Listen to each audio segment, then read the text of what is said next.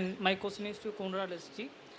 It's regarding the Haravaidi river, that is, they are referring to as Helmand River, um, which is they are saying it's essentially Saraswati and it's not in India and all.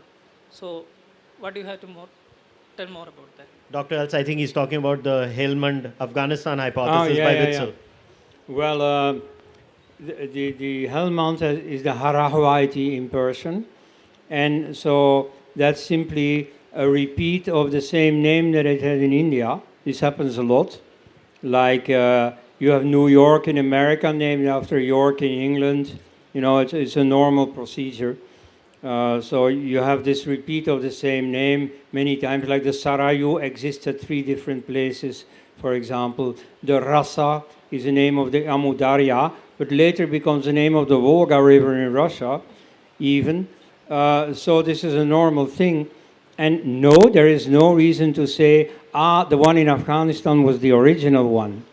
You know, this is also shown by archaeology. There is a clear gradient with Haryana, the Saraswati River, as the original center, like it is there that you find the city of Bhirana, which is one of the oldest archaeological sites, thousands of years older than the Harappan urban period.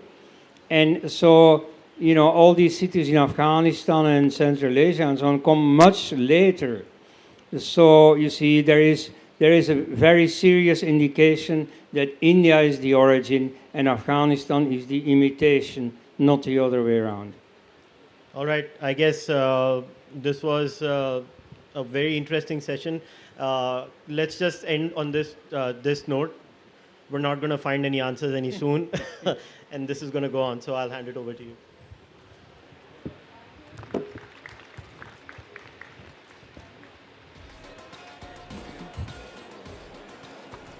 Thank you and thank you to the Honorable Moderator and the panelists. Once again, a very, very, very enlightening session there at Arth, a Culture Fest.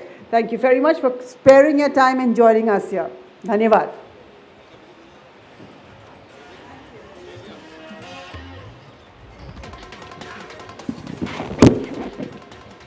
And at Arth, a Culture Fest, promoted by Z, comes the next session, and this one is delicious.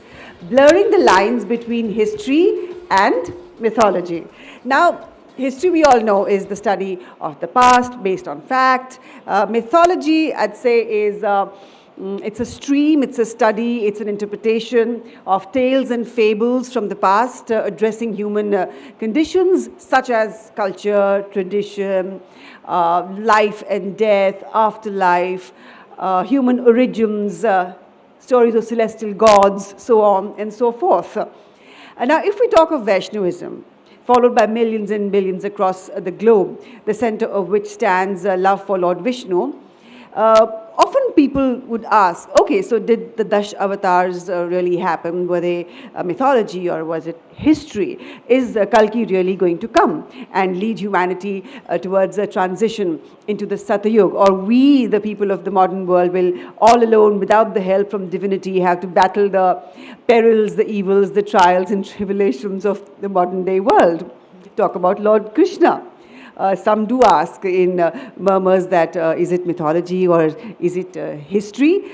We know the Bhagavad Gita exists, but did the Virat Roop really get projected on a battleground in Hastinapur that does exist?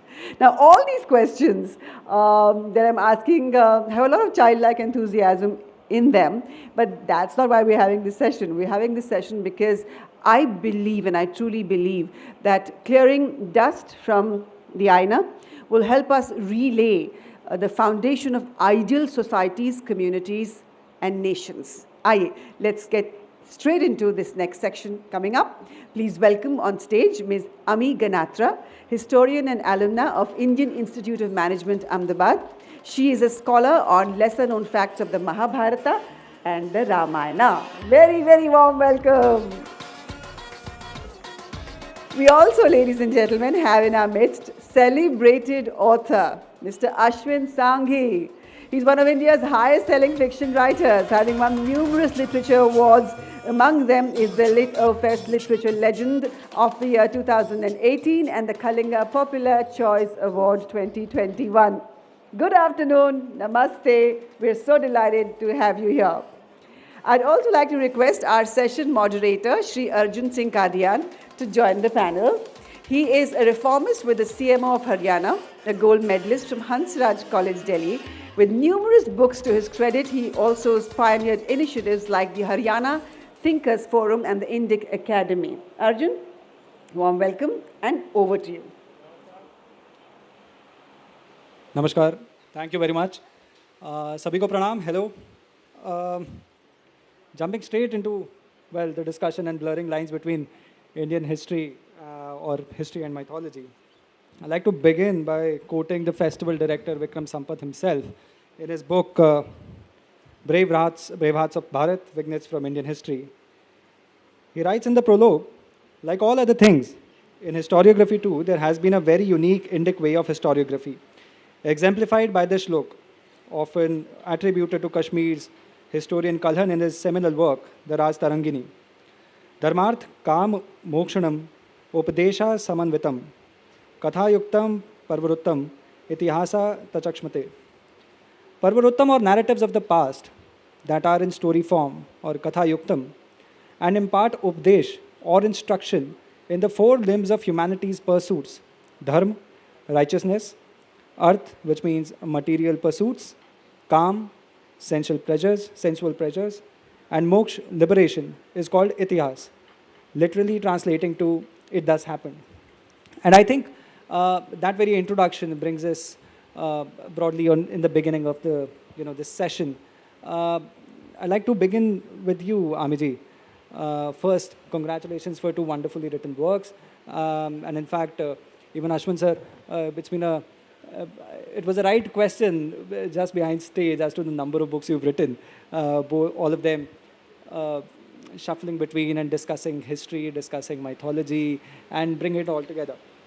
Amiji, so you delve into a topic, or rather both of your works delve into a discussion between myths, or so to say myths, and itihasa.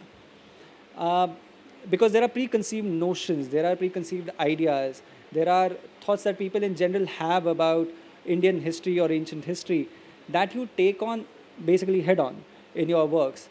I want you to discuss and tell the audience, because although we've been talking about these points for a few years now, but definitely there's a scope for the fresh and the younger audience to understand the difference and nuances between the two. I'd like you to explore that in your response.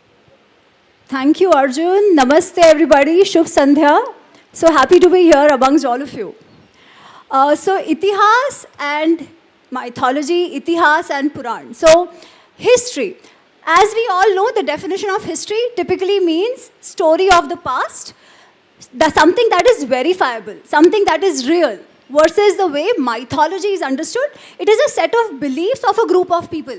It may or may not be true. One that has to deal with gods, demigods, all of that. This is how dictionaries, define the two terms. So somehow it has so happened that for when people talk about India, Itihas, history, everything that we consider Itihas is made just mythology and not Itihas. Now, my question always was, how does our parampara, how does the tradition see history and mythology in our tradition? Do we really have these categories, or is it all one? So, Arjun, I was very, very fascinated to find that the way our rishis have categorized the literature is very elaborate. We have Shrutis, Smritis. Now, within the Smritis, we have Dharma Shastras, we have Vedangas, we have Itihas, Puran, we have Darshanas, all of that. Clearly, when the rishis said something was Itihas versus something was Puran versus something was Dharma Shastra, they knew what they were talking about. They did not confuse, okay? And then as you just defined history, as you defined Itihas from Vikram's book, I'll just repeat that. It says, Dharma Artha Kama Mokshanam Upadesham Samanvitam Purva Vrittam Katha Yuktam Itihasam Prachakshate. Purva Vrittam. Something that happened in the past. Very, very clearly, no confusion. That is the definition given to us for Itihas. Something that happened in the past, but narrated in a Katha format. And it had a purpose, not just documentation, but a larger purpose. The larger purpose was to teach us the lessons of life. As you rightly mentioned, Dharma, Artha, Kama, Moksha. That said, there was also an understanding that there is something which is itihasa, itihaasa, which means so it was, asa, which is the root word to be, yeah, asati. So itihas is called itihas, which is something that had happened for sure. It might have been told to us in a katha format. Also, there is something called as Puranas, which is many very often spoken with itihas, but it is still separate. It is not called itihas. Yeah, the difference being in Purans, the person who wrote it or composed it eventually was not necessarily present when it happened, unlike itihas. So when we say two books are called itihas, Vyasji Rachit Mahabharat and Valmiki ji Rachit Ramayana. Nothing else is called itihas, at least in that era, yeah. And then we have Puranas, which are Vishnu Puran, Garud Puran, Shiv Puran, you name it, where we talk about the demigods and all of that. So clearly from tradition, they were clear what they were calling history and what they were calling Purans. And in the itihas itself, there was a little bit of understanding that to ensure that people understood, there were some metaphors used, there was some exaggeration done, yeah. Now, I can go into it in detail, but without that, I'll just give one simple example. Why sometimes people think that ये तो सब मिथ्या है, ये सब false है, ये केवल कथाएं हैं और इसमें इतिहास नहीं है. This is not an academic criticism. But somebody recently told me, they said, ma'am, आप बोलते हो इतिहास, but आप मुझे एक बात बताइए, दुर्योधन, दुशासन, उनका नाम ही बुरा है. तो विलन्स का नाम ही उन्होंने बुरा लग दिया है. ऐसा कैसा इतिहास हो सकता है? उनको क्या पहले से पता था ये बुरे हैं? So I asked the person, I'm sure a lot of you might have this question, कि ऐसा कैसा जो विलन है उसका नाम ही बुरा रख दिया पहले से, क्या पता था वो बुरे हैं? So then I asked that person कि मुझे एक बात बताओ, आपको दुर्योधन का नाम का अर्थ पता है? And they were like, हाँ, दू मतलब कुछ तो खराब है. I said, नहीं, दुर्योधन का अर्थ होता है दुखेन योधनीयम, दुखेन युध्यते असौ. उसको वो जिसके साथ लड़ना अत्यंत कठिन है, जिसको हराना अत्यंत कठिन है. अब मुझे बात बताओ, दुर्योधन का अर्थ अच्छा हुआ है बुरा? एंड इंटरेस्टिंगली महाभारत में जो कौरव है वो तो दुर्योधन को दुर्योधन बुलाते हैं, बट कई बार द्रौपदी है, युधिष्ठिर है, जो पांडव है वो दुर्योधन को सुयोधन बुलाते हैं. तो कई बार क्या हुआ ना, because of even the fiction that is written, उन्होंने दुर्योधन को सुयोधन कह दिया. क्यों? क्योंकि सुयोधन अच्छा नाम है, but Suyodhana means one who is defeated easily. So that is why the Pandavas called him that. Yeah. So many a times we think these things are just mythology, especially our itihas, because we think we know them, but actually we don't. This is a very small example of that, and over time I'll probably speak more on it. Yes. So the same question for you as well, Ashwinji, because Amiji has explored the Vedic literature, she's talked about the Puranic literature, she's given the idea broad of understanding the canvas of what itihasa means. I want you to step further because your work essentially from the Bharat series dabbles into mythical accounts or mythology, as many would. I've heard you on multiple platforms talking and exploring this idea. So how do you differentiate between the two? To my mind, first of all, what is mythology? What is a myth? I think one of the best definitions was C.S. Lewis, who said a myth is a lie that reveals a truth. So in that sense, what may sound fantastical is ultimately getting at a deeper truth. And it is for us to be able to dig that deeper truth and get at it. But in that sense, we like to believe that a myth is not real. It is fiction. And on the other hand, we like to treat history as what we consider to be factual. Itihas, as it happened, and so on and so forth. My favorite definition of history is George Santayana, who said that history is a pack of lies about events that never happened, written by people who were never there. In that sense, history is also just a version of events. And it is impossible to take out the bias of the narrator from the narrative. So you have an event in 1857, which school children in India are taught that this was the first war of Indian independence. It is also sometimes called the Great Rebellion of 1857. But on the other hand, in the United Kingdom, it is rarely ever taught in schools because colonial history is missing from the school curriculum.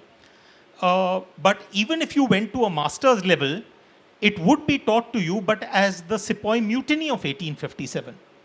So मतलब नज़ारा एक है, but जो देखने का तरीका है वो बिल्कुल अलग है. नज़रिया अलग हो गया. बिल्कुल नज़रिया अलग हो गया.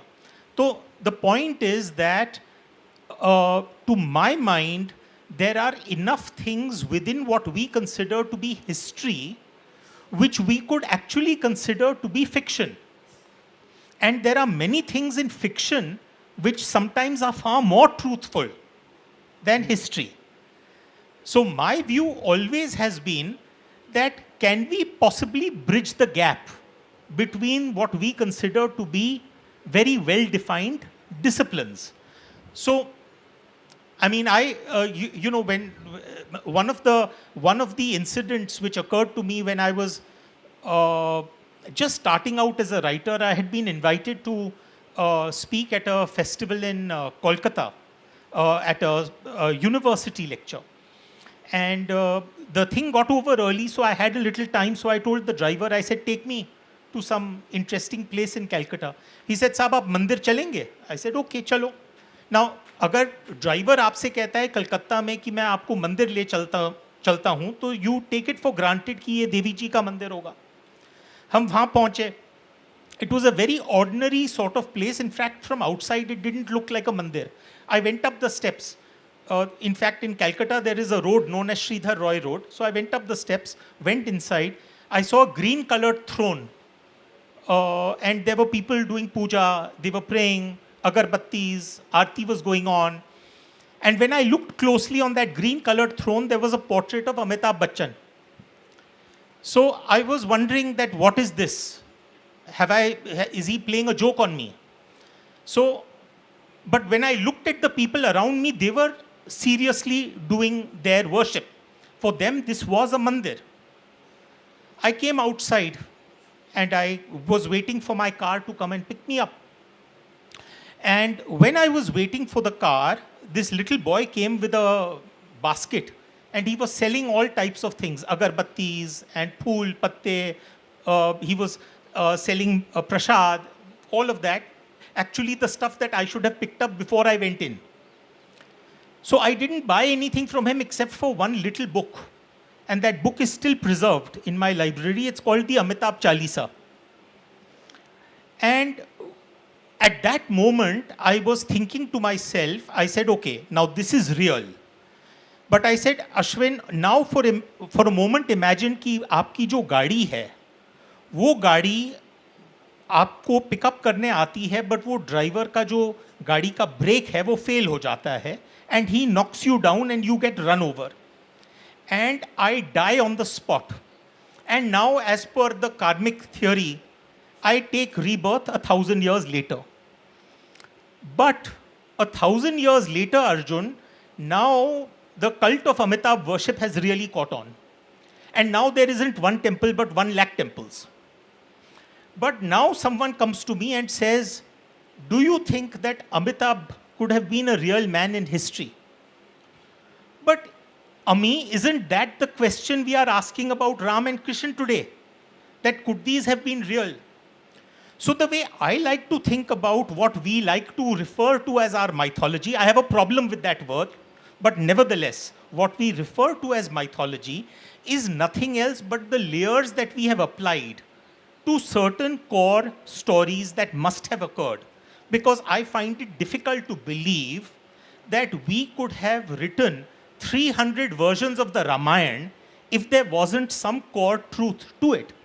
And what we consider as Rishi Vyas, I do not believe that there was one Rishi Vyas. I believe that there were probably hundreds of Rishi Vyasas down the ages, and each one layered the, after all, you started out with something called the Jaya, which was give or take 20, 30,000 verses. Then you morphed it into something called the Bharat, which became double the size.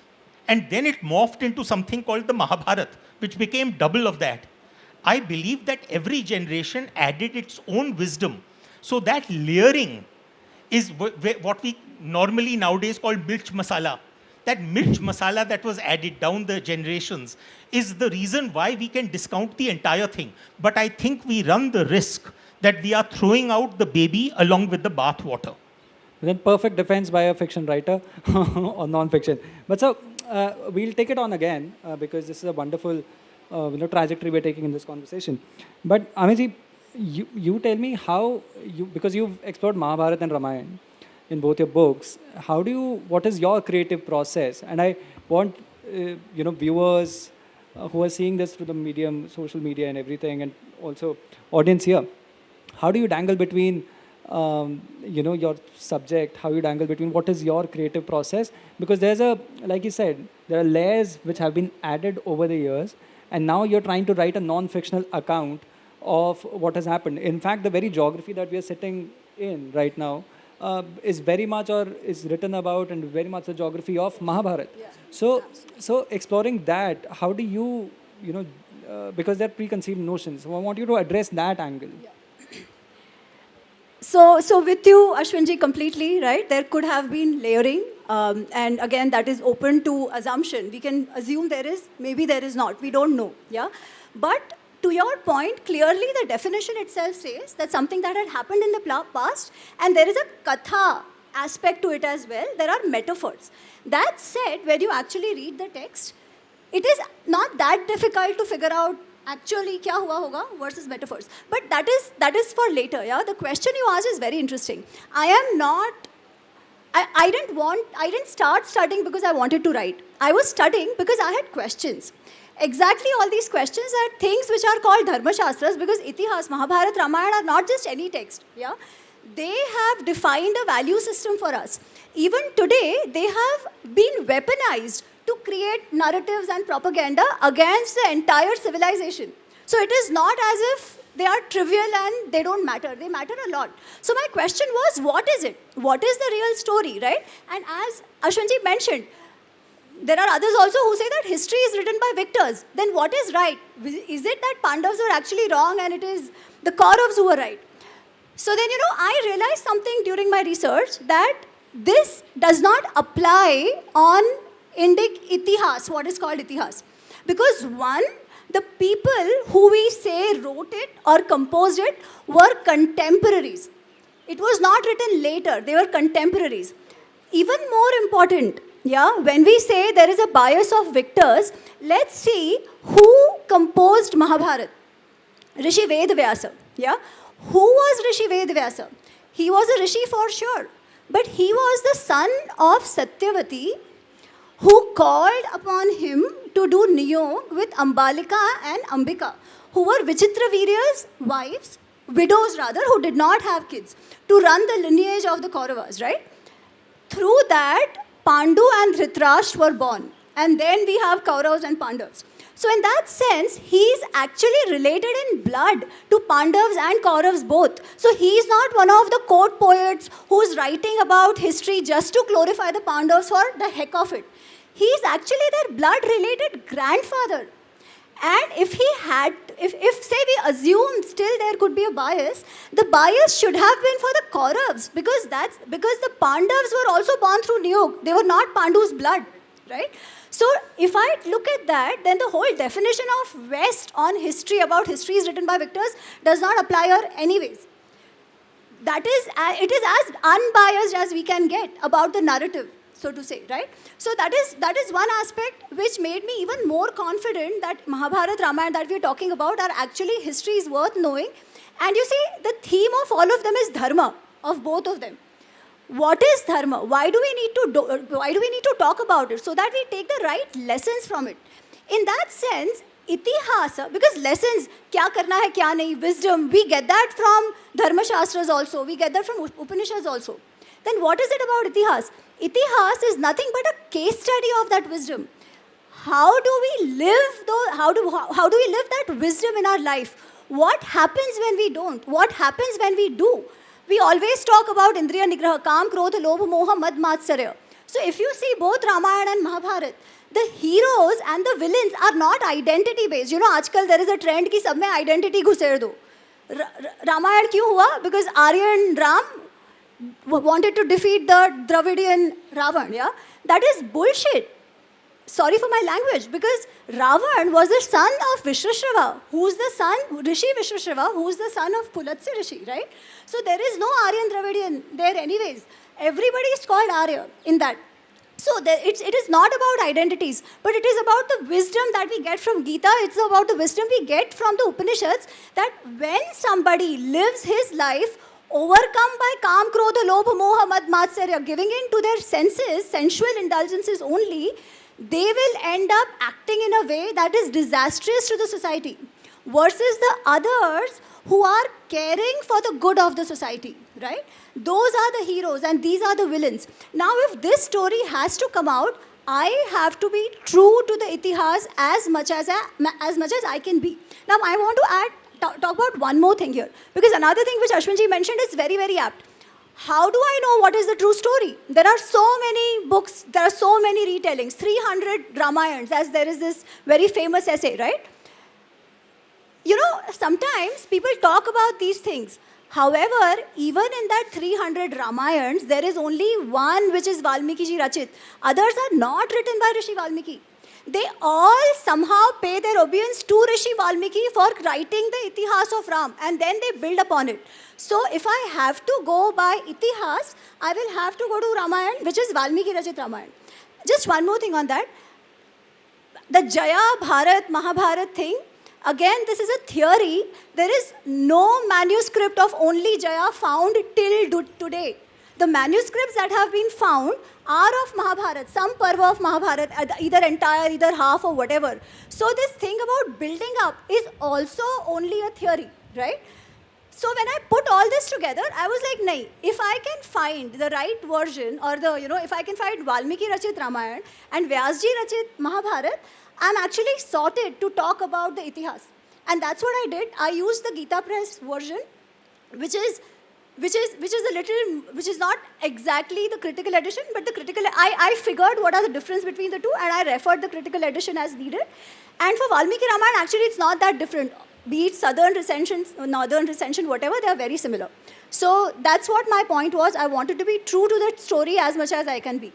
Fair enough. I get the broader understanding that, because you've given a great defense of how non-fictional or account research happens. You can go to the original or primary source and you build that story from there. But my question, now to Ashwinji, and I wanted, building it up from what Amiji said. And I understand that you don't want to be, you've talked about in your podcast that you don't want to be specified into one or two, in a box, right?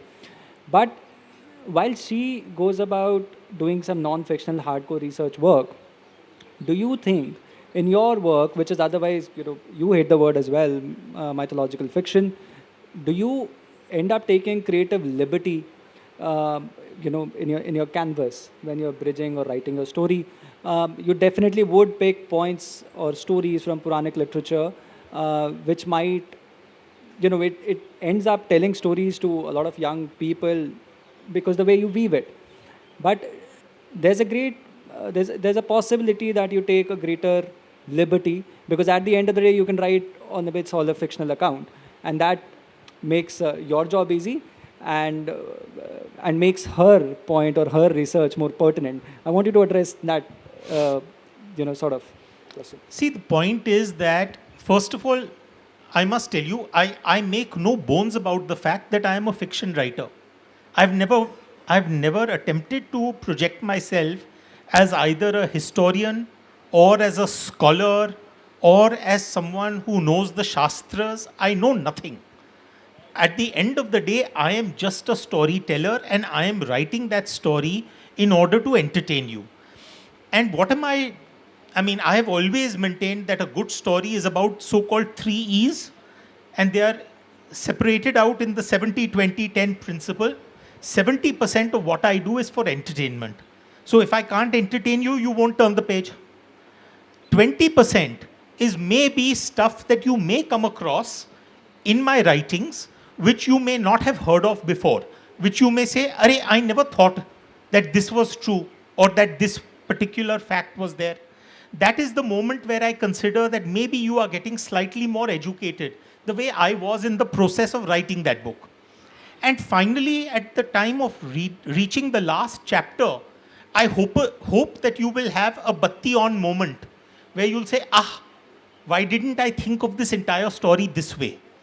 And that is what I consider to be the moment of enlightenment. So, entertain, educate, enlighten, and in 70-20-10. And I make no bones about it, that's all I'm trying to do.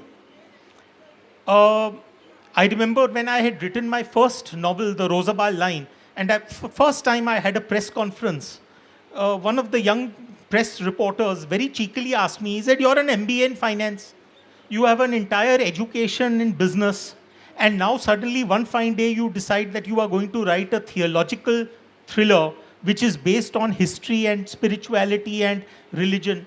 What are your qualifications to write this? So I said, during the time that I was growing up, my mother always used to say that I'm a bloody good liar. I could tell a lie with a straight face. As a fiction writer, all I'm doing is spinning yarns.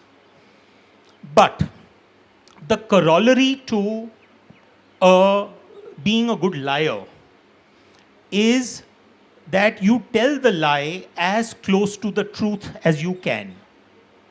Because then it makes the lie that much more believable. And how do you tell a lie close to the truth? You tell the lie close to the truth by trying to do research in order to deviate only to the extent of a couple of percentages here or there. So when I'm writing a novel, what am I doing? I normally will spend anywhere around a year in terms of whether it is the historical or the theological or the philosophical narrative, or it could be elements of geography, it could be elements of linguistics, it could be elements of science. All of that is the so-called, what you can probably call the non-fiction research that goes into writing a fictional narrative. Once I've done that, then I consider that to be the building blocks. So I make a foundation, I put up the columns and the beams so that I have a superstructure of this stuff. And then where are the gaps? Those gaps are where I put in my brick and plaster. That is where the fiction comes in. But there have been many, many instances where either I'm taking a narrative which already exists, or sometimes I may be taking a point of view which is contrary to the narrative, but you'll find it in the references at the back of my book that this runs contrary to that narrative, because I'm not attempting to pull a fast one on you.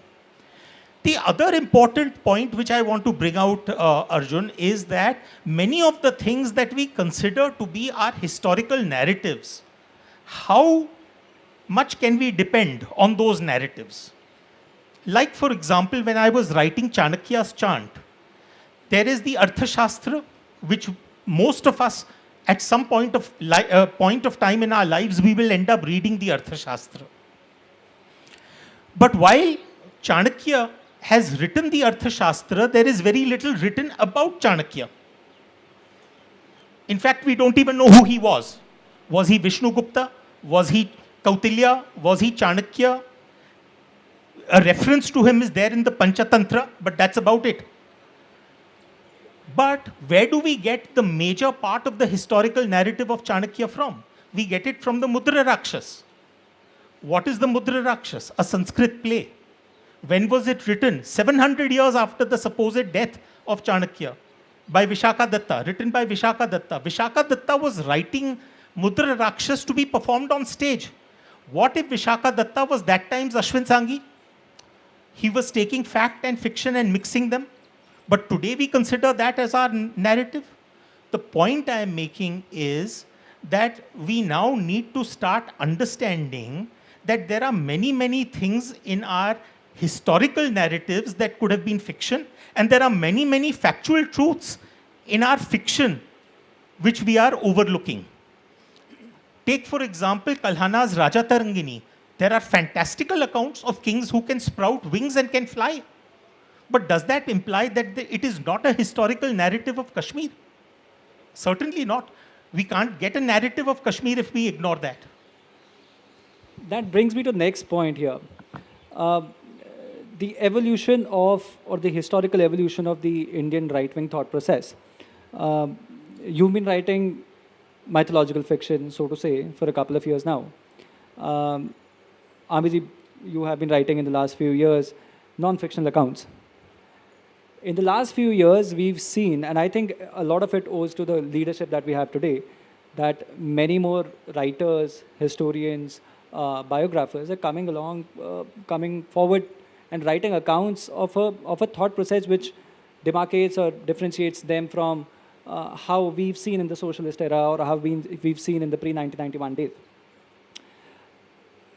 Do you factor in the sensitivities and sensibilities of your readers and the audience while deciding on the subject that you're working on?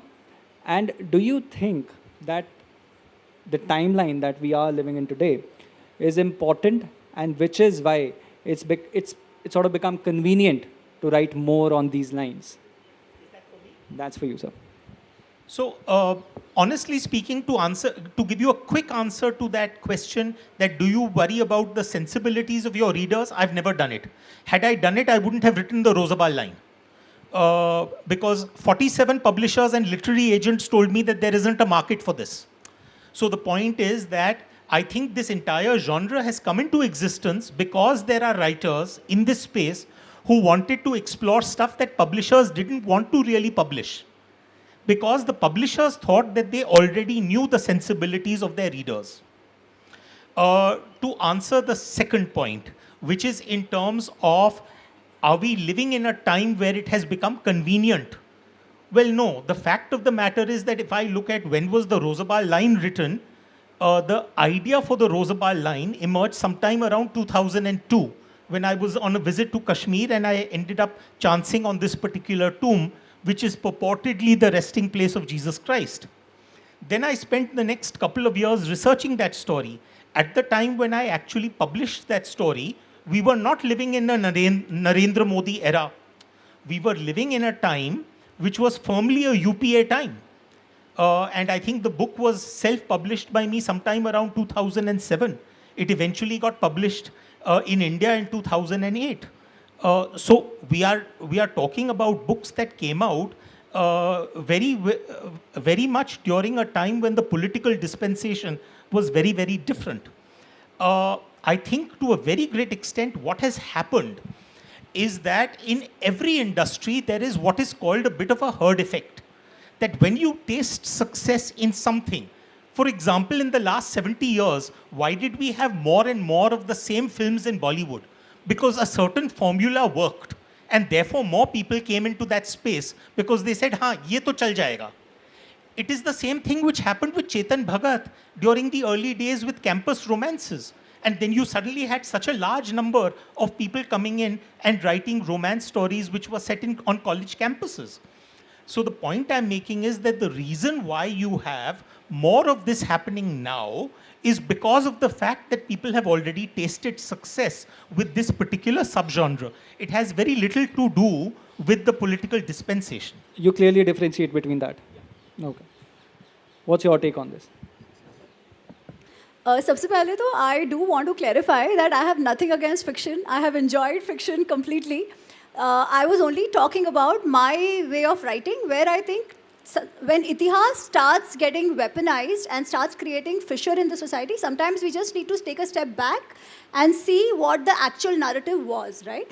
Because so much gets written, and I have immense respect for you, Ashwinji. You actually write your references. You do your research, you write your references, and you do not create a story with an agenda in mind. It's purely for entertainment, which actually even educates, yeah? So that's been fantastic. In fact, because of this kind of work, people get interested in actual itihas going forward. So let there be more fiction be written, but I would only want to caution that when people start thinking they've become historians and their retelling is actually true, then it becomes a problem, which sometimes happens, yeah? That said, about the sensibilities... Has it happened, you'd argue, or you're arguing that it can or it has happened? So, for example, what I mentioned, right, that lot of people say actually Aryan Dravidian, Ram Ravan Yuddha was Aryan Dravidian. People say Mahabharat was all about casteism, it was all about misogyny, right? And वैसे तो they'll say it is all itihas, it is not itihas, it is only mythology. सब कथाएं हैं, सब झूठ है. But when they want to denigrate the civilization, they'll say, अरे आप में तो जातिवाद इतने वर्षों से था, look at Karn, right? Now, the actual, the heroification of Karn is not what we see in Mahabharat at all. Yeah, whatever happens to him is not because of his jati. It is not because of, where he was born or anything. It happens to him because of his karma and the decisions he made in life. It is not because of his jati at all. In fact, I'll just take one example there. People say, अरे जातिवाद नहीं था तो फिर द्रोणाचार्य ने कर्ण को पढ़ाने से क्यों मना कर दिया? द्रोणाचार्य ने कर्ण को पढ़ाने से मना नहीं किया. He was a student. Karna was a student of Dronacharya. Yeah? He was the one who left Dronacharya because he wanted to learn the Brahmastra. And Dronacharya said, you are not ready to learn the Brahmastra. Dronacharya did not teach Brahmastra to anybody else. And that's when he said, I'll go to Parshuram, right? So the whole narrative is changed in this fashion where sometimes problems of the present are projected to the past. And then our past is weaponized to again whip us in the present. Yeah, that's what I have an issue with. But more on these questions and conversations later. But if there's someone in the audience who has a question for our lovely speakers here. Anyone? I see a few hands there, please. Do tell your name and please direct your questions to... Yeah, my name is Siddharth. Question is to Ashwin sir. While writing Magicians of Mazda, what sort of similarities did you find in pre-Islamic Iran or Persia that we find in Vedic India in the similar time frame, if you could? Ashwin ji, we are looking for quick responses. Okay. The time is looking at me. No, we don't have 10 minutes. We can definitely take 2 questions, but okay. Quick responses. No, I think with Magicians of Mazda, honestly, for me also it was a learning experience because suddenly I realized that there were so many things. For example, I always knew that we were talking about a central character within the world of Zoroastrianism called Ahura Mazda.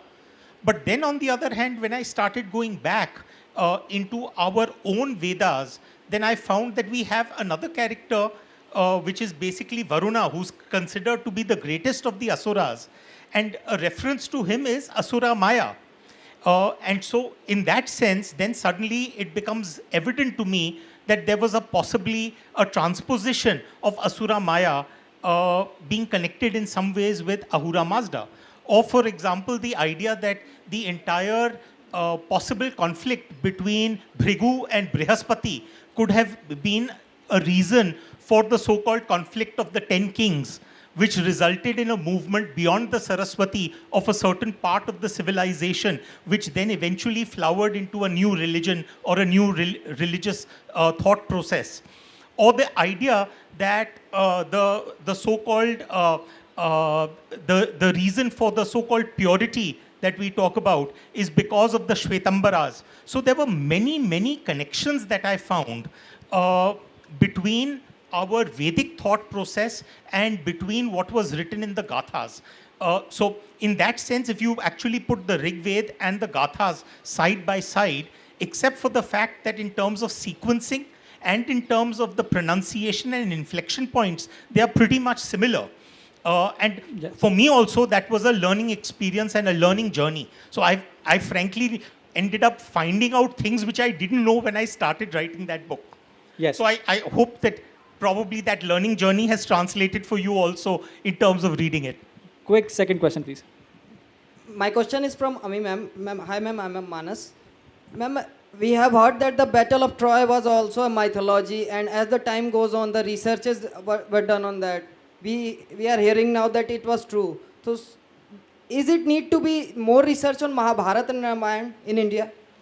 Yeah, there is always scope for more research, and we should definitely encourage as much research as possible, which is also happening. Archaeology की खुदाई चले जा रही है. We know there are some advances there. Astrophysics, astronomy को use करके dating कर रहे हैं. That should definitely be there. But I would also say this. There is a certain view which the tradition has, which we don't necessarily need to discount only because it doesn't fit in the framework of the West. Yeah, because if we look at what even they consider history has enough mythological aspects to it. For example, let's talk about the birth of Jesus. I have nothing against Christianity, right? The birth of Jesus is, we call it Immaculate Conception. It has happened without the normal procedure, right? Is it not a mythological aspect? But we still consider it to be history. Yeah. You're opening So, yeah, a new anyways, conversation, so new session there. I'll say we don't necessarily, we should still do research, but not limit ourselves to the parameters and the Can framework I of add the one past. line? One line Just I want one to line, add, which is that when I was writing the Krishna key, I came across this, Ami will probably know better, but I came across this particular line which talked about Rishi Vyas going and meeting Dhritarashtra on the eve of the battle and saying that don't fight this battle because these are the stars that I have seen. And there is a professor by the name of Narhari Achar in the University of Memphis who actually did studies in order to look at the night skies over Kurukshetra over a period of some 10 or 20,000 years. And eventually he came up with only a single date, which was 3067 BC. So in that sense, now today technology is enabling us to dig into many, many things which earlier we could not. We were challenging the very existence of the Saraswati River. Today now satellites are telling us that that Saraswati existed. Today now we are being able to dig down and see when was the last electrical recharge of the waters under Jaisalmer and Jodhpur. And it's showing us that the paleo channels were stopped flowing about 5,000 years ago. So Absolutely. all of this is now happening. So yes, more research and historical as well as geological research continues. भाई आपका शुभ नाम क्या है? अतुल बीना. अतुल जी, भाई ये session के बाद लेते हैं. मुझे बुलावा आ गया है. With that note, thank you very much. Thank you very much. Quite enjoyed the conversation and speaking with you. I hope you had a good time. You hope you got to learn a few things. Thank you very much. Thank you, Arjun, for doing the honors. And my response to this session is, Baap re baap. Wow, I wish this could continue forever and ever and ever. Rongte khade ho gaye. But at the risk of sounding overexcited, I'm saying that. Thank you, panelists. And thank you, Arjun, for doing the honors. Are you all enjoying yourself at Arth Culture Fest, promoted by Z? Of course you are. And those of you watching us online, I hope you are enjoying yourselves too.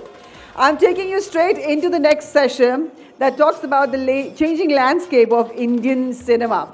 We are the world's largest film industry. Uff, kya baat hai, taaliyan ho jaye. चलचित्र से हमारा बहुत ही गहरा और अटूट नाता है.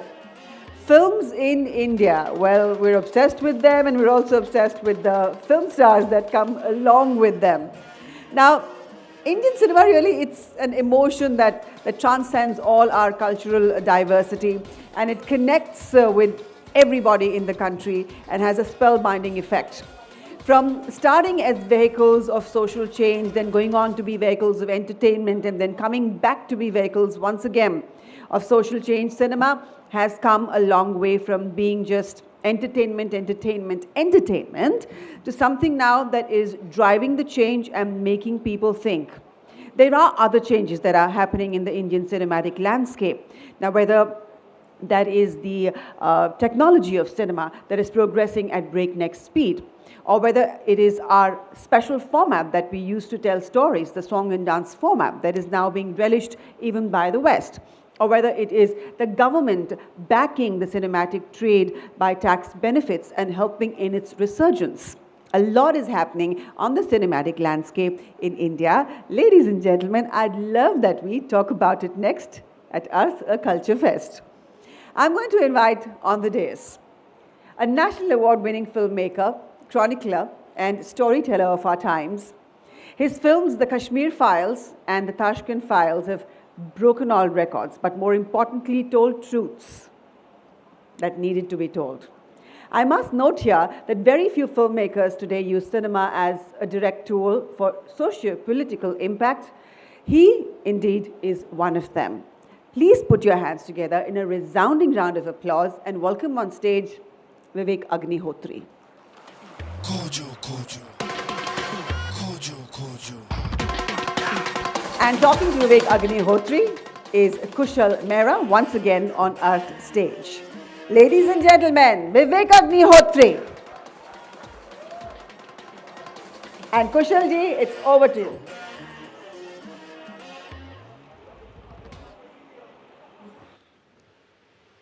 Namaste. So, as always, I'm going to be keeping it as short as possible from my end, and all of you are here to hear Vivek. So, Vivek, when we talk about, so the title is The Changing Landscape of Indian Cinema. So, at least we should try to keep it to Indian cinema. We should not stick to just a type of cinema. So let's start here. What do you think are the different waves that we've had in Indian cinema? Post-independence, uske pehle ki baat nahi karte. Oh yeah, of course. And I always say if you want to understand, forget cinema, if you want to understand the evolution of India, it's very important to study either the villain or the hero of Indian cinema. And see how it is changing with the aspirations of people, with government policies and the changing global economy and politics. So when India got independence, just take hero and the villain. Who used to be the hero and who used to be the villain? The villain was necessarily around that time or before that in 40s if you see, Zamindar. Because we were a village oriented society and the Zamindar used to be the oppressor and the oppressed was Kisan ka beta or landless farmer ka beta, and he would stand up and take revenge and ultimately he would win.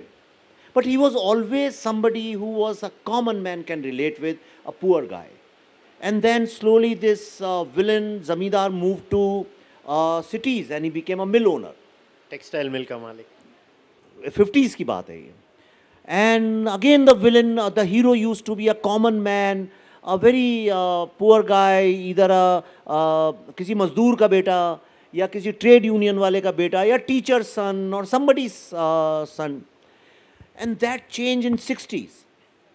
60s he became an industrialist because India was going into big dams and all these big universities, colleges, road, and industry was coming up. Cement industry started coming in. Steel industries, Tata became more powerful. The new cars started, Indian cars in 60s, Ambassador, Fiat started coming in. But because of the socialist policies of the government of India, industrialists were hated. The political narrative was कि सारे industrialists चोर होते हैं. So therefore films also started projecting industrialists as chore people. And again the hero was son of a trade union or something. और ये 70s तक चलता रहा up to emergency, late emergency. And that's why you see Diwar is a very iconic film of that time. Then came the phase of suddenly these industrialists, because banks were nationalized, the tax department was corrupt and it was impossible to do business in India. Most of the industrialists, it was assumed that they were now doing money laundering, investing money with smugglers, and smugglers started taking over the real power of this underbelly of Indian economy. And that's when you see smugglers started becoming villains. There was no zamindar, no industrialist, no mill owner. Zamindar, smuggler, और again एक किसी teacher का या clerk का बेटा जो है वो स्मगलर को पहले ज्वाइन करेगा फिर उसका पर्दाफाश करेगा. और यहाँ तक कॉमन मैन की लड़ाई चल रही है सोशल ईवल के साथ. कोई प्रॉब्लम नहीं है. These films whether they are made by nationalist like Manoj Kumar, whether they were made by communists like or IPTA people, Bimal Roy and all these people, but they were in Indian milieu, they were never ever anti-India or anti-Hindu, these films. फिर 80s was a very confused era where there was dearth of Indian Hindi writers, and from South, if you see all these writers, producers came from South, and then started this Kader Khan phase, you know. And this showed the nexus of smuggler, politician, and police and IS officers. So most of the 80s films, if you see, it was about the nexus. And that's when again a common hero from lower middle class, he would pick up a gun, go to Vidhan Sabha, kill all the politicians, or he will, even if you see this film Damini, okay, it was common man Sunny Deol versus this powerful lawyer, which means people in late 80s and early 90s were realizing that all these big intellectuals, powerful influencers, they are all part of a nexus and they are all corrupt people. So there was very anti-elitism somewhere was the undercurrent, and that's why those films were made. And then after 90s, we got liberalized. Liberalization came. Liberalization, I think, changed everything in Bollywood. Because the aspiration of common youth was not to be happy with Bata and Corona. And he said, ये सब पुरानी बातें हैं, we don't care about corruption, we don't care about these things, we want to be part of the global world. And that's when Shah Rukh Khan, Karan Johar era came. And our hero used to be an NRI. If not NRI, he would immediately go to Europe or US, he will romance there or do whatever he has to do. And slowly, the common man and the common villain, they were eliminated from films. It was taken over by moneyed hero of a rich father. And there was no villain left. The villain was basically the girl's father, or some inane person was villain. And we survived with that kind of cinema, dance, drama, costume, ostentatious, very superficial. And we invented a term called mindless, brainless film. Are yaar, dimag ghar pe chhod do, ye wo, and all that. And we were not investing anything which was deeper. And that phase, I think, continued till 2015, 16, 17. And then people, with the change of the government, nationalism came back, patriotism came back. And then after a long time, films like Uri came, or even I got chance to make a film like the Tashkent Files, Buddha in a Traffic Jam, which I made in 2010, released in 2016. You know, and because of the digitalization, and especially after COVID, people said, now we want to know the real story about India. Because of the political change, everybody is saying Indian history is wrong, Indian history is wrong, and Nehru was not the real hero. Heroes were different. There was debate on Savarkar, there was debate on Kashmir, Bengal, Kerala. In fact, almost all issues of India, this glorification of Mughals or the British ne sadke banai and all that. Then younger lot, somebody who was 10-year-old in 2014, today he's a 18-year-old young man who wants to know, tell me the real history of India, tell me what is the truth. And therefore you see the Kashmir Files kind of film worked. Even patriotic films are working now, nationalistic films are working. So this is how I think Indian landscape of Indian cinema changed. So so what is very interesting is that a significant phase that you talk about was, whether from a Marxist lens or from a nationalist lens, was of the celebration of the underdog, right? Yeah. So the underdog was always the celebration of a common man. Yeah. But ये cinema से ही नहीं गायब हुआ. If you see post 2000, slowly as private television came, even from news common man disappeared. Even from magazines common man disappeared. Look at the novels which came after 2000. These were all talking about high society, high things, and the whole culture became more club culture, and we were enjoying our new wealth and new cars and new ACs and everything. Nobody wanted to look at the real problems of India, and therefore there is no common man anywhere left today in Indian discourse. But don't you think that this change, now obviously post-liberalization we have seen some changes, but the fruits of liberalization also have had a disproportionate impact on, I guess cinema used to also be in a way a comfort for people that koi to hai jo hamare liye bol raha hai ya hamare bare mein kar raha hai, kind of a scenario. Somebody is talking for us. But do you think that post-liberalization, this has been a drawback in cinema, that it has stopped caring for those issues? And this is where some level of antagonism has come in the mind of a few people about cinema in general then? See, 2, 3 things happened. First of all, there is a very dangerous thing which is happening in India, and I want everybody to know. What happened before, post-liberalization around 2000, earlier all the films were made by independent producers.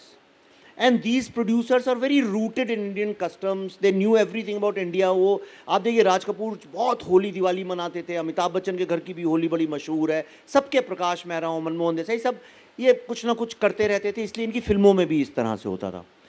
But then this new generation of moneyed kids, the second generation, Raj Kapoor's children, or Prakash Mehra's children, or Yash Chopra's children, or Yash Johar's children, they didn't know anything about India. You know, most of them studied in Switzerland and London and everywhere. They had no clue about India. So when they came back with the aspirations of impressing their friends who were in London and New York. You know, and Shah Rukh and all, they started this new Impress NRI movement. They forgot about Indian, they didn't care, and it was a true thing. Second thing which happened was that all these multinational production studios came into India, 20th Century Fox, Viacom, and all these Universal, Sony, they came. And when they came with their money muscle, then the independent producer, Yash ji, आज भी मुझे पता है कि वो घंटों घंटों ये जो भी राइटर आ जाए, आजा तुसी बैठ जा, सुना क्या कहानी है, और वो कहानियाँ सुनते रहते थे. और मैंने जब when I entered film industry, there was a culture of sitting. Sitting means you sit, discuss, talk, argue. 10-12 her department के लोग बैठते थे. Today nobody meets each other. I mean, you may have a story writer or script writer, you may not see his face more than twice in the journey of filmmaking. He doesn't care about you, don't care, it's all professional. So जो studios आए, in these studios what they did was, and the traditional actors were not signing films of studios. So they came dumping kind of thing. They started buying. So somebody who charged 1 crore, they said just give him 2 crores and buy him off. And that's how star prices suddenly changed. They bypassed directors, writers, producers, everybody. Today there are hardly any Indian. Who's an Indian producer? Name one. Except for Aditya Chopra. Tell me, or Sajid Nadiadwala bhi nahi, because they are also making money with the finances of American studios. Karan Dharma also makes films with their money, and all the copyrights, everything stays with the Hollywood studios. Except for Aditya Chopra, there is no producer in India.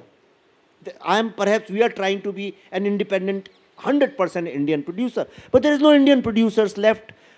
Second thing which is very dangerous, and I think every single Indian must know, I know it's going on TV, people will watch it, which is all, जैसे East India Company आई थी, और धीरे धीरे all cotton factories, because they started financing them, उनको mortgage पे रख दिया था, और सारी they started owning them. So Kanpur became Manchester actually. All your content today, we go gaga over OTT series. अरे OTT देख के क्या मज़ा आ रहा है? मज़ा आ रहा है आपको आज. But all the IP of India, created by Indians, is owned by Americans. Do you realize that? There is no OTT company except for Z5 today in India, but Z5, the problem is that they don't go globally. They have some technical issues all over the world as of now. But Netflix, Amazon, Hotstar, Sony, all these are American companies. And even if you make a feature film, if you make, say, the film which you have loved the most, or you say, this is my film, a great Indian film, Uri, but ultimately Uri is with Z, my film is Z. But suppose Amazon or Netflix, RRR, great Indian film, even if it wins an Oscar, it's winning for an American company, not for India. Do you realize that? So you are selling all your IP, these greedy producers, they are selling all the IP to foreign companies, and just wait and watch, see what happens after 15, 20 years. There will be no Indian directors, writers left. This is the problem. So at a creative level, what could be the possible drawbacks? So let me play the devil's advocate here. Maybe a consumer might say, मेरे को तो picture देखनी है, what do I care? I'm just trying to throw that idea. But from a creative perspective, what are the possible roadblocks in this change in landscape where more and more control from outside companies? Would creativity be muzzled in that scenario? No, see, the thing is, they are into number game. They want content. They say, okay, Mr. Karan Johar, this year you give me 10 films. So here's a blanket signature, this is the content, give me 10 films. Now they make any kind of crap and they sell it to them. Even if you look at most of the movies which have gone directly to OTT, look at the quality of those films and try to understand. I mean, I'm not against any film. I'm absolutely, trust me, I'm telling you from the bottom of my heart, because every single word of mine is scrutinized, but I'm an honest man. See few films which have come. They have nothing to do with India. Nobody behaves like that in India. Nobody thinks like that in India. Nobody dresses up like that in India. Gehraiyan. Even the richest of the richest people in India don't live like that. Or now you will say it's entertainment. Fine, entertainment. It's a very abused word. Entertainment does not mean that tomorrow you start making film on Chinese culture and culture which does not exist. I mean, a film cannot be isolated from the culture. So what is happening is, you are just making films what you like, so it's become more personal thing. What is your personal aspiration and ambition? You're not making it for the masses. So making movies for the masses, when people have stopped, that's why people have stopped going. Second, another very big problem is that the studio model works primarily on personalities. So therefore, they encourage that even if you are not a real film star, even if you are an OTT star, they invest a lot of money in creating a big image for you. And you will find that most of the pictures which are printed, or people who have big names and all, they hardly do movies. They just go to airports and gyms and the pictures are being circulated, and you are creating stars out of nobodies. And I think it's a dangerous trend when you, without substance, you start creating stars or faking stardom. So one thing that gets neglected, and I wanted to know your thoughts, is a lot of times when Indian cinema is discussed, we give way too much, I'm not saying this in a positive or a negative way, but disproportionate amount of time is given to Hindi language cinema or Hindustani language cinema, whichever you want to call it. I mean, they don't speak in Shuddha Hindi, so I guess it's Hindustani, the dialect that they use. But let's say you and I are from Mumbai, so Marathi cinema is there, or Gujarati cinema is there. I forgot the name. Like a lot of my Gujarati friends are looking forward to this particular Gujarati movie that is coming up. Nowadays, we talk about only Southern Indian cinema as a viable alternative. But what do you make of maybe, let's say, a Nata Samrat kind of a movie, or many others that have come? Like, I have seen a few Marathi movies. I thoroughly enjoyed them. Where do you see a revival of other regional languages in India in terms of cinema? Of course, I think if you look at the quality of Marathi cinema, you look at Malayalam cinema, whether you agree or not, see, leave the politics aside. The Malayalam cinema, I think, is brilliant. Then Tamil independent cinema is brilliant. Now some Odia films have come which are very good. Gujarati you said are doing well. So regional level, there has never been problem. They have been making because they are more rooted. And the minute you have a regional language, then you have to pick up regional literature. Then your people have to reflect the local culture and all those things. Why a film like Sarat, when it was Sarat thi na, kya naam tha wo? Sarat, sorry, I'm sorry, Sarat. When Sarat was made in Hindi, the film didn't work. Because आपने ethos तो महाराष्ट्र का पकड़ लिया और उसको आप national level पे जब दिखा रहे थे तो वो ना यहाँ की रही ना वहाँ की रही. ऐसा भी नहीं कि उन्हें अडेप्ट करके उसको मेन स्ट्रीम बनाया हो. So the problem is that there are lot of great regional films are being made, but we have never been able to develop a culture where people go and see those films because the distribution chains are national. Right, they don't pick up regional cinema for national distribution, but I am very happy that now films like Kantara and Kashmir Files on one hand, we were most successful in, for the first time in the history of Indian cinema, a Hindi film started with one cinema hall in Kerala and ran for 6 weeks up to 25 or 30 cinema halls household. Now this is a changing trend. Kantara worked in North, Kashmir Files worked in South. I think that is a changing, but saying that all other cinema does not exist and only South films are great, that is also, I think, political exaggeration.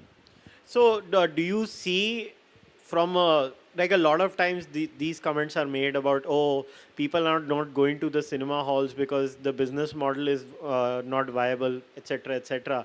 So does that not apply to other cinema or other languages? Like, why it's so unique about Hindi cinema? Okay, there is a very specific answer to that. The thing is, see, cinema in India more or less works on stardom. We cannot deny that. Even if you don't like it, you hate it. There's been debate for, since I have been born, I have heard that star system is not good. But in India, it survives on that. But there is a difference between the modern Bollywood stardom and rest of India stardom. See, these stars in South, you will never find them being spotted at airports, gyms, or all that. They live very simply. Most of the South stars wear chappal, lappal, kaise bhi chale jate hain. And they try to live like a common man. And that's why their connect with the common man is very strong. They have fan clubs. They meet their presidents of their fan clubs every week. They get to know what's happening. Even in films, one thing I must say that in all most of these films in the South, look at the hero. Look at the hero of Pushpa. So all these heroes are like common man who's fighting some social evil in village or in city, wherever. That theme they have not left. This oppressor oppressed, common man versus the evil, सत्य की असत्य पे विजय, ये formula उन्होंने नहीं छोड़ा है. उसके बाद गाने डालो बीच में, जो डालना है डालो, वल्गैरिटी डालना है डाल दो, लेकिन ultimately what people take back the climax of the film, that is always this. In Hindi cinema, that's absent, you know. That is the problem. And our stars are now totally disconnected from common people. Just to give you an example, we have discussed many times this thing. During COVID, when people were so frustrated, dying, hopelessness was there was death all around us. Bollywood stars were putting their pictures in Maldives, cooking, doing parties, cooking, singing, having fun. सब लोग dalgona coffee बना रहे थे. Yeah. And some actresses were writing that where do you get this lipstick, that lipstick, somebody saying it costs 1.5 lakh rupees, how can you want this at this time and all. But in South, you see what they were doing. They were quiet, inside home, they were behaving like common people, concerned. So the connect between the star and the common people is very important. They have lost this connect because all they are interested in is building their own images. They don't care about movies. They don't care about movies because 70-80% of their income comes from branding, dancing in weddings and all. And South stars, no, I'm not saying everybody, not most of them do not do these dances in weddings, you know. So, one last question before we take the audience questions. Then, how do we, I guess, because of all the children in the room, I guess Hindi cinema is the problem child. So how do we revive Hindi cinema? I'm trying. We are disrupting. We have disrupted the system. And I've been trying for a long time. It's not today. I mean, I used to make commercial films. I would have been richer and better off. But then I decided to take this break and go into totally. I wanted freedom. I didn't want to be answerable to Netflix. I didn't want to be answerable to 20th Century Fox. I would rather be answerable to Puneet Goenka at Z or some Lala producer in India. I have no problems being, I am willing to sit with them. Because this corporate executive who spends most of his time in LA and not in India, he's being dictated terms from LA and their politics is so woke. I just somehow do not agree with that and don't connect with that. So how can I just go and tell some young, fresh off the boat or fresh off the college young boy or girl that why it is important to make Kashmir Files? Now at Netflix office, this executive, now she's in some other side and we are doing business together. Now she's somewhere else. She had told me that if you talk about Islamic terrorism, in the equal proportion you have to talk about Hindu terrorism. मैंने कहा तुम कहाँ की हो? उसने बोला UP से हूँ. तो मैंने कहा तुम बताओ चाहे हिंदू terrorism कहाँ exist करता है? She said, I don't care, this is our global policy, that we have to do equal. If we are talking about Islamic terrorism, then you have to show this also.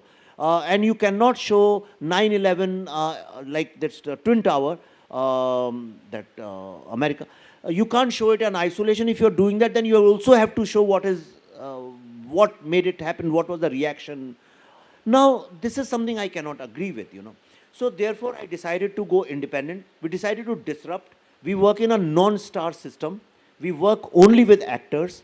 We don't follow any formula of Bollywood. We try to work with independent money. Now we are trying to do with the vaccine war, our own independent distribution, our own money. And we stopped hyping up films and actors by paying to social media and by paying to this and that. We are not doing that. If you see in the recent big blockbuster from Bollywood, the latest one, I'm told that they spent something like 100 crore rupees in paying to social media influencers globally and everywhere, just carpet bombing the social media. And now this is running a campaign like political parties.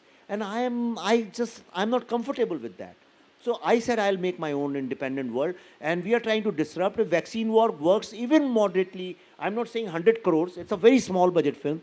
Even if it makes 10 crore rupee profit, we will reinvest this time in making small films with younger lot. I won't direct them, but I want to slowly disrupt, create a parallel kind of narrative which talks about Indian issues, Indian concerns, and Indian problems, celebrating India and also correcting wrong history. That's what I'm trying to do. Well, we wish you all the best. I guess we can take audience questions now. So just one request, everyone. Please keep your questions short and crisp and no marathon sagas, please. If it is there, I will cut them off. And just ask question, please. Please, मतलब प्रवचन नहीं प्रश्न.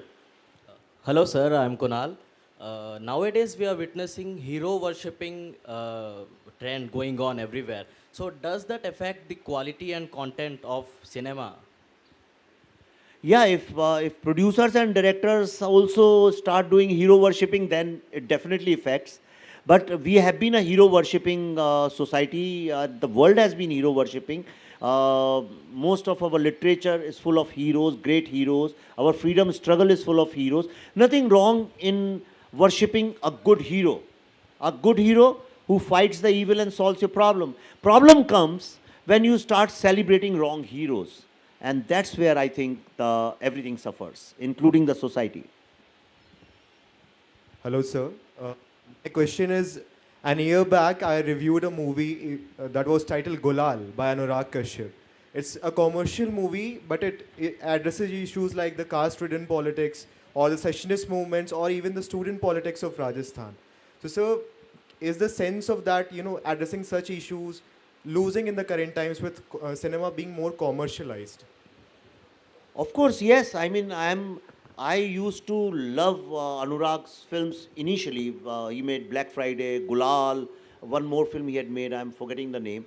So, but then, see, what happens is that you start telling social commentary through your films.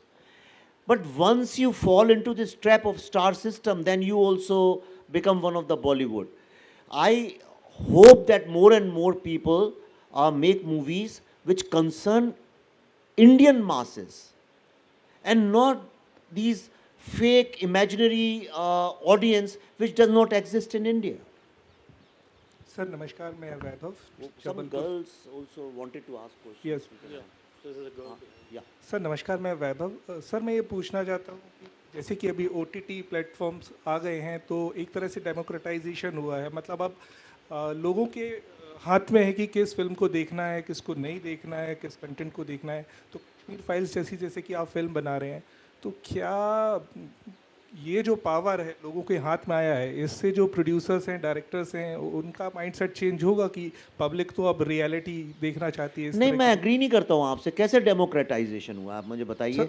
आप can you dictate which film you want to see? You can't. क्या it's a app. I mean, the minute you are paying money for it and they are forcing a content on you, they are see, बिल्कुल भी democratization नहीं है. आप इस गलतफहमी में बिल्कुल मत रहिए. You have no choice today. They are influencing your minds. You have no control over it. Because we are lazy and we like to lie down at home and watch Netflix does not mean that your life has become better. It's not a democratization. I do not agree with that. Okay sir, Kashmir file जैसी film देखने के लिए धन्यवाद. Thank you. देने के लिए धन्यवाद. Thank you. Good evening Vivek sir. एक सेकंड. हाँ, आप बोलो फिर क्या बोलेंगे. मेरा नाम रमन शर्मा है। सर, जैसे आपने एक पॉइंट रेज किया कि OTT प्लेटफॉर्म, स्पेशली जो फॉरेन OTT प्लेटफॉर्म्स है like Netflix and Amazon prime, आपने इस सेंस में कहा कि उनका होना it's kind of a dangerous trend.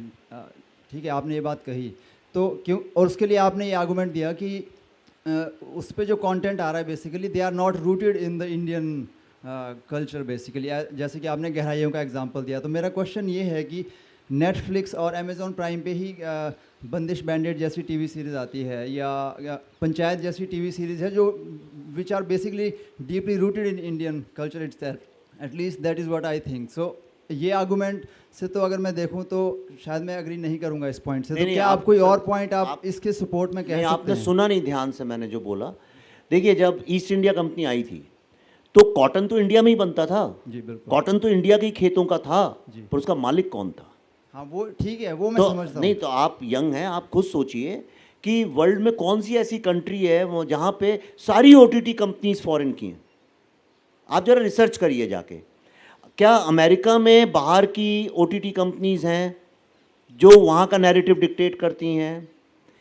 क्या फ्रांस में ऐसा है? क्या जापान में ऐसा है? क्या चाइना में ऐसा है? क्या कोरिया में ऐसा है? क्या ताइवान में ऐसा है? ये भी हैं, लेकिन जो मेन उनकी OTT कंपनीज है वो तो उनकी अपनी है। आज इंडिया इतनी बड़ी हम बात कर रहे हैं कि हम इतनी ट्रिलियन इकोनॉमी बनेंगे, सुपर पावर बन रहे हैं, वर्ल्ड पावर बन रहे हैं, लेकिन आपका जो सबसे बड़ा जो एंटरटेनमेंट सेक्टर है उसके आपके पास IP ही नहीं है मेरे दोस्त। आपका डिसीजन मेकिंग ही नहीं है।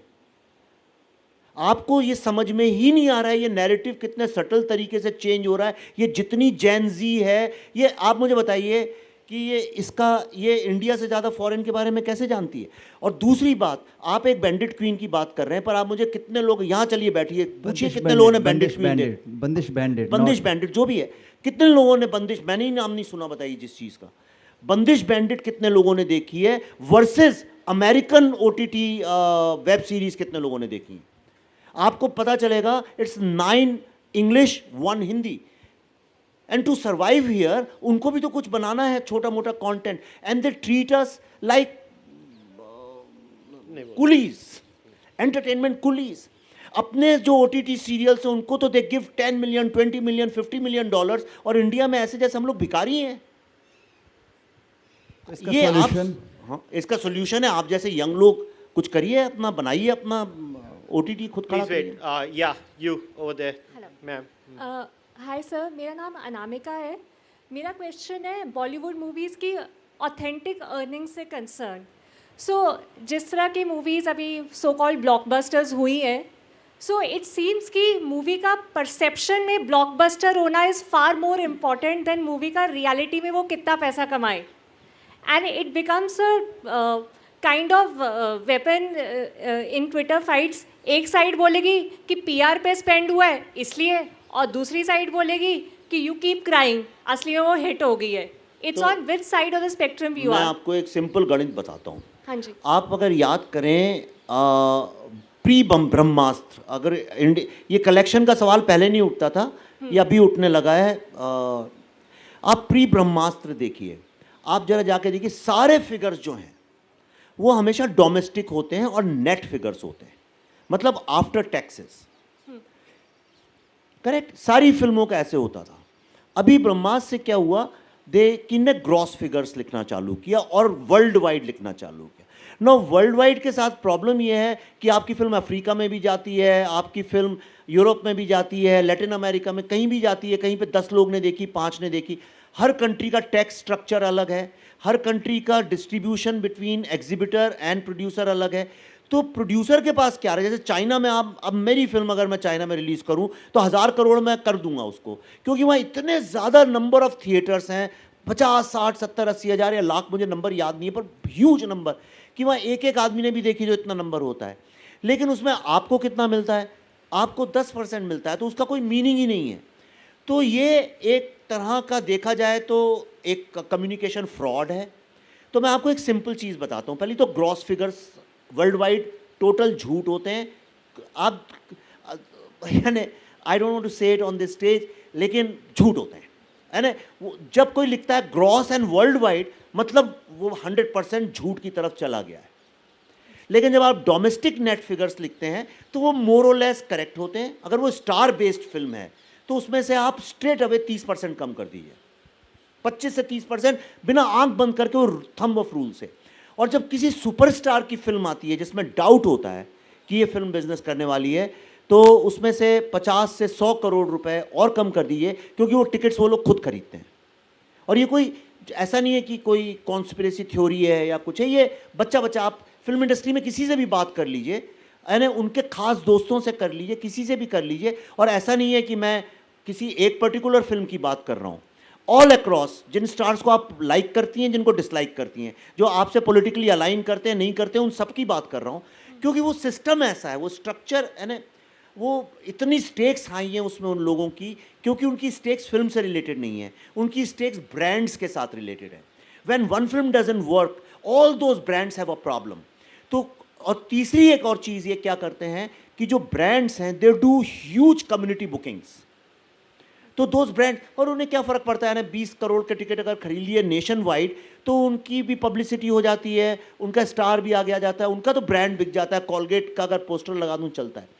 तो मुझे ऐसा लगता है कि 8-10 हफ्ते के बाद अपने आप रियल फिगर्स सबके सामने आते हैं। जैसे ब्रह्मास्त्र के कुछ भी फिगर्स पहले बोलते हो, अल्टीमेटली उनके real figures now it's in public, और उनमें इतना ज़्यादा डिफरेंस है कि it is shocking. So I am very happy you raise this question. मैं अगर इस बात को बोलूँ तो लोग कहेंगे यार ये तो जलते हैं, ये है वो है। आज सच बोलना भी मुश्किल हो गया है, but then you must raise these questions कि भाई 4-5 दिन में इतने करोड़ों हज़ार करोड़ यानी दुनिया में, मतलब क्या कर दिया आपने ऐसा कि it's impossible to do those kind of figures. It's मतलब किसी भी लॉजिक से पॉसिबल नहीं है। Okay, I guess we have almost run out of time. Just one last question, sir. Madam has been asking. Sir, so my question is, post Kashmir files, you have been accused of a lot of things. You have been, called by names. Although the other side has not, cared to provide any evidence or factual, argument in favor of their argument. So how is it that, this sort of narrative is still building, and there is no, evidence to it? Another thing. Short questions, please. Yeah, Short after questions. Kashmir files, people said, you should donate the earnings to the, Kashmiri Pandits. Although the makers of Chak De and, Pathan didn't donate any money to the, Indian hockey team. अरे क्यों आप अपना time waste कर रहे हैं इन सब चीज़ों में? छोड़िए ना, वो तो आपके बारे में कोई कभी कुछ नहीं बोलता। वो तो देखिए, आप ये नहीं समझ रहे हैं कितना बड़ा एक इकोसिस्टम डिस्टर्ब हुआ है। आप देखिए तो कितने लोग की दुकानें बंद हो गई हैं उस चक्कर में, रोजी रोटियां बंद हो गई हैं। तो अगर आप किसी की रोजी रोटी पर डायरेक्ट एक फिल्म अटैक करेगी तो वो लोग परेशान होंगे, कुछ ना कुछ तो बोलेंगे। अच्छा, और कश्मीरी पंडितों के साथ मैं क्या करता हूँ, क्या नहीं करता हूँ, उन्हें कितना पैसा देता हूँ, नहीं करता हूँ, ये मेरे पर्सनल बात है, मैं पब्लिक में क्यों बोलूँ? उसका सबसे अच्छा है जिसको कुछ है वो जम्मू जा सकता है और वहाँ जो बच्चे हैं उनसे पूछ सकता है हम उनके लिए क्या करते हैं, क्या नहीं करते हैं। हम आज नहीं, हम पिछले 3-4 साल से हमारी फाउंडेशन काम कर रही है। मेरा काम था फिल्म एक प्रॉब्लम को लेकर अवेयरनेस क्रिएट करना। मुझसे अब लोग कहते हैं कि अच्छा आप कश्मीरी पंडितों को पुनर्स्थापित क्यों कर देते हैं? चलिए अच्छा है, उनको उम्मीद है कि मैं कर सकता हूँ, पर मैं गवर्नमेंट नहीं हूँ, मैं कैसे कर सकता हूँ ये काम? मेरे बस का नहीं है। All I can do is कि वॉट एवर लिटिल मनी, पहली बात तो जो लोग बोलते हैं वैसा पैसा आता भी नहीं है फिल्मों में वापस। आप जब जो स्टार्स कह रहे हैं हमारी फिल्मों ने 1000 करोड़ का धंधा किया है, कभी यानी प्राइवेटली अगर आपको मौका मिल जाए, आप किसी तरह से अपनी विश करके जा सकें, तो आपको पता चले ऐसा होता नहीं है, सब झूठ है। तो जो पैसा हमें मिला था उसको ब्लैक एंड वाइट में, मैं सोच भी रहा हूँ, मेरे दिमाग में एक थॉट भी आ रहा है कि हम उसको ब्लैक एंड वाइट में पब्लिश ही कर देंगे, लेजर का पन्ना। हमें जो पैसा आया था, we have reinvested that money in making this film called the vaccine war and we are making the Delhi files. हमने इन 2 फिल्मों में उसको री इन्वेस्ट कर दिया है। Let's see where it takes us. अगर उसके रिजल्ट्स पॉजिटिव आए तो we can make more films like this. All right. Last question. Just one last question, ma'am. Mr. Agnihotri, I'm Sumana. I wanted to ask, because we are all discussing about this colonization of creative media, which was also your point. In this globalized world, how do you think we can decolonize creative media, the way OTT is taking over, their narratives are being fed to the, in Indian society? See, the answer is that it's not that there is no decolonization. What is Kantara? What is Kashmir Files? What was the Tashkent Files? So there are so many other films which are being made. Okay, they are totally decolonized, absolutely rooted in Indian values. But the problem is हम जाके देखते ही नहीं उन फिल्मों को. हमको भी तो वो कॉलोनाइज्ड फिल्म्स देखनी है ना, तो वो हमारे बच्चे भी किसको फॉलो करते हैं. तो ये एक प्रॉब्लम है, पर वो मेरे ख्याल से धीरे धीरे चेंज होगा. When people come and you empower people. I am trying to empower lots of people, but if you see a young person doing something like that, empower them. अभी हमारी फिल्म आ रही है द वैक्सीन वॉर, आप लेके जाइए अपने बच्चों को, अपने दोस्तों को, दिखाइए उन लोगों को. If the film makes even 5% profits, you see कैसे डीकोलोनाइजेशन चालू हो जाएगा. क्यों नहीं होगा, बिल्कुल होगा. Thank you. Thank you. All right, I guess we'll wrap it up now. Thank you very once much. again, thank you very much to everyone, and I'll hand it over back. Thank you to the moderator, and thank you Vivek Agnihotri for joining us here at Arth, a Culture Fest. Thank you. Thank you very much.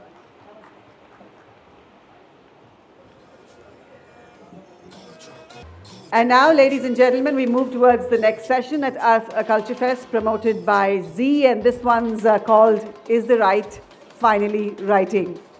For the longest time, I've heard murmurings as to how it was very important that the narrative be given a sense of balance, how it was important that the truth be told only the way it happened, and how it was important that the left's version of Indian history be re-explored, re-examined, and probably retold in many a portion. How it was important that the left of center ideology, think tanks come forward and examine it, challenge it, and re-look at the intellectual discourse that has dominated Delhi for the longest time, probably without base in academic research. These murmurings, ladies and gentlemen, have now become full-bound scripts. The right moment is here. Let's find out with this next session. Now, this next session is split into two elements. We have two book launches, two very important books written by two very important authors. And then we will head into a panel discussion that will put the spotlight on Is the Right Finally Writing? May I please invite on stage co-chairperson of the G20 Summit, Mr. Sanjeev Sanyal. We are all set to launch his much-awaited book, Revolutionaries, The Other Side of How India Won Freedom, that highlights the human side of the British Revolution. Please welcome him on stage. Good evening. What a wonderful day it's been, and it's good to have you back here on Arth stage. Also render a huge cheer, ladies and gentlemen, and welcome on stage the festival director of Arth, the Culture Fest, Dr. Vikram Sampath. बहुत सारी तालियां हो जाए. ये साहित्य अकादमी पुरस्कार विजेता हैं और इनकी मल्टी फेसेटेड पर्सनालिटी है, एक्चुअली बिगेस्ट पर्सनालिटी है. Hold your breath. He is an engineer by profession, a mathematician by education, writer and historian by passion, and is on the forefront of the creative and artistic movement in India. Weaving words are his passions, and his books are now being made into major motion pictures. We are here to launch the widely anticipated book, Brave Hearts of Bharat, Vignettes from Indian History, a riveting account of courage, determination, and victory, chronicles the stories of 15 men and women and their indomitable spirit that helped us win the freedom struggle. Also, ladies and gentlemen, please put your hands together and welcome Mr. Salvatore Babonis, sociologist and professor at Sydney University. He's authored the acclaimed book, The New Authoritarianism. A very warm welcome to you. And please welcome on stage noted historian Alo Pal, teacher and founder director of the Pondi Lit Fest. Good evening and a very warm welcome to you. I'd now request the guests on the dais to please come together to launch the book Revolutionaries, The Other Side of How India Won Freedom, authored by Mr. Sanjeev Sanyal. Khojo, khojo. And ladies and gentlemen, all of you physical attendees present here, please put your hands together in an appreciative round of applause for the author, his hard work on this book that's going to tell many an important truth. Many, many congratulations, Sanjeev.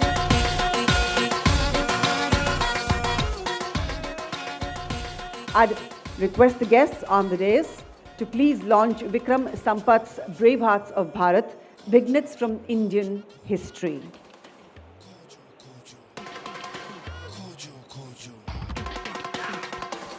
We can't write enough about these brave hearts, and I'm so glad that we have yet another definitive book on the subject written by none other than Dr. Vikram Sampath. Please put your hands together louder, ladies and gentlemen, and let's congratulate him together. And may I now please request the Honorable Moderator to take over this session. Hello, good evening, everybody. I'm going to call you the Honorable Moderator from here on. I will try not to record that, register that. So good to be here, Vikram. Since I have just half an hour, I'll start away with the first question to you. The session is titled, Is the Right Finally Writing? You're a writer, but I don't want you to limit your answer to just writing. My question to you is really the right finally writing, or it always did? And if today we are asking this question, why are we asking it? Thank you, Alo. And I think I'm guilty of framing this panel also, only for the simple reason that, the right, R-I-G-H-T and W-R-I-T-E, it was just a play on the words there. But I think there is no real concept of a right and a left when it comes to India, at least. There is, of course, a left, but there is a non-left, which one can call as the right side, the nationalistic side, the dharmic side, call it as you may. And the right also, when we talk of it, I think there are several dimensions of it. There's the economic right and the economic left. I don't know what is left of, the two of them merge, I think, very seamlessly. We have a government which is called as right-wing, but then most of its policies are also welfare economics and socialist and so on. So the distinction in the world of economics, at least, I think somewhere merges. But when it comes to the domain of culture and, religion, culture, identity, and so on, there the battle lines are drawn, and particularly in the field of humanities, where I think for a longest period of time, and particularly after independence, the thraldom with which a particular ideological hold was maintained on the writing, the reading, the capture of the mind itself, the intellect, that has ensured that not that people from the non-left side were not writing or thinking at all, but it was just that the space for that was increasingly getting shrinking. I think in 1968 you had someone like Nanaji Deshmukh of the then Jan Sangh established the Deen Dayal Research Institute as a think tank. You can build an institute not just with brick and mortar, that also needs money, but after you build that, you need intellectuals who will actually ideate and give an alternative perspective, not just limited to history, which is my area of interest, but everything, economics, on policy matters, on international relations, on strategy, everything. Is there another worldview which needs to be encouraged? So there were think tanks like this which came up, which didn't do much in those days, largely because, careers were destroyed for people, particularly in academic circles, for holding a view contrary to the mainstream, the hegemonic hold of what is the leftist or Marxist viewpoint. And so these institutions were perhaps floundering, some few people here and there, and those who were there also, they would always be looked down upon, derided. Many of them were perhaps not conversant in English. They probably came from the hinterland, so a lot of regional thinkers, regional literature, they didn't come into mainstream. They didn't catch the mainstream eye or of the mainstream media also. Of course, later in the 2000s, you had think tanks like, say, the Vivekananda International Foundation or the India Foundation and all of these, which started again at least cultivating these, conversations around an alternative viewpoint, which is very necessary, I think, in a democracy. There is nothing ideological about it. You need to have multiple, takes to the same issue. I think post 2014, the climate that's been created has become conducive for a lot of people to also come into the mainstream eye. They were always there. It's just that the media is now probably, looking at them with a lot more interest. As you reminded me, both Sanjeev and my first books, I think, came out in 2008. So it's been a 15-year journey for us. But then a lot of people think we've probably come into the space only now or so on, which is untrue. People were writing, people were thinking. It's just that the gaze and the attention that they received was not so much. And now people who have a pedigree, who have a background to match those on the other side, who can speak English, who can, also, hold festivals, do all kinds of things like this. I think that is the new, paradigm shift which one can see, particularly in the last decade or so. So Sanjeev, when it comes to you, I remember you came and gave us a talk in school when Land of Seven Rivers was released, and then again with Ocean of Churn. The thing about you is that your books are so popular that, it much to the frustration of many, they can't, it's very interesting that they want to say something, but they can't because what is the best argument that you have faced when it comes to the kind of narratives you have set with your books, and they have become so popular that have been placed for you to refute the thesis that you have put on? So, just to build on what my friend Vikram was saying, there was a period in the 60s, 70s, 80s when either there were relatively fewer writers or to the extent that the non-left was writing, it was not given too much credence. I mean, there was the odd person like Arun Shourie who would probably get some attention, but they were sort of thought of as a curiosity. Also important is that to the extent that the non-left was writing, they were defined still by the left in the sense that they were basically critiques of the left. Arun Shourie writes books which criticize, but they don't provide an alternative narrative.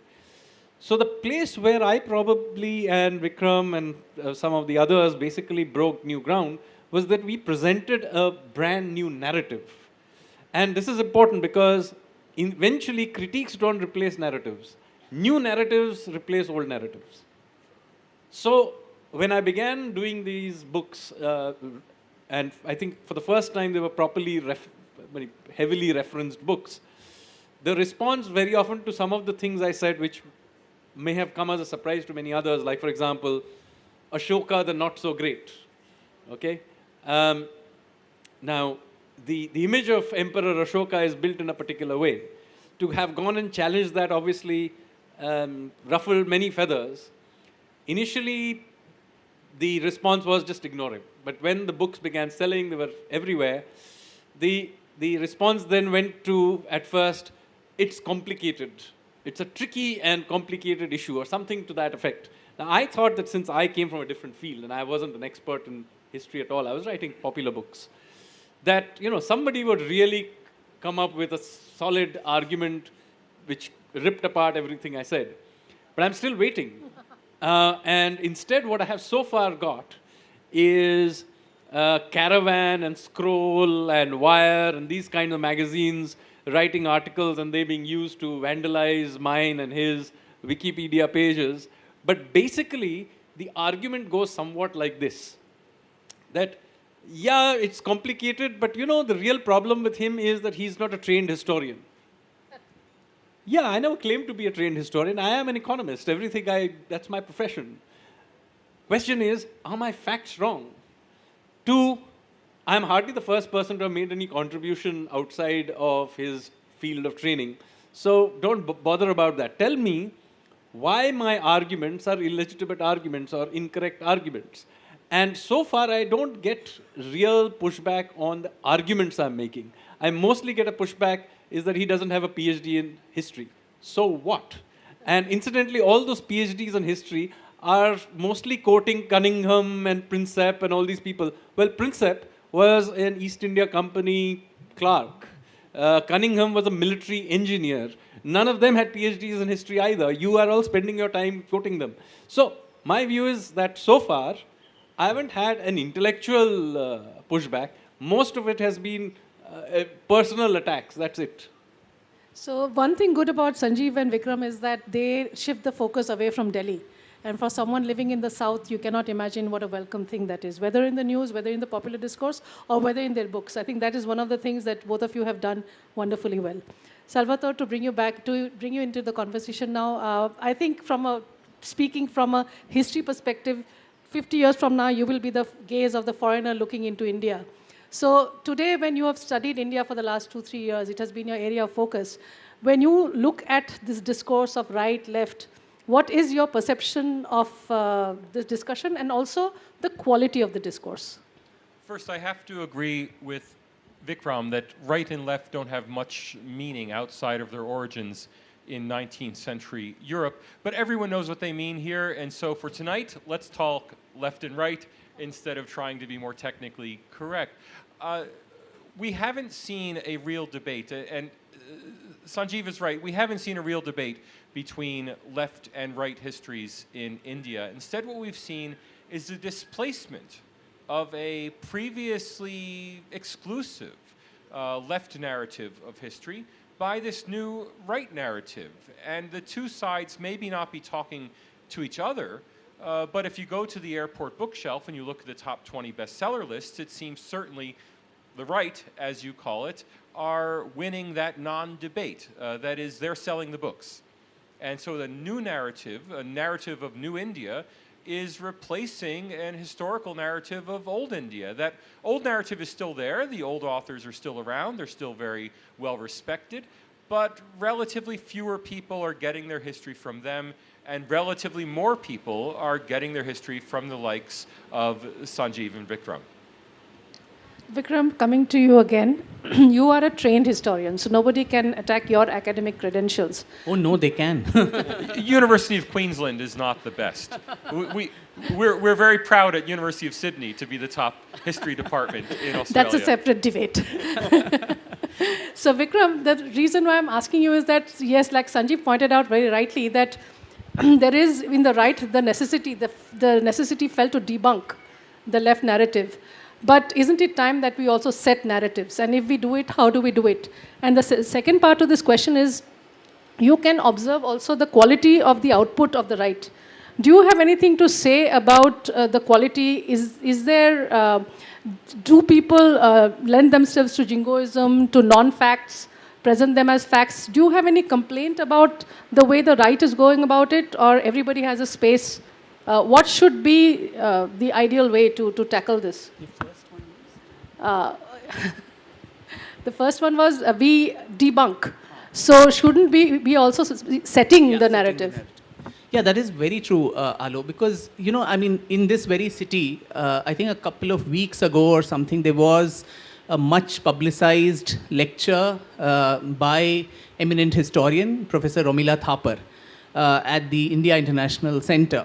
And the response that I saw, particularly on social media, was a lot of people on the so-called right side was, let's run a campaign to cancel this lecture. And then there were letters written to the secretary of IIC. There were all kinds of things like that. Now here is a person, a nonagerian, who has an established body of work over several decades, and that has made deep roots in academia. It has influenced minds. It has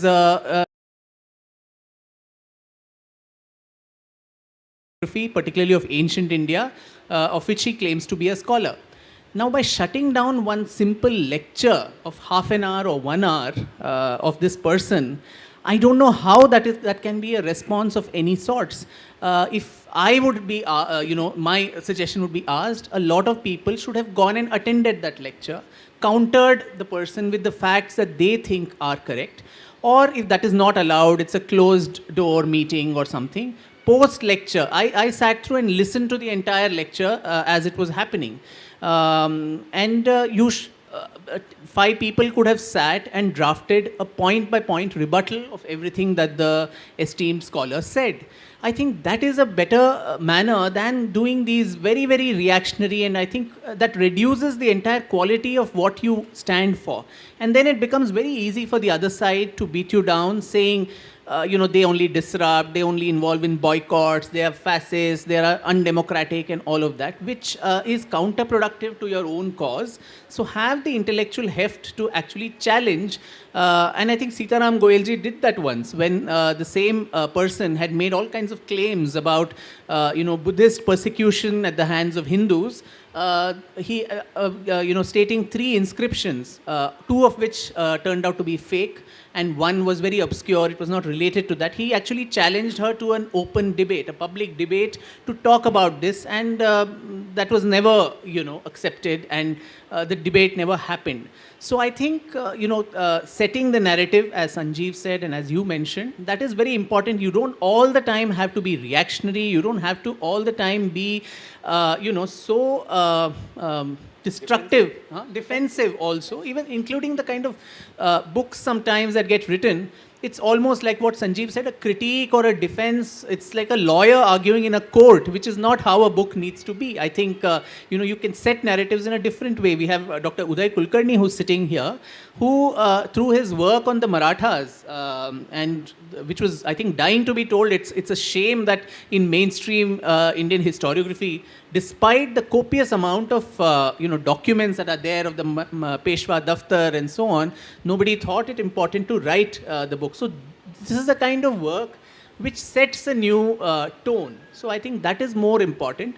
And rebuttal, there is I think a entire spectrum of writing on both sides. It's not that everything that the left writes is also extremely academically, brilliant and sound and so on. So there is riffraff on all sides. But then the usual tendency is, as we discussed earlier, to make everything that the non-left writes, to deride it as being unscholarly, pick holes at everyone's qualification, background and this and that, which is the kind of standard operating techniques that are engaged everywhere. In fact, to add to what Salvatore said, I think Nicholas Kristof in the New York Times had mentioned that I don't think this is a uniquely Indian problem. In an article called Liberal Intolerance, he said even in the universities in America, I think only 7 to 11% of scholars are those who come from a conservative kind of a background, and that in the humanities.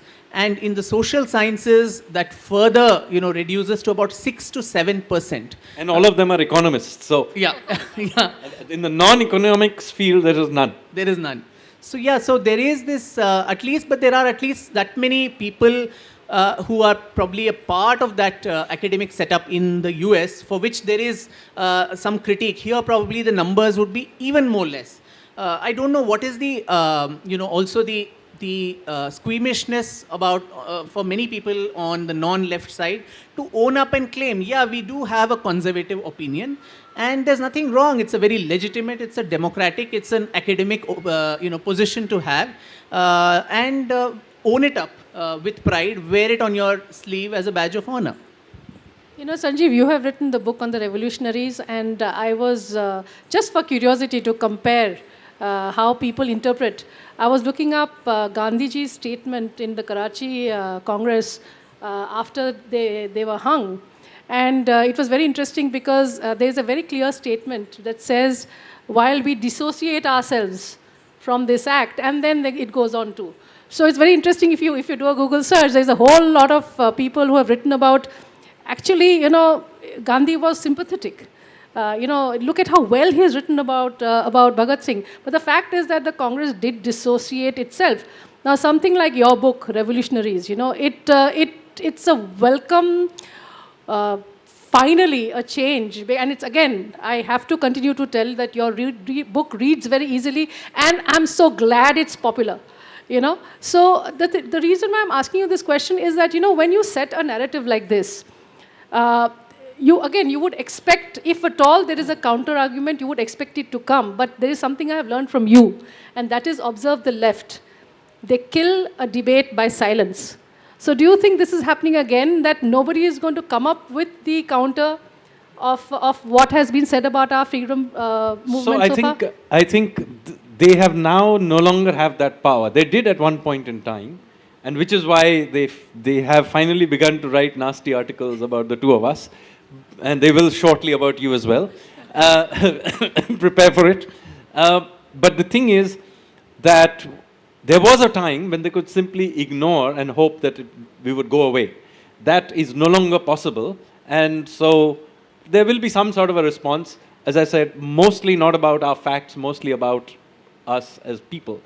But I think you have to remember that I come from another field where some of this has happened in the past and some part of that battle has been won. So today, there is no serious argument left really from the left about socialism. And you can argue about various shades of market economy.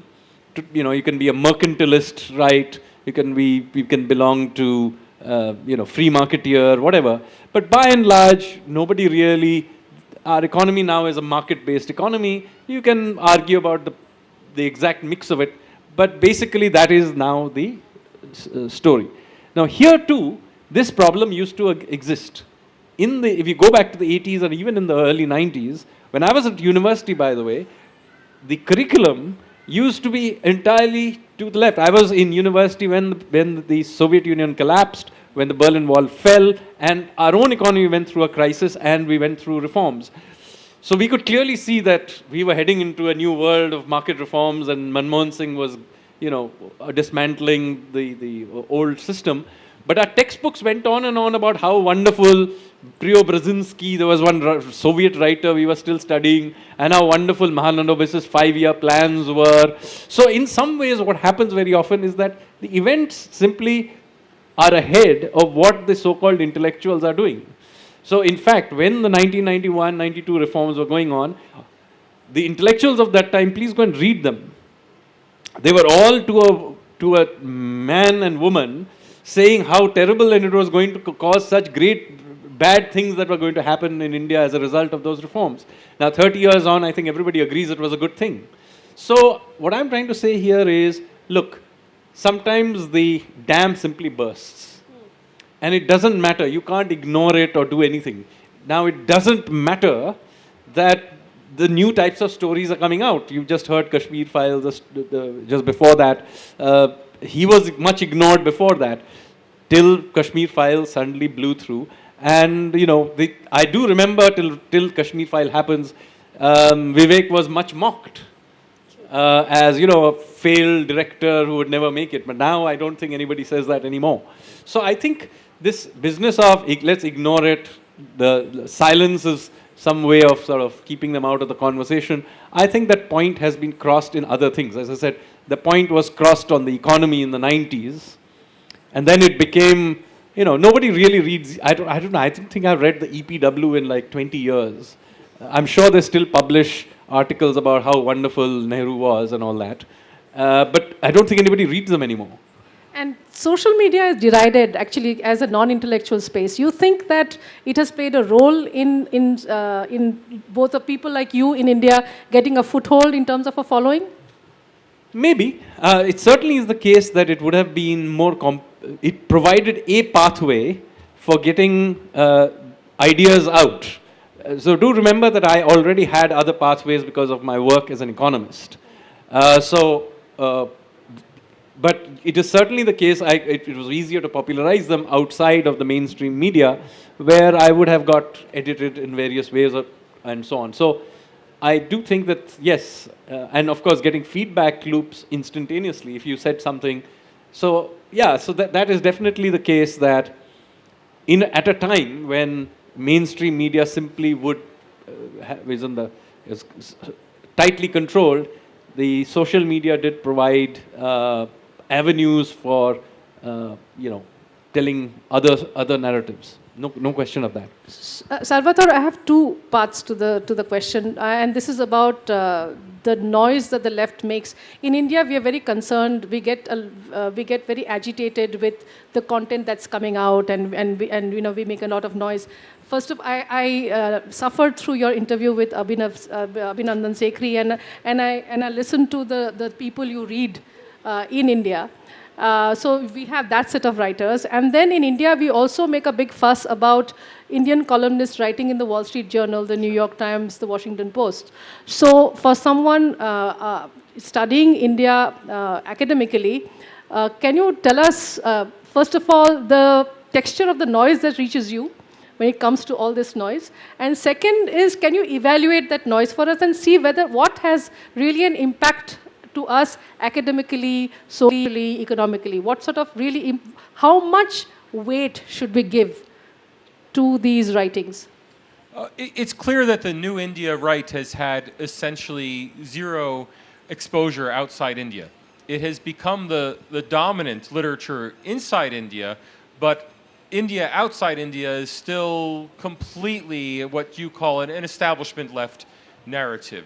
They're the ones who have access to the international media, who write op-eds for the major newspapers, who are at the international literature festivals as opposed to the Indian literature festivals. Now, with the rise of the Indian diaspora, that's likely to change. I expect, if you haven't already, that both of you will be speaking extensively out to Indian diaspora audiences, and so there will be some change. But right now, the international narrative on India is entirely shaped by the old establishment left.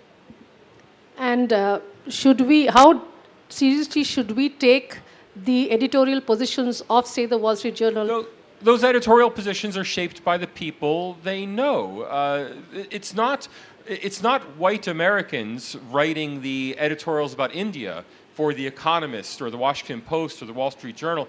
It's their NRI Indian or Indian adjacent or American of Indian background authors who are writing those unauthored editorials. What's more, if you look at the op-eds on India, again, in the New York Times, Washington Post, Wall Street Journal, almost all of the op-eds are by people of Indian origin. And again, they're still overwhelmingly coming from the old establishment left, not from this new India right. And I think the best way to change that is probably to work through the diaspora.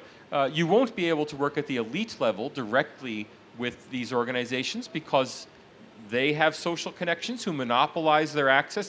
The old left intellectuals effectively act as gatekeepers for the West about their knowledge of India. We only know India through this small group of people. Yet the diaspora knows India. I think that's one way to get your message out. And then, of course, if the more people actually come to India and study India, the more people like me will be aware that there are two sides to every story. And I've seen tweets of yours visiting Varanasi, etc. So what is your opinion, take back on the academic circle, the LitFest circuit, as opposed to the people? Have you got a feel of what their concerns are, and is this discourse even important in their lives? Look, I have to be humble here. I'm a monolingual, English-speaking, American, atheist, liberal intellectual. I can't tell you what the people of India think, except through survey research. And I'm sure we'll be talking about that on Sunday. We have a lot of very good survey research about what Indians think, and that tells us that it's very different from the narrative we hear coming out of the left liberal establishment. That's a clue, that's a hint. Do I have the time to... 7 minutes. 7 minutes. Okay. So, no, I have actually 2 more minutes to ask a question. Vikram, 5 minutes of Q&A. Okay. My last question to you is this. When I'm actually going to talk about your forthcoming book, which is Tipu. So the reason I'm asking you is that, when we have set ideas, like you said, when a name comes up, we either are for or against. The discourse is so strong. So when you write a book, do you have an agenda that this is a myth I'm going to break or create? Or what makes you write really? What is your pursuit? What are you seeking when you write? For me, very clearly, Alo, I think a historian's role is to illuminate the facts, illuminate the archives, illuminate documents as they appear to him or her, and not go with a preconceived idea. This much talked about, forthcoming book on Tipu Sultan, it's not like some answer to someone. It is not to break all the myths that are there about him. It is my exploration of this person. And in the process, if new narratives are built or existing ones are broken, I think that is just a very unintended consequence. I think if a writer or a historian begins the journey with that in mind, then the difference between a propagandist and a scholar, I think it's a very, very thin line. To sum up, I think, to the larger, theme that we have of this panel itself, I think the only answer to all the amount of material that is there, that exists already on the establishmentarian side, is more and more scholarship. More and more scholarship that cannot be, emphasized more. All these other things, social media, these things, I mean, they are very, very ephemeral. It lasts for a few days, but ultimately, as writers ourselves, we would like to believe that a book captures the mind for generations and, many decades after we are dead and gone as well. So the power of scholarship and how we can nurture that can happen through various ways. Traditionally, government does it, or business corporations and private individuals who are HNI and so on, or religious, and social, cultural organizations which also sponsor scholarship.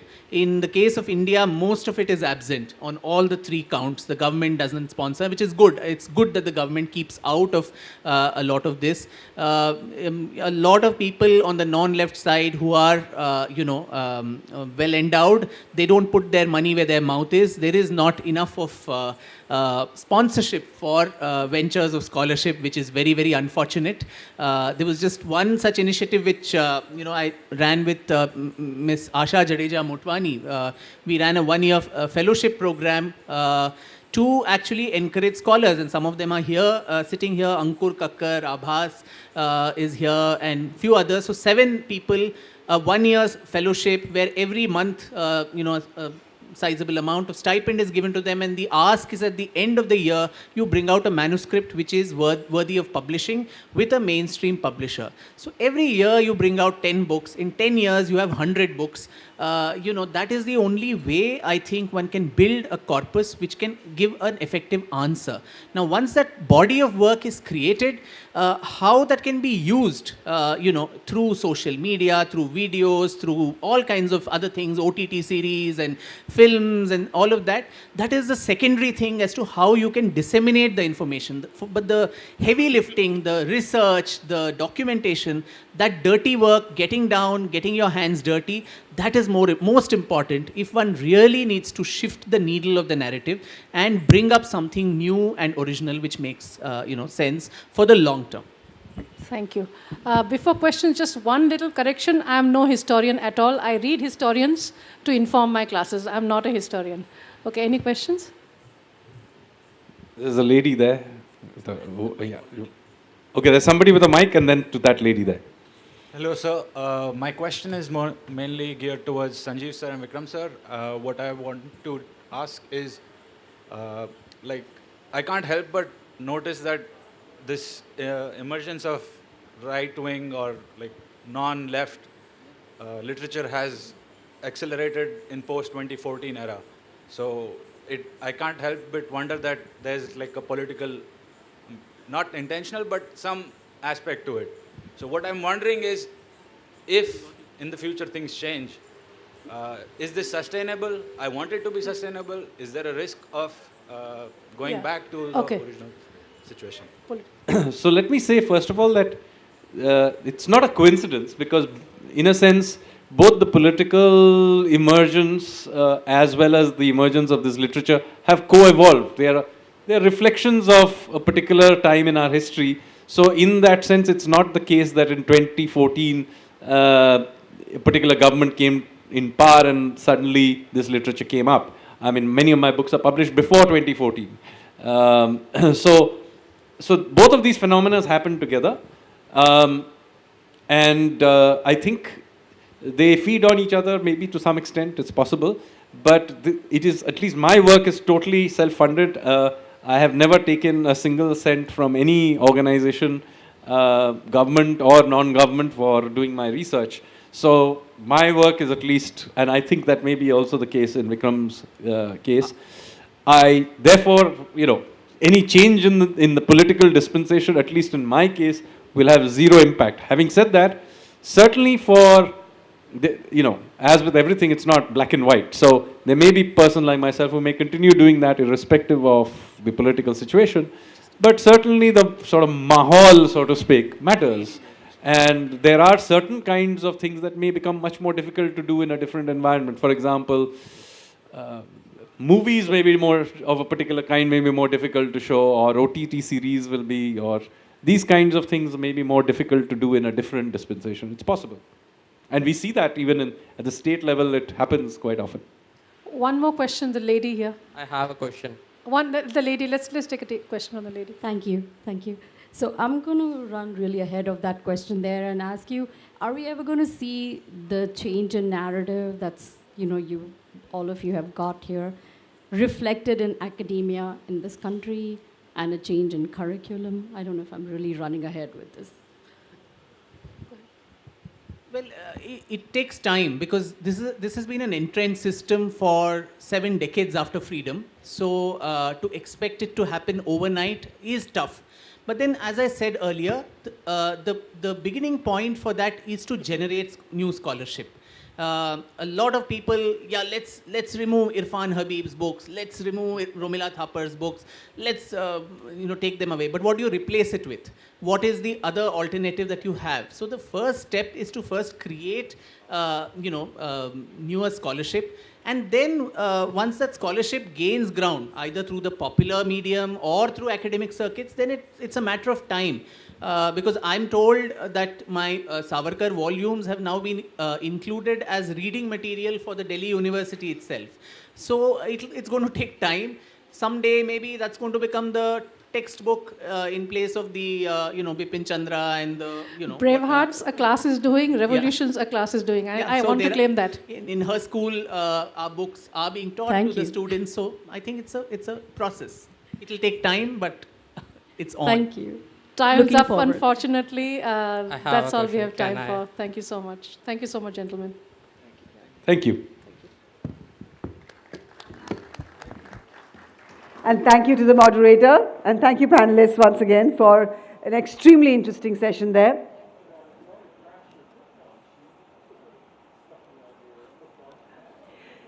Ladies and gentlemen, as we set the stage for the next performance, I'd like to thank these people for being a part of us, a Culture Fest promoted by Z, media partner Z News, entertainment partner Z Studios, session partner Rekhta Foundation, heritage partner Incredible India, channel partners Z TV, Z Cafe HD and Pictures HD, and TV and Flicks and Prive, Zing, Big Magic, Z Ganga. Storytelling partner Amar Chitrakatha and Guru Leela. Radio partner Red FM. DOOH partner Cash UR Drive. Ambient media partner Khushi Advertising. Outdoor partner Publicity Engineers. Publication partner Penguin Books and Westland Books. Bookstore partner Kunzum Books. Digital outreach partner Hex Tech. Food curation partner Blue Lemon. And registration partner Book My Show and Paytm Insider. With that, let's move on to the next presentation here on Arth stage. It's a beautiful evening for those of you who are watching us from your homes. Let me tell you, there are magical lights all around us. There are lots and lots of elements of Indian culture spread across this garden. The weather is great, and we have yet many interesting people going to come up on Arth stage and talk about very interesting things. But for now, we have for you a dance performance, ladies and gentlemen. Now, we at Arth, we pride ourselves for bringing onto this platform dance forms of music, forms of art that are rarely seen on national platforms. Yaksha Gana is what we bring to you now up next. Yaksha meaning celestial and Gana meaning music. Now this dance form is performed largely on the outskirts of Karnataka, coastal Karnataka to be precise, and is a beautiful combination really of music, dance, scholarly dialogues and colorful costumes. This evening, Yakshagana is presented to you by Sangeet Natak Academy winner, renowned exponent of the same, Keramane Shivananda. So all of you seated here, give it up please for our artists this evening, who will now bring to you this most riveting dance performance, Yakshagana. Believe me, it's going to blow your mind. You're going to enjoy this. Those of you watching us online, this is a treat for your senses. Please enjoy Yakshagana at Arth, a culture fest promoted by Z.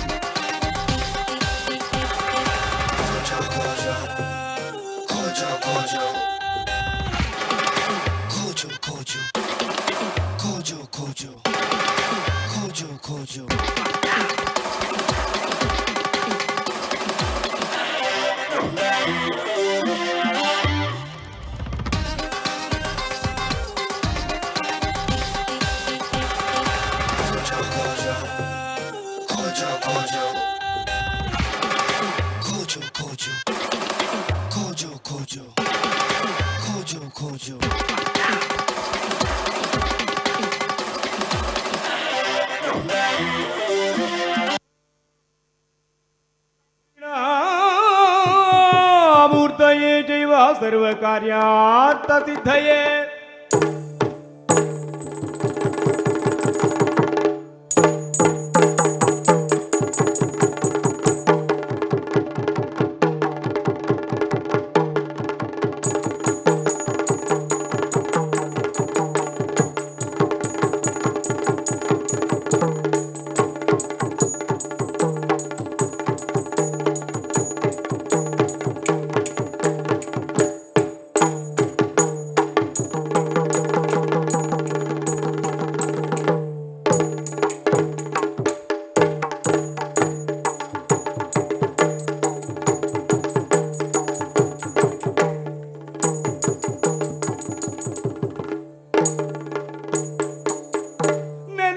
ಜನರೆಲ್ಲ ಗುಣಯುತನಾಳಿತ್ತ ಕರ್ಕಟ ಭಿತ್ತ ಅತ್ತಯ್ಯತ್ತ ನೆನೆಯಿರೋ ಜನರೆಲ್ಲ ಗುಣಯುತನ ಘನ ಮೂರ್ತಿ ಮದಪುರ ಗಣನಾಥನ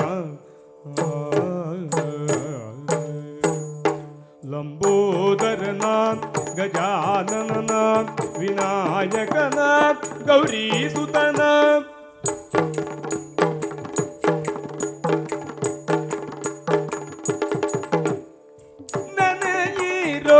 ಜನರೆಲ್ಲ ಗುಣಯೋತನ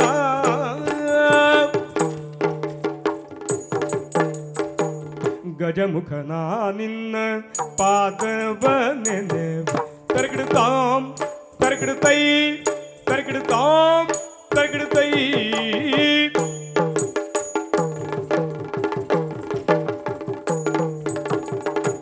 ಗಜಮುಖನ ನಿನ್ನ ಪಾದವನೆನೆವೆ ಭಜಿಸುವೆ ಕರುಣಿಸೋ ವರಗಳನ್ನು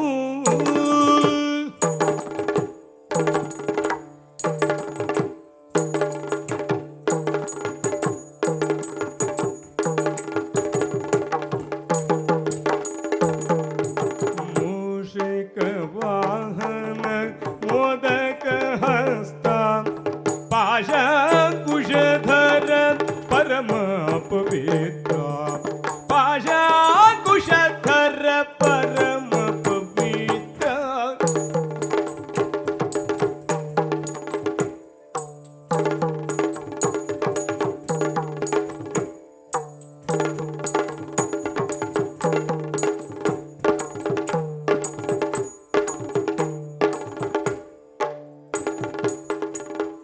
ದೇವ ದೇವರ ದೇವ ದೇವ ದೇವರ ದೇವನಲ್ಲವೋ, ಓ ದೇವ ದೇವರ ದೇವನಲ್ಲವೋ.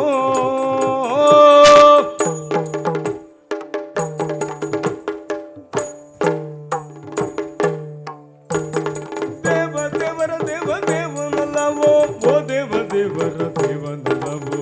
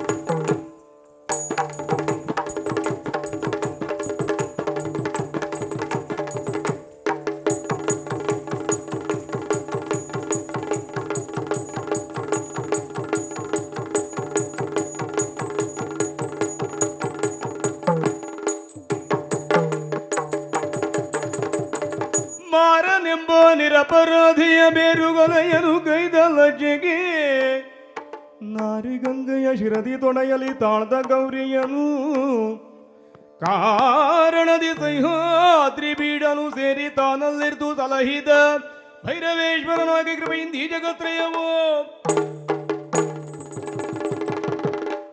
ಉಡುಪತಿ ನಗುತ್ತಿರೆ ಕಡುಗುಳಿದೋ ತೊಗೆ ಬಿಡದೆ ಶಾಪವನಿತ ಮೃಡಸುತ ಬಳಿರೆ, ಒಡವಿಗುತ್ತಮವಾದ ಇಡಗುಂಚ ಪುರಗಳು ದೃಢವಾಗಿ ನೆಲೆಸಿಹ ಒಡೆಯ ವಿಘ್ನೇಶಕ್ಕೆ ಜಯ ಜಯ ಜಯ ಜಯತೂ.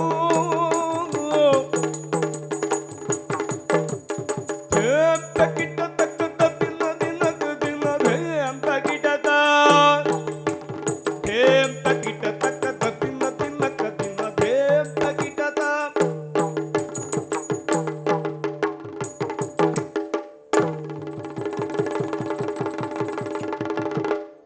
ರಾಮ ರಾಮ ದಯಾ ಸಾರ, ರಾಮ ರಾಮ ದಯಾ ಸಾರ, ಭೂಮಿ ಪಾಲಕ ಭಕ್ತ ವತ್ಸಲ, ಭೂಮಿ ಪಾಲಕ ಭಕ್ತ ವತ್ಸಲ, ಭೂಮಿ ಪಾಲಕ ಭಕುತ ವತ್ಸಲ.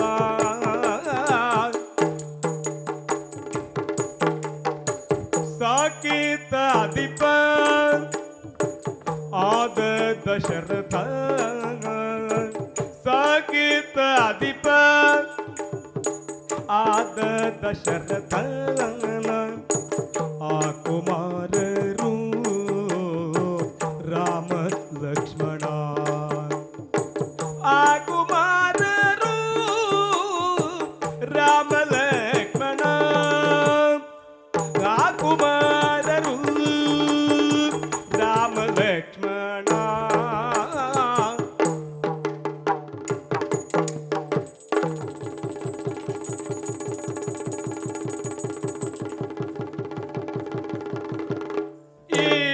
ವಂಶಾಂಬುದಿ ಚಂದ್ರ ರಾಘವಂ ಮಹಾ ರಾಕ್ಷೌಘವಂ ಕೊಲ್ಲಲು, ಮಹಾರಾಕ್ಷೌಘವಂ ಕೊಲ್ಲಲು, ಮನ ಸಂತೋಷದೊಳಿರ್ದರಿತ್ತಲು ಮಹಾ ಮೌನಿ ಜನಂ ತೋಷದ್ಯೋ. ಲಕ್ಷ್ಮಣ, ಅಣ್ಣಯ್ಯ ಶ್ರೀರಾಮಚಂದ್ರ ಪಂಚವಟಿ ಪ್ರದೇಶದಲ್ಲಿ ಎಲೆ ಮನೆಯನ್ನ ನಿರ್ಮಿಸಿಕೊಂಡು ವನವಾಸದ ದಿವಸಗಳನ್ನ ಕಳೆಯುತ್ತಾ ಇರುವ ಸಂದರ್ಭದಲ್ಲಿ ಋಷಿ ಮುನಿಗಳೆಲ್ಲ ಬಂದು ಓಡಿಟ್ಟರಲ್ಲ, ಗೋಳಿಟ್ಟರು. ಹೌದಣ್ಣ, ತಮ್ಮ ತಪಸ್ಸಿಗೆ ತೊಂದರೆಯಾಗುತ್ತಾ ಇದೆ ದುಷ್ಟರಿಂದ ಎಂದು. ಹೌದು, ಕಿರಿದು ದಿವಸದೊಳಗೆ ಅದನ್ನ ನಿವಾರಿಸಿದೆ ಎಂದಂತೆ. ಹೌದು, ನಿವಾರಿಸಿದ್ದಾಯಿತು. ಶೂರ್ಪನಖ ಪ್ರಸಂಗವಾಯಿತು. ತದನಂತರದಲ್ಲಿ ಅನೇಕ ರಕ್ಕಸರ ಪಡೆಯನ್ನ ನಿರ್ಮೂಲನ ಮಾಡುವುದಕ್ಕೆ ಒಂದು ನೆವ ಒದಗಿ ಬಂತಲ್ಲ. ಹೌದಣ್ಣ, ದುಷ್ಟರ ಶಿಕ್ಷಣ ಶಿಷ್ಟರ ರಕ್ಷಣವಾಯಿತಲ್ಲವೇ ಲಕ್ಷ್ಮಣ. ಅಣ್ಣಯ್ಯ, ಈ ಪ್ರದೇಶ ಈ ದಂಡಕಾರಣ್ಯದ ಒಂದು ಭಾಗ. ಇನ್ನು ಮುಂದೆ ನಾವು ಮೊದಲಿನಂತೆ ಇರಲಿಕ್ಕೆ ಸಾಧ್ಯ ಇಲ್ಲ. ಬಹಳ ಎಚ್ಚರಿಕೆಯಿಂದ ಇರಬೇಕು. ನೆನಪಿರಲಿ, ದುಷ್ಟರ ಉಪದ್ರವವನ್ನ ನಾವು ತಡೆಯುವುದಕ್ಕೆ ಸದಾ ಸಿದ್ಧರಾಗಿರೋಣ.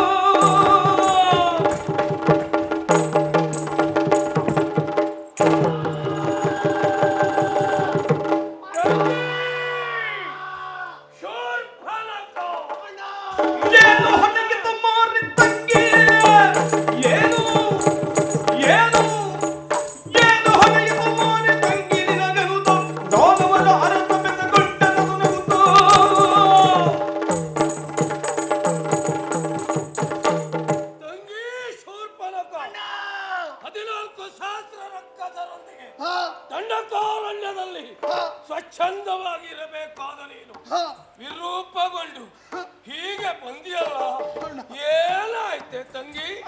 ಏನಾಯಿತು? 14,000 ರಕ್ಕಸರನ್ನು ಸೇರಿಕೊಂಡು ಗೊಂಡಾರಣ್ಯದಲ್ಲಿರುವಂತಹ ಸಂದರ್ಭದಲ್ಲಿ ಅಯೋಧ್ಯೆ ರಾಮ ಲಕ್ಷ್ಮಣರು ಬಂದರಣ್ಣ. ಅಯೋಧ್ಯೆಯವರು ಅವರ ಜೊತೆಯಲ್ಲಿ ಸುಂದರವಾದಂತಹ ಹೆಣ್ಣು ರಾಮನ ಮಡದಿ ಬಂದಿದ್ದಾಳೆ, ಸೀತೆ ಎನ್ನುವುದಾಗಿ. ಅವಳ ಚಂದ ಬಹಳ ಚಂದ ಇದ್ದಾಳಣ್ಣ. ಅವಳು ಇದ್ದರೆ ನಿನ್ನ ಜೊತೆಯಲ್ಲಿ ಇರಬೇಕೆಂಬ ಕಾರಣಕ್ಕಾಗಿ ಹೋಗಿ ಅವಳು ಹಾಕಿದೆ. ಪರಿಣಾಮ ಮೂಗನ್ನು ಕತ್ತರಿಸಿ ಬಿಟ್ಟಣ್ಣ. ಹೌದಣ್ಣ ತಂಗಿ, ಹಾಗಾದರೆ ನಿನ್ನ ವಿರೂಪಕ್ಕೆ ಕಾರಣ ಆ ರಾಮ ಲಕ್ಷ್ಮಣರು? ಹೌದಣ್ಣ. ಉದ್ದೇಶ ನನಗಾಗಿ ಅಂದ ಮೇಲೆ ರಕ್ಕಸರ ಮೂಗಿಗೆ ಪ್ರಶ್ನೆ ಮಾಡಿದ ಹಾಗೆ ಅದರ ಪ್ರತಿಕಾರವಾಗಿ ಅಣ್ಣ ಅವಳನ್ನು ನೀನು ಕರೆದುಕೊಂಡು ಬರಲೇಬೇಕಣ್ಣ. ರಾಮನ ಮಡದಿ ಸೀತೆಯನ್ನು ಕರೆದುಕೊಂಡು ಬರಲೇಬೇಕು. ಇದೇ ಸರಿ. ನಮಗುಂಟಾದ ಅವಮಾನವನ್ನು ಪ್ರತೀಕಾರವಾಗಿ ತೀರಿಸುವುದಕ್ಕೆ ಆ ರಾಮನ ಮಡದಿ ಸೀತೆಯನ್ನೇ ಇಂದಿನ ಓಲಗವನ್ನು ವಿಸರ್ಜಿಸಿದ್ದೇನೆ.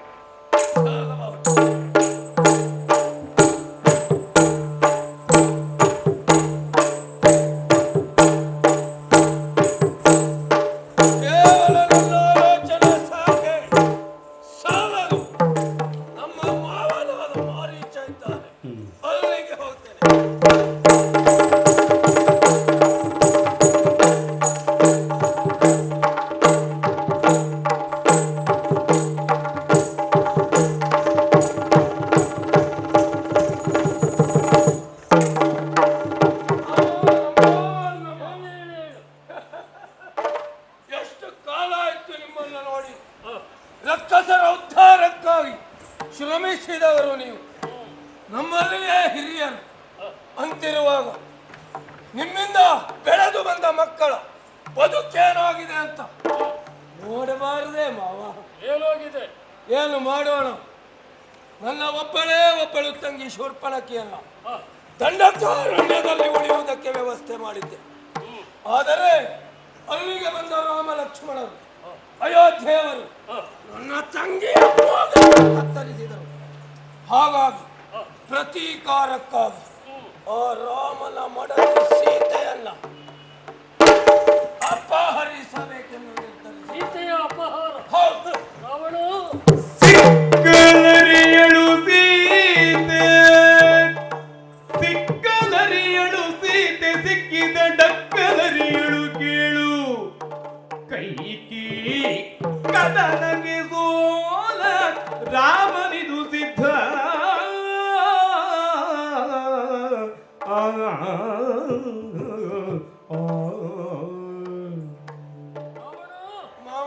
ಸೀತೆಯ ಅಪಹಾರ ಸುಲಭ ಅಲ್ಲ. ಸೀತೆ ನಿನಗೆ ಸಿಕ್ಕಲಾರಳು, ಸಿಕ್ಕಿದ್ರು ದಕ್ಕಲಾರಳು. ಏನಾದ್ರೂ ಸೀತೆಯ ಗುಣವಿಗೆ ಹೋದೆಯೋ ರಾಕ್ಷಸ ಕುಲ ಸರ್ವನಾಶ. ಅದರಿಂದ ಬೇಡ ಹೋಗು. ಸೀತೆ ದಕ್ಕುವುದಿಲ್ಲ, ಸಿಕ್ಕುವುದಿಲ್ಲ. ಹಾಗಾಗಿ ಈ ಕಾರ್ಯ ನಮಗೆ ತರವಲ್ಲ.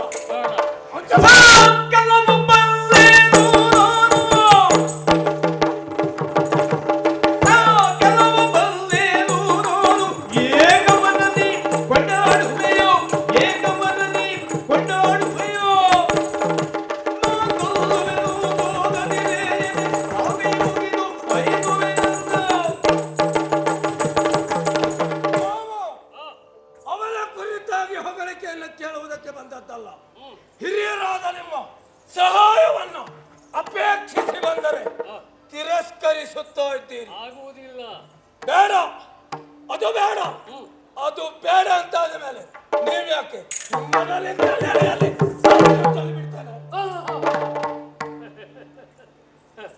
ಕೊಲ್ಲಬೇಡ ಮಹಾರಾಯ. ಈಗ ಸೀತೆಯ ಅಪಹಾರ ಆಗಬೇಕು. ಹೇಗೆ? ಏನು ಮಾಡಬೇಕು? ಮಾವ, ನಿಶಾಚರ ವೀರರು, ಸುದೀರ್ಘವಾದಂತಹ ಬದುಕಿನ ಅನುಭವವುಳ್ಳವರು, ರಕ್ಕಸರ ಮೂಲವೇನು ಅದೆಲ್ಲವನ್ನ ತಿಳಿದ ನೀವು ಸೀತೆಯ ಅಪಹಾರಕ್ಕೆ ಅನುಕೂಲ ಆಗುವಂತೆ ಬಂಗಾರದ ಜಿಂಕೆ ಆಗಬೇಕು. ಬಂಗಾರದ ಜಿಂಕೆ ಆಗಬೇಕು. ನನ್ನ ಮೌಲಿಕದ ವಿಶೇಷದಿಂದ ಬಂಗಾರದ ಬಣ್ಣದ ಜಿಂಕೆ ಆಗಬೇಕು. ಕುಣಿಯಬೇಕು, ಕುಣಿಯಬೇಕು, ನಲಿಯಬೇಕು. ಸೀತೆಯ ಮನಸ್ಸನ್ನ ಅಪಹರಿಸಬೇಕು. ಸೀತೆಯ ಮನಸ್ಸನ್ನು ಅಪಹಾರ ಮಾಡಬೇಕು. ರಾಮ ಲಕ್ಷ್ಮಣರು ಆಶ್ರಮವನ್ನು ಬಿಟ್ಟು ದೂರ ಹೋಗುವಂತೆ ಮಾಡಬೇಕು. ಆಯ್ತು ಆಯ್ತು, ನಾನು ಜಿಂಕೆ ಆಗ್ತೇನೆ, ಕುಣಿತೇನೆ, ಕುಣಿತೇನೆ, ಜಿಂಕೆ ಆಗ್ತೇನೆ, ಕುಣಿತೇನೆ, ಕುಣಿತೇನೆ, ಜಿಂಕೆ ಆಗ್ತೇನೆ, ಕುಣಿತೇನೆ.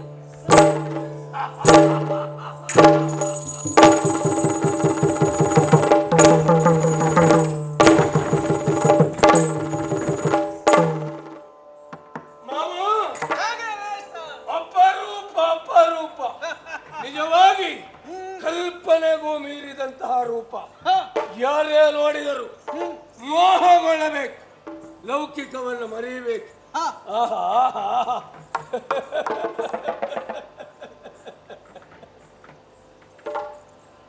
ಮಾವ, ಏನು ಅನುಮಾನ? ಸೀತೆಯನ್ನ ತರುವಂತಹ ಕಾರ್ಯ ಕೈ ಬಿಡುವುದು ಒಳ್ಳೆಯದು ಅಂತ ಅನ್ನಿಸ್ತಾ ಉಂಟು ನನಗೆ. ಮಾವ, ಸೀತೆಯನ್ನ ಕೈ ಬಿಡುವುದಕ್ಕಿಂತ ಮೊದಲು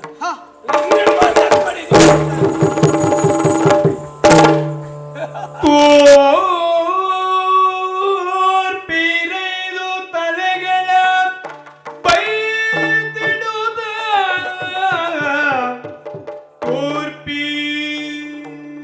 ಪೀರೈದು ತಲೆಗಳ ಬೈದಿಡುತ್ತ ಅಡಗಿಸಿ ರಾಕ್ಷಸ ಕಳೆ ಬರವ ಅಡಗಿಸಿ ರಾಕ್ಷಸ ಕಳೆ ಬರವ ರಾವಣನು ಸಂಯೋಸಿ ವೇಷವತಾಳಿ ಕಾನಡೆಯೇ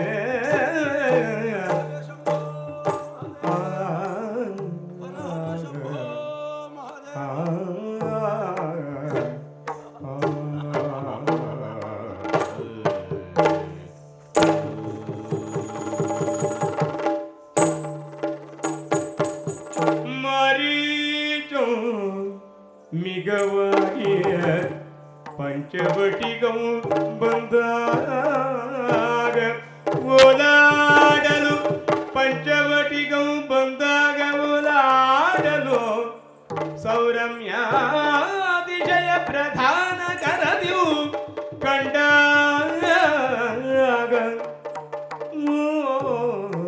ಓಲಾಡಲು ಸೌರಮ್ಯಾತಿಶಯ ಪ್ರಧಾನ ಕರದಿವು ಕಂಡಾಗಲ ಜಾನಕಿ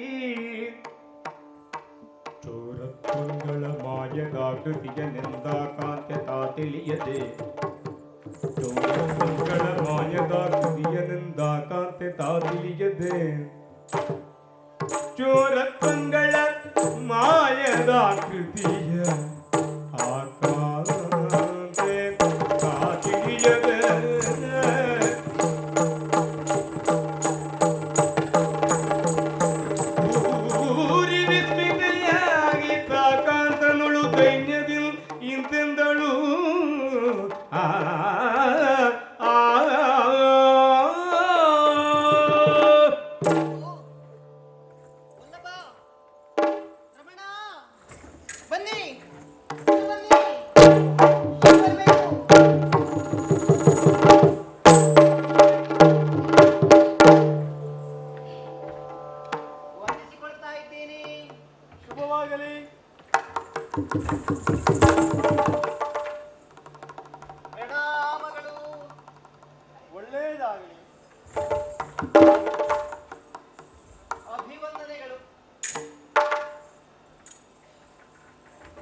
ಜಾನಕಿ ಎಷ್ಟು ನಮಸ್ಕಾರ ಮಾಡಿದೆ?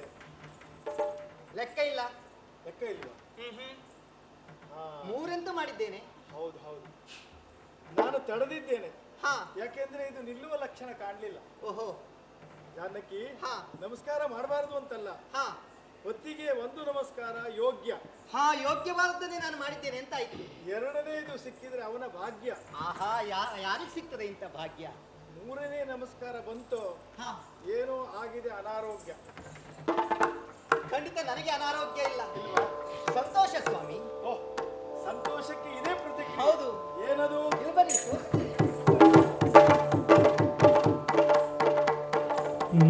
ನೋಡಿದೆಯ ರಾಮ, ನೋಡಿದೆಯ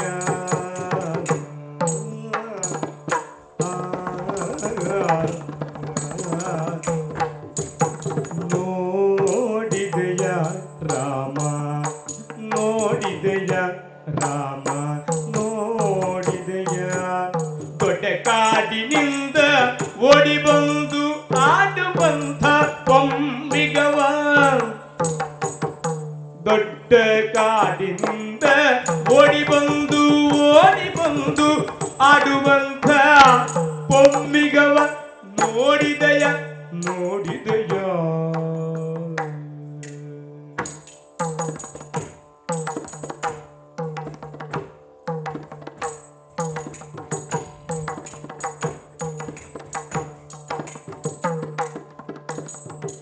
ಸಣ್ಣ ಸಣ್ಣ ಕಾಲ ಬೆರಳು ಸಾಲಿನ ಗುರು ಭಾವಗಳ, ಸಣ್ಣ ಸಣ್ಣ ಕಾಲ ಬೆರಳು ಸಾಲಿನ ಗುರು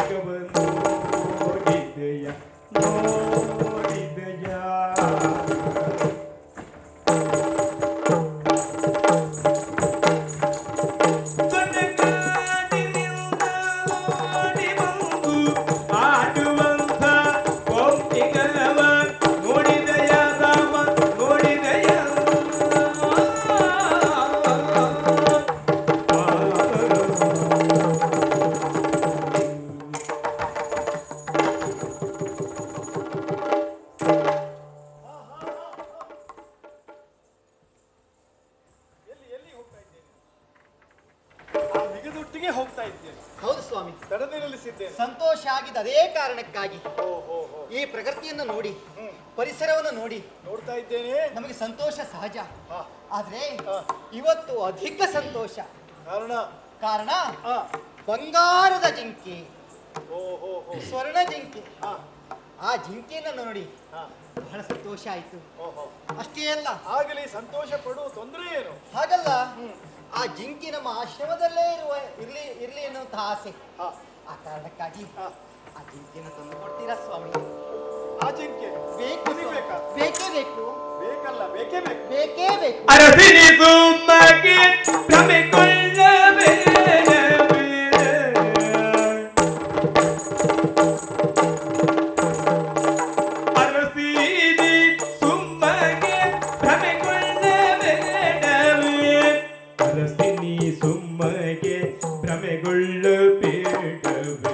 ಸರಸದ ನಿಗಮಲ್ಲಿದು, ಸರಸದ ಮಿಗ ಅಲ್ಲಿದು, ಸರಸದ ಮಿಗಮಲ್ಲಿದು.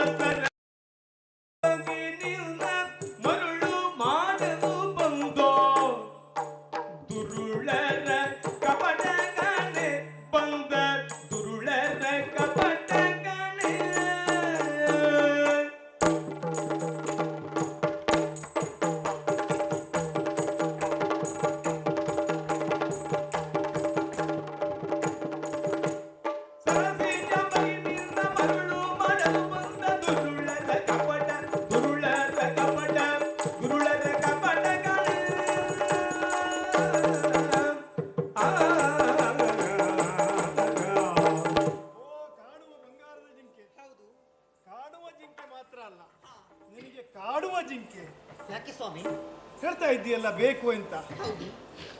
ಜಾನಕಿ, ಬಂಗಾರದ ಜಿಂಕೆ ಲೋಕದಲ್ಲಿ ಇರ್ಲಿಕ್ಕೆ ಸಾಧ್ಯ ಉಂಟಾ? ಸಾಧ್ಯ ಇಲ್ಲ. ಹಾಗಿದ್ರೆ ಅಪ್ರಾಕೃತಿಕವಾದದ್ದು, ಇದರಲ್ಲಿ ಮೋಸ ಇದೆ. ನಿನಗೆ ಬಂಗಾರದ ವಿಷಯದಲ್ಲಿ ಎಂದಾದರೂ ಕೊರತೆ ಆಗಿದ್ದುಂಟಾ? ಛೇ, ಸಾಧ್ಯವೇ ಇಲ್ಲ. ಹಾಗಿದ್ರೆ ಆದ್ರೂ ಇದು ಜೀವ ಇದ್ದ ಬಂಗಾರ ಅಲ್ಲವೇ? ಬಂಗಾರಕ್ಕೆ ಜೀವ ಇದೆ. ಹೌದು, ಅದರಿಂದಲೇ ಅಪಾಯ ಇದೆ. ಅಪಾಯವ? ಜೀವ ಇದ್ದವರಿಗೆ ಬಂಗಾರದ ಮೇಲೆ ಆಸೆ ತಪ್ಪಲ್ಲ. ಬಂಗಾರಕ್ಕೆ ಜೀವ ಬಂದರೆ ಜೀವ ಇದ್ದವರಿಗೆ ತೊಂದರೆ ಉಂಟು. ಓಹೋ, ಹಾಗೆ ಅಂದ್ರೆ ಅಪಾಯ ಅಂತಲ್ವಾ? ಇದರಿಂದ ಬಹುದೊಡ್ಡ ಅಪಾಯ ನಿನಗೆ. ರಕ್ಕಸರ ಮಾಯೆ, ಮೋಸ, ಇದು ಬೇಡ. ವಲ್ಲಭ, ಈ ಕಾಡಿನ ಮಿಗದಿಂದ ಯಾವುದೇ ಅಪಾಯ ಬರಲಿ, ಎಂತಾದ್ದೇ ಅಪಾಯ ಬರಲಿ, ನಾನು ನೋಡಿಕೊಳ್ತೇನೆ. ಹೌದಾ? ಹೌದು. ಈಗ ನೀವೆಲ್ಲ ಹಾಗೆ ಹೇಳುವುದು. ನಾನು ನೋಡಿಕೊಳ್ತೇನೆ ಅಂದ್ರೆ ಯಾರು? ಪಕ್ಕದಲ್ಲಿರೋ ನಾವು ನೋಡಿಕೊಳ್ಬೇಕು. ಅದೇ ಧೈರ್ಯ ಅಲ್ವೇ? ಏನೇ ಇರಲಿ, ಇದರಿಂದ ಅಪಾಯ ಇರುವುದರಿಂದ ಖಂಡಿತವಾಗಿಯೂ ಒಲ್ಲೆ ಬೇಡ. ನನಗೆ ಬೇಕೇ ಬೇಕು ಸ್ವಾಮಿ. ಹೇಳಿದನಲ್ಲ, ಇದರಿಂದ ಮುಂದೆ ತೊಂದರೆ ಆದೀತು ಅಂತ. ಎಷ್ಟೆಲ್ಲ ಲಕ್ಷಣಗಳನ್ನ ಪರಿಶೀಲಿಸಿದಾಗ ಅದು ಮೋಸದ್ದು ಅಂತ ನನಗೆ ಖಂಡಿತವಾಗಿಯೂ ಅರ್ಥ ಆಗಿದೆ. ನನ್ನ ಜೀವವೇ ಆ ಜಿಂಕೆಯ ಮೇಲಿದೆ, ನನ್ನ ಪ್ರಾಣವೇ ಇದೆ ಸ್ವಾಮಿ. ಪ್ರಾಣಕಾಂತ ನಾನಲ್ವೇ? ಅದಕ್ಕಾಗಿ ಹೇಳಿರುವಂತಹದ್ದು. ಪ್ರಾಣಕಾಂತ ನೀವು ಈ ಪ್ರಾಣವನ್ನ ಉಳಿಸಬೇಕು ಅಂತ ಆದ್ರೆ ಆ ಜಿಂಕೆಯನ್ನು ಹಿಡಿದುಕೊಂಡು ಬನ್ನಿ ಅಂತ. ಖಂಡಿತವಾಗಿಯೂ ಇಲ್ಲ, ಖಂಡಿತ ತರುವುದೇ. ಜಿಂಕೆ ತರುವುದೇ ಇಲ್ವಾ? ಇದು ಕೊನೆಯ ಮಾತಾ? ಕೊನೆಯ ಮಾತಾ? ಹಾಗಿದ್ದು ನನ್ನದು ಕೊನೆಯ ಮಾತು. ನನ್ನ ಜೀವವೆಲ್ಲವೂ ಆ ಜಿಂಕೆಯ ಮೇಲಿದೆ. ಒಂದು ಕ್ಷಣವೂ ಆ ಜಿಂಕೆ ಇಲ್ಲದೆ ಇದ್ರೆ ನಾನು ಬದುಕುಳಿಯುವುದೇ ಇಲ್ಲ, ಬದುಕುಳಿಯುವುದೇ ಇಲ್ಲ.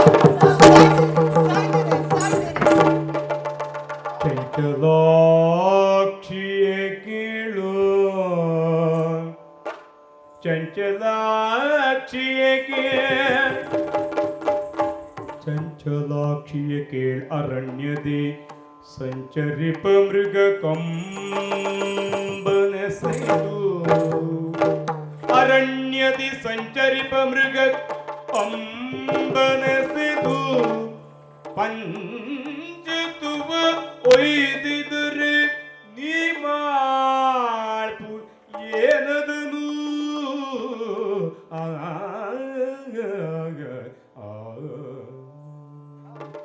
ಪಂಚಬಾಣನ ಪಿತನ ಕೇಳೋ ಹಸುವಂಚಿಸುವ ಮಿಗ ಮಡಿದುದಾದರೆ ಹಸುವಂಚಿಸುವ ಮಿಗ ಮಡಿದುದಾದರೆ ಕುಂಚುಕವ ರಚಿಸುವೆನು ಚರ್ಮವ ತೆಗೆದು ಪ್ರೀತಿಯಲೇ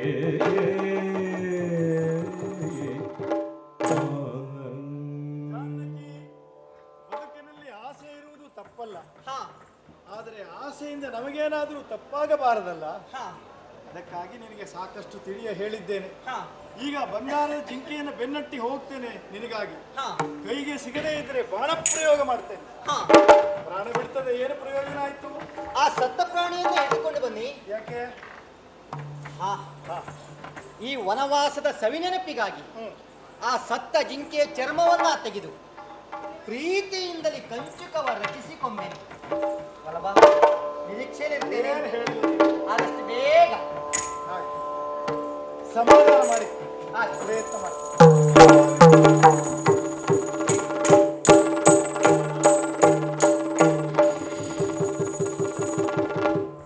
ಅನುಜ ಲಕ್ಷ್ಮಣ ಜನಕನಂದನೆ ಅನುಜ ಲಕ್ಷ್ಮಣ ಜನಕನಂದನೆ ಮೃಗ ಮನೋಜಿತ ಆದಳಲ್ಲಯ್ಯ. ಲಕ್ಷ್ಮಣ, ಅಣ್ಣಯ್ಯ, ಅವಸರವಾಗಿ ಬಂದೆಯಲ್ಲ. ಹೌದು, ಕಾರಣ ಮತ್ತೇನಲ್ಲ. ಬಂಗಾರದ ಜಿಂಕೆಯನ್ನ ನೋಡಿದೆ ನಿನ್ನ ಅತ್ತಿಗೆ, ಅದು ಬೇಕು ಅಂತ ಹಠ ಮಾಡ್ತಾ ಇದ್ದಾನೆ. ಓಹೋ, ನಾನು ತರುವುದಕ್ಕೆ ಹೋಗ್ತೇನೆ, ಕಾದಿರು. ಅಗ್ರಜ ವೀರ ಅಗ್ರಜ ವೀರ ಈ ಸಂತ ಕೆಲಸಕ್ಕೆ ಹೊತ್ತುಗ್ಗದಿಂದಲೇ ಹೋಗಜಾತಕ್ಕೆ ಶೀಘ್ರದಿಂದ ಅಣ್ಣ ಕಡುವ ಬಾರದೆ ಹೊತ್ತುಗ್ಗದಿಂದಲೇ ಹೋಗಜಾತಕ್ಕೆ.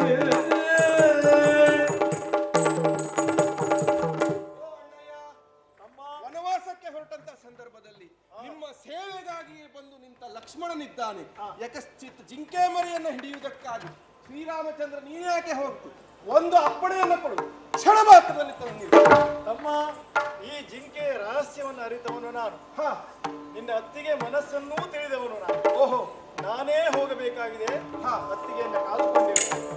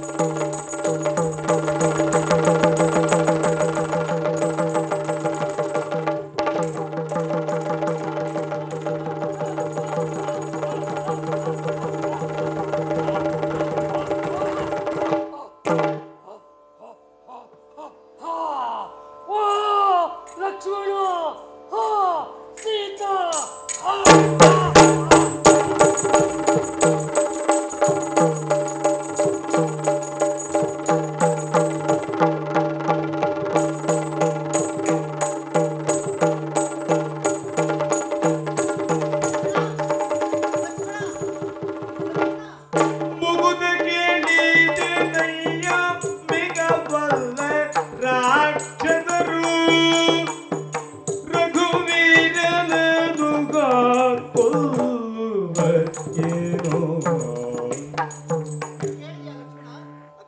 ಹಾ ಸೀತಾ ಹಾ ಲಕ್ಷ್ಮಣ ಎನ್ನುವಂತಹ ಧ್ವನಿಯನ್ನ ಇದು ನನ್ನ ರಾಮನ ಧ್ವನಿ. ರಾಮನಿಗೆ ಯಾವುದೋ ಅಪಾಯ ಸಂಭವಿಸಿದೆ. ಹೋಗು ಲಕ್ಷ್ಮಣ, ರಕ್ಷಣೆಗಾಗಿ ಧಾವಿಸು. ರಾಮನ ಧ್ವನಿಯಲ್ಲ ಜಾನಕಿ ನೀ ಕೇಳು, ರಾಮನ ಧ್ವನಿಯಲ್ಲ ಜಾನಕಿ ನೀ ಕೇಳು, ಯಾಮಿನಿ ಚರರು ಅವಸಾನ ಕಾಲದಲ್ಲಿ. ಹೊತ್ತಿಗೆ ಕೇಳ್ತಾ ಇರುವಂತಹದ್ದು ಆರ್ತನಾದವೇ ಆದರೂ ಇದು ನನ್ನಣ್ಣ ಶ್ರೀರಾಮಚಂದ್ರನ ಧ್ವನಿಯಲ್ಲ. ಆ ಮಹಾತ್ಮನಿಗೆ ಹೀಗೆಲ್ಲ ಸಾವು ಬರುವುದುಂಟೆ? ಸಾಧ್ಯವೇ ಇಲ್ಲ. ಮೇಲಾಗಿ ಅಣ್ಣನ ಆಜ್ಞೆಯಾಗಿ ನಿನ್ನನ್ನು ಕಾಯ್ದುಕೊಂಡಿಲ್ಲ ಇಲ್ಲಿರಬೇಕೆಂದು. ಹಾಗಾಗಿ ಇಲ್ಲಿಂದ ನಾನು ಕದಲಲಾರೆ. ಏನು ಲಕ್ಷ್ಮಣ ಮನದ ಯೋಚನೆ, ಅವರೆದುರಿಗೆ ಪ್ರಾಣ ಸಂಕಟ. ಏನು ಲಕ್ಷ್ಮಣ ಏನ್ ಹೇಳ್ತಾ ಇದ್ದೀಯ? ರಕ್ಕಸರ ಮಾಯೆ ಇದು. ವನವಾಸಕ್ಕೆ ನಮ್ಮೊಟ್ಟಿಗೆ ನೀನು ಯಾಕೆ ಬಂದೆ ಎನ್ನುವಂತದ್ದು ಈಗ ಸ್ಪಷ್ಟವಾಗ್ತಾ ಇದೆ. ಅಂದರೆ ರಾಮನ ಅಳಿದ ಮೇಲೆ ನನ್ನನ್ನು ಆಳಿಕೊಂಡಿರಬೇಕು.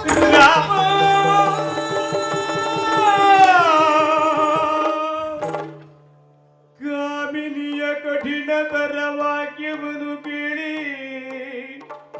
ರಾಮ ರಾಮ ರಾಮ ಎಂದು ಕರ್ಣವರಟ ಮುಚ್ಚಿ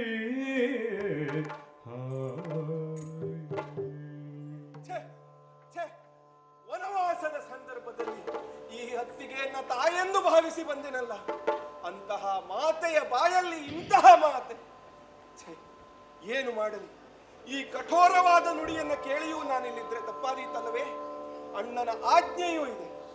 ಏನು ಮಾಡಲಿ? ಭೂಮಿಯೊಳಗೀಳಾಜ್ಞೆಯು ಬರೆದು, ಭೂಮಿಯೊಳಗೀಳಾಜ್ಞೆಯು ಬರೆದು, ಈಳಾಜ್ಞೆಯು ಬರೆದು ಈದ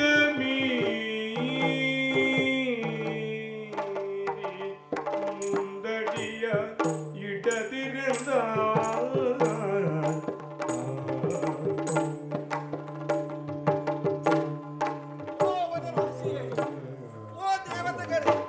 ನನ್ನ ಹತ್ತಿಗೆ ಆಕೆಯನ್ನ ಕಾಯ್ದುಕೊಳ್ಳಿರಿ. ಅಣ್ಣ, ನಿನ್ನ ಆಜ್ಞೆಯಿಂದ ಮೀರಿ ಬರ್ತಾ ಇದ್ದೇನೆ. ಕ್ಷಮಿಸಿ.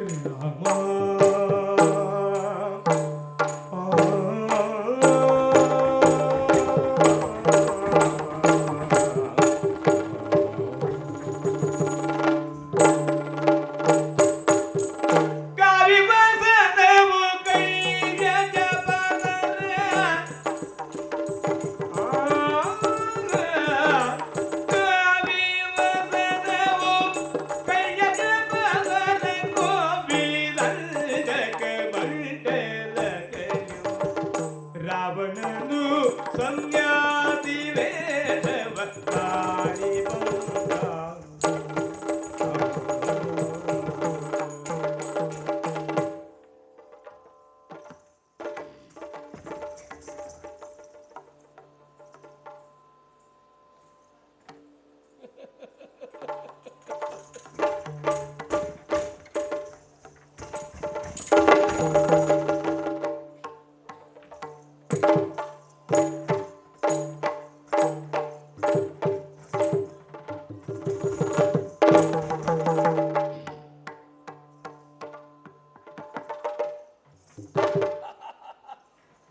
ಆಶ್ರಮದೊಳಗೆ ಯಾರಿದ್ದೀರಿ?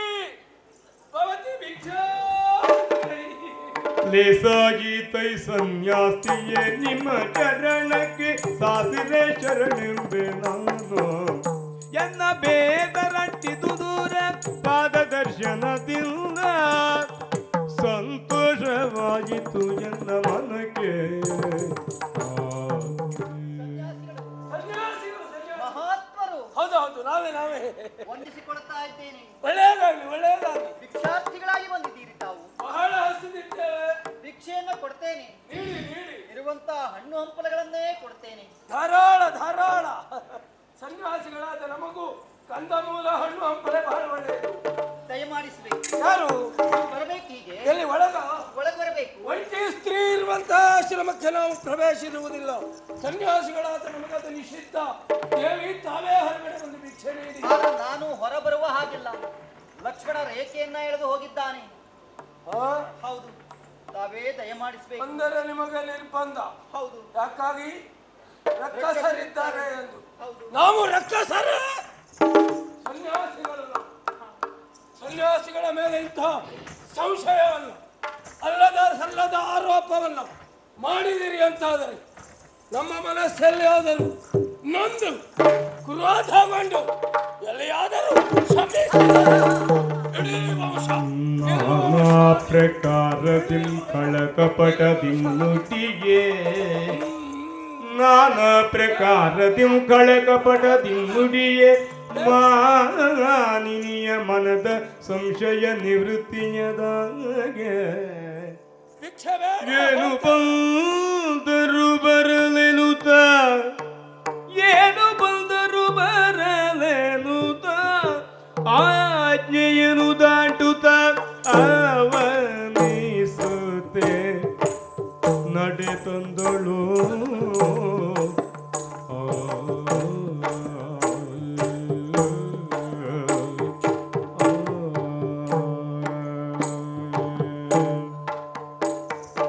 ಏನು ಬಂದರು ಬರಲಿರುತ್ತ ಆಜ್ಞೆಯನು ದಾಟುತ್ತ ಅವನಿಸುತ್ತ ನಡೆ ತಂದಳು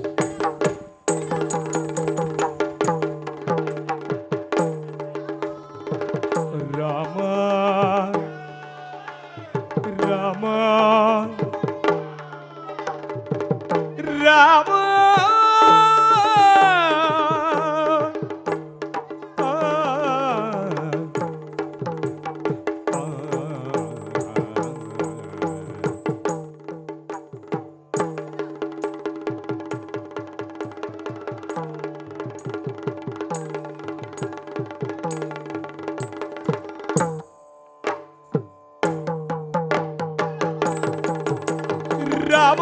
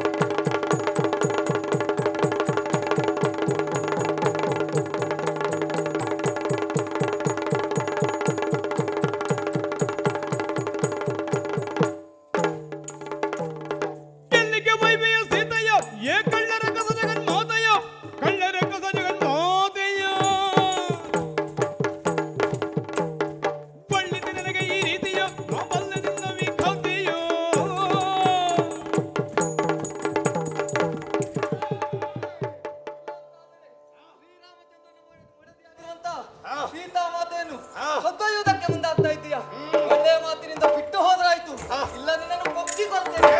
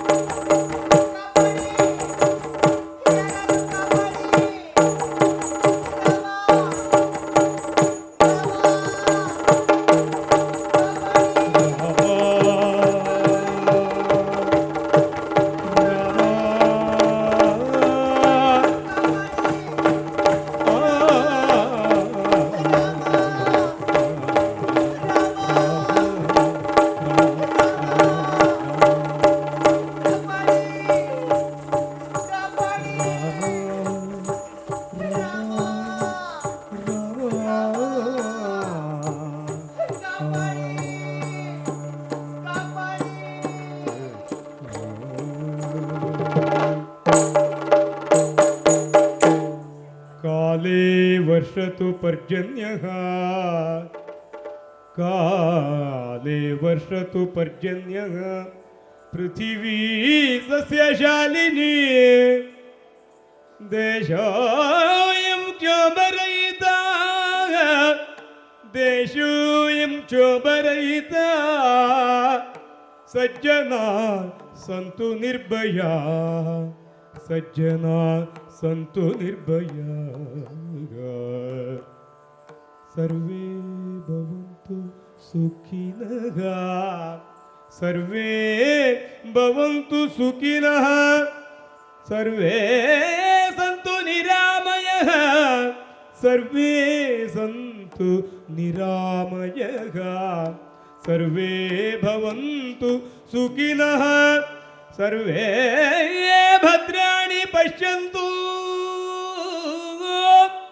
सर्वे भद्राणि पश्यन्तु मा कश्चित् दुःखभाग् भवेत् मा कश्चित् दुःखभाग् भवेत् मा कश्चित् दुःखभाग् भवेत्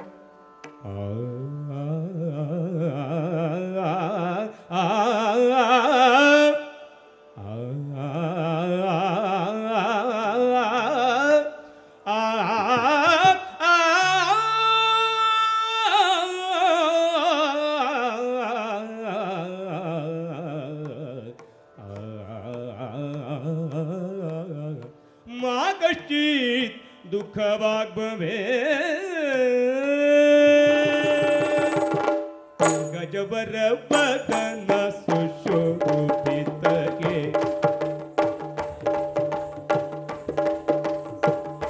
भुजगभूषण लम्बोदरगे सुजनोद्धारगे त्रिजगसुपूज्यगे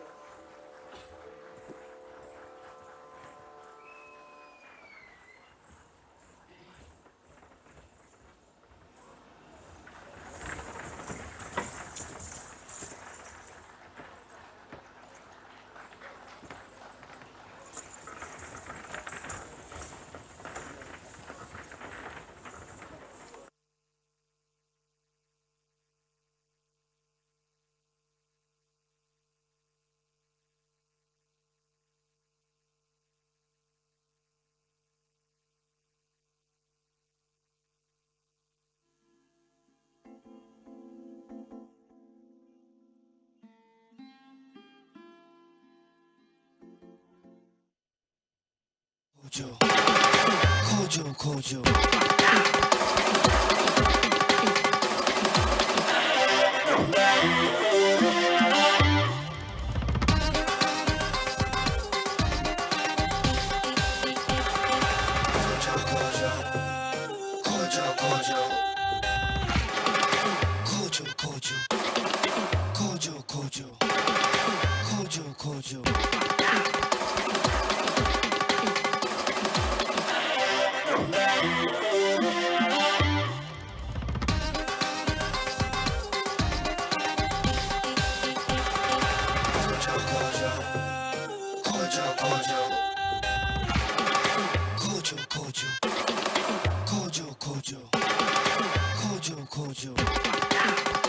How was the experience? So then express it. Put your hands together.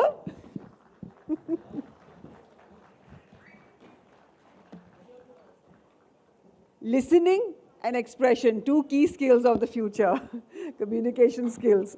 All right, we're heading into the closure for day one. We still have a long, long way to go to that, but we're almost sort of there. And what a day it has been, really, day one at Arth, a Culture Fest, promoted by Z, and it gets even better.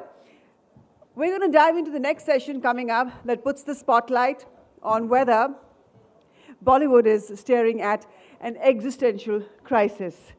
Now, being a huge fan of Hindi films, or other films from across the country, I find it difficult to say this on a stage that is being viewed by the nation, by the world, through live streaming, but when I think this is the truth.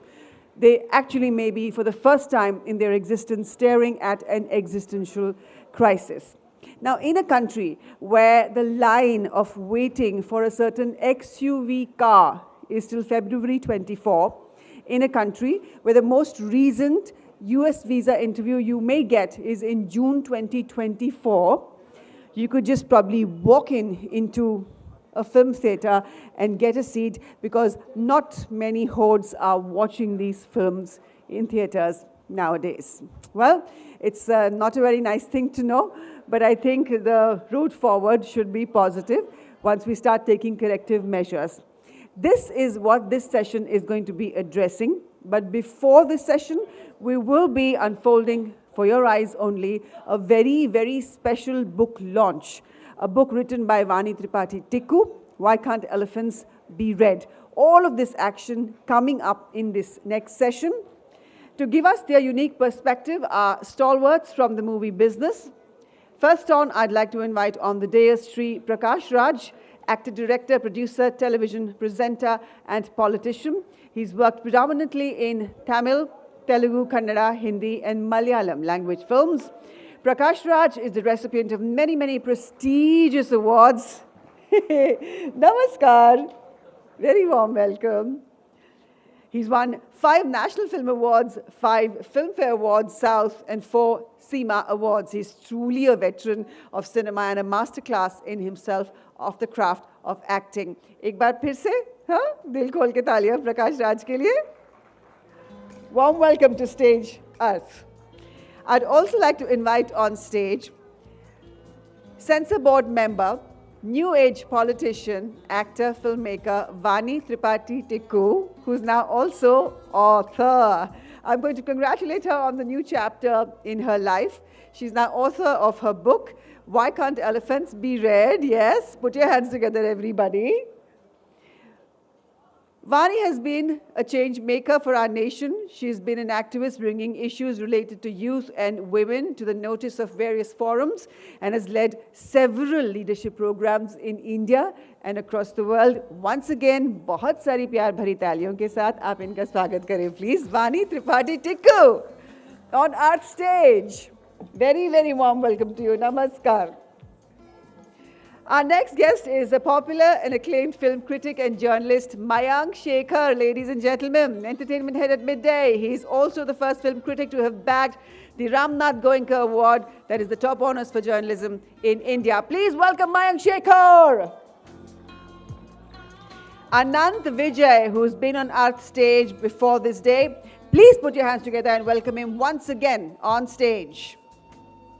We also have with us on the panel Sahana Singh, author, commentator, and journalist. And we also have with us Shefali Vaidya, popular author and columnist. Welcome to both of you. And moderating this hugely anticipated session is scholar Abhijit Iyer Mitra, senior fellow at the Institute of Peace and Conflict, with several publications to his credit. Very warm welcome to all the panelists of this session. I'm going to request you all to come together for the book launch of a very, very special book, ladies and gentlemen, that asks the most interesting question: why can't elephants be read? So I was talking to Vani earlier, below stage, and she told me how this book really was an ode to the last play that she performed when she was in NSD. It was Lal Lal Hathi, right, Vani? And how it stayed with her, and then how she went through a phase in life when she wasn't in India because of COVID, and her daughter, for nearly a year and a half, was brought up by a wonderful family of 12 Kashmiri Pandits. She's married into a Kashmiri Pandit family. And how this whole experience helped her pen this book, Why Can't Elephants Be Read? That's doing very, very well on bookshelves across the country. Ladies and gentlemen, let's put our hands together for Vani and look forward to the launch of this book at Arth Culture Fest, promoted by Z. Can we have the book, please?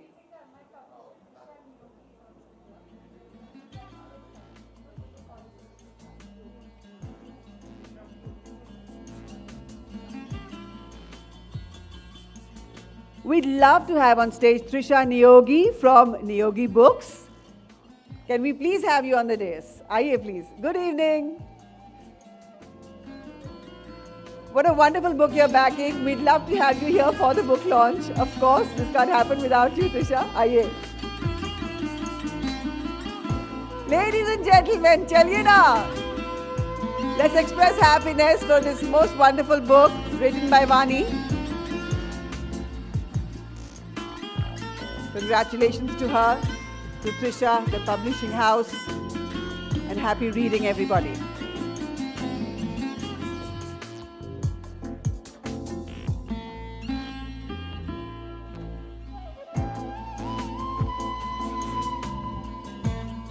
Thank you all, and congratulations. And now I'd hand over this session to the moderator, Abhijit Iyer Mitra. Thank you. Good evening. We are slightly late, so I'm going to try to make this as exciting for you as possible. The way we're going to start this, the way I thought we'd structure this is starting from Shahana ji, working our way in. Is Bollywood going extinct? And no matter what the provocation, I'm going to give you 2 minutes each.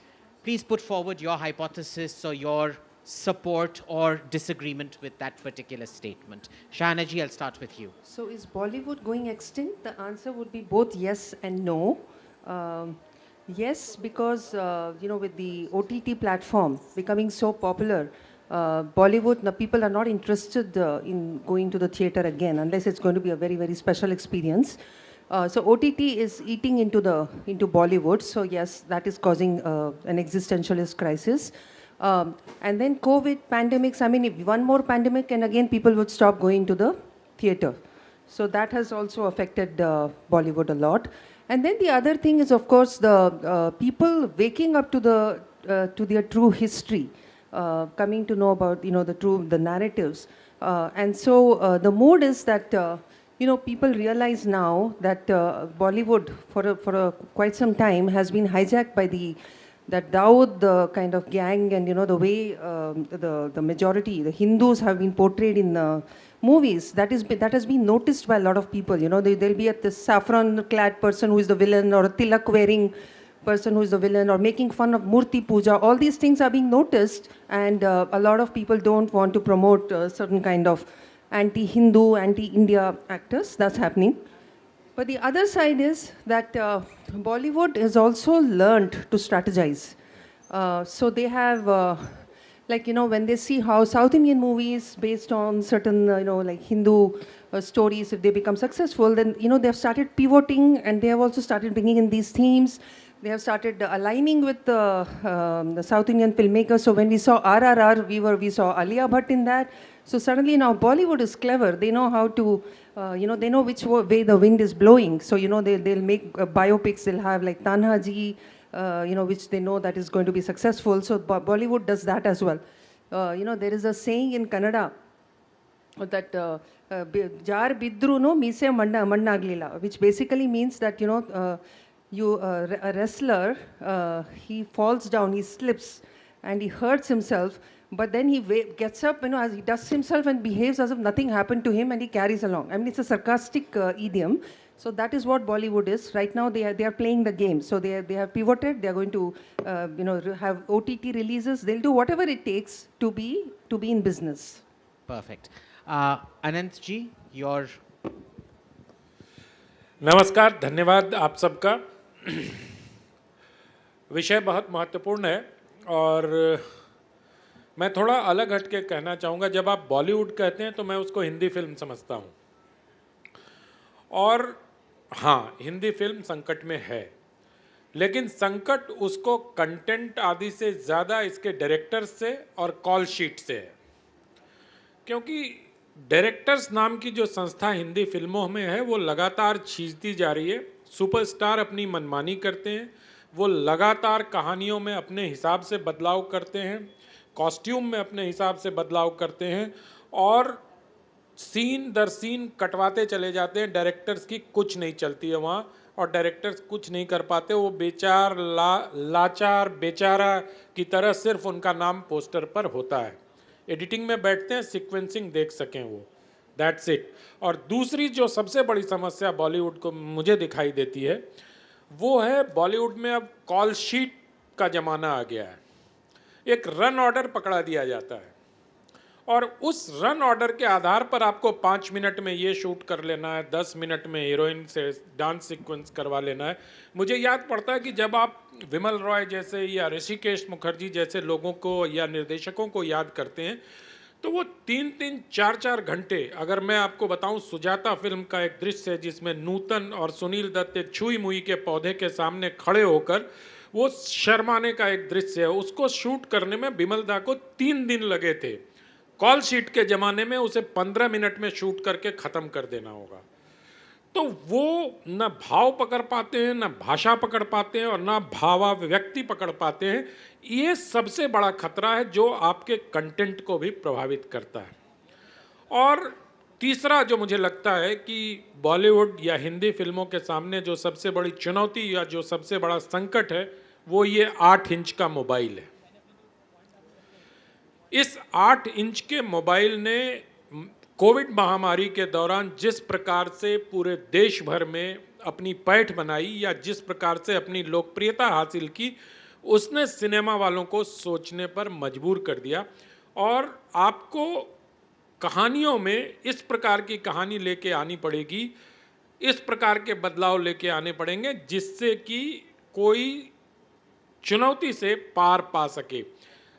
अंतिम बात मैं कहना चाहूँगा, एक तो ये टिक टिक घड़ी सामने चलती है ना तो दिल धड़कने की तरह होता रहता है कि अभी अभिजीत बोलेंगे बंद कर दीजिए, आपका समय खत्म हो गया।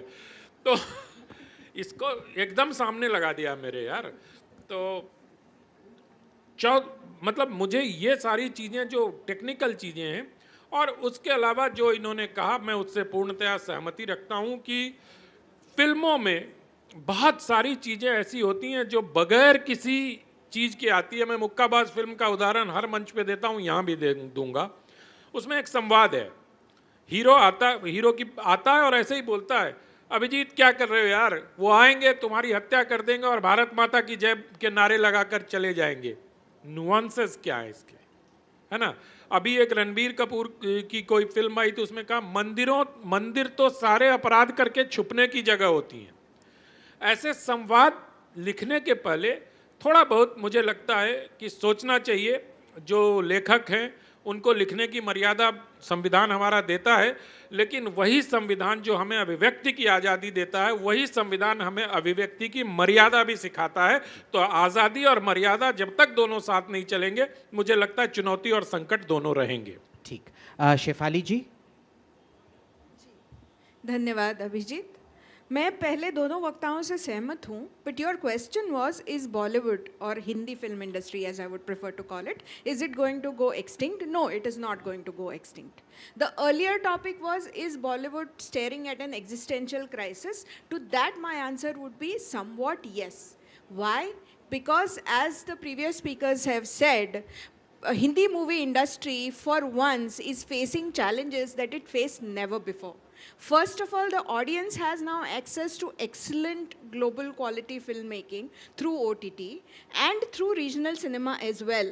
So it is not like the Hindi films are be all and all. तो हिंदी फिल्म जो बनाते हैं उनको सोचना ज़रूर पड़ेगा कि वो जनता जो मूवी देखने वाली है वो उनकी कंटेंट एक्सेप्ट करेगी या नहीं, या उनको anti Hindu, obviously anti Hindu content वो नहीं दिखा पाएंगे। फॉर एग्जाम्पल, दीपा मेहता की एक फिल्म थी फायर। वो film was based on same-sex relationship. It was based on a short story by Ismat Chugtai called Lihaf, and which is the filmmaker has accepted it. Now, Lihaf is a story about a same-sex relationship between one Begum Jan, who is the Begum, neglected Begum of some Nawab, and her servant called Rabbo. Now, Begum Jan and Rabbo have a same-sex relationship in that movie, in that story, because Begum Jan is bored with her life. Now, that theme has been taken into the movie by Deepa Mehta, but what names does Deepa Mehta choose to give her protagonist? They become Sita and Radha. Why? Why not keep Begum Jan and Rabbo as it is, as Ismat Chugtai has said? This is clearly an attempt to provoke Hindus, which they got away with it back then थोड़ा सा बहस हुआ, थोड़े से protest हुए, लेकिन वो movie चली, वो मूवी गई मूवी हॉल्स में. आज की तारीख में अगर वो मूवी रिलीज होती तो उसके खिलाफ जो माहौल था वो कई गुना ज़्यादा होता. And I can not predict what would have happened to that movie. So what I am saying is, in today's दौर no film maker will dare to make a movie like that, and it's a good thing. Thank you. Vani ji?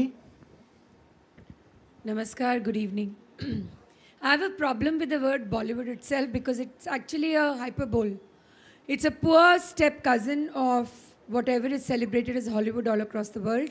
I think we should be talking about the Indian film industry, which is so many different nuances, genres, and types of, films which are made, whether Kannada, Tamil, Telugu, Odia, Bangla, so on and so forth. Number two, I think a very important question about the existential crisis would be the pandemic itself created a existential crisis for content creators all across the world. Since I sit on the Central Board of Film Certification, one thing that we always speak about is what was in your palm, which was, as Anandji said, the smartphone, immediately became the collective. Families were holed up inside, it was locked down, you could not have theatrical releases of films. It obviously changed the very way expression of content was done.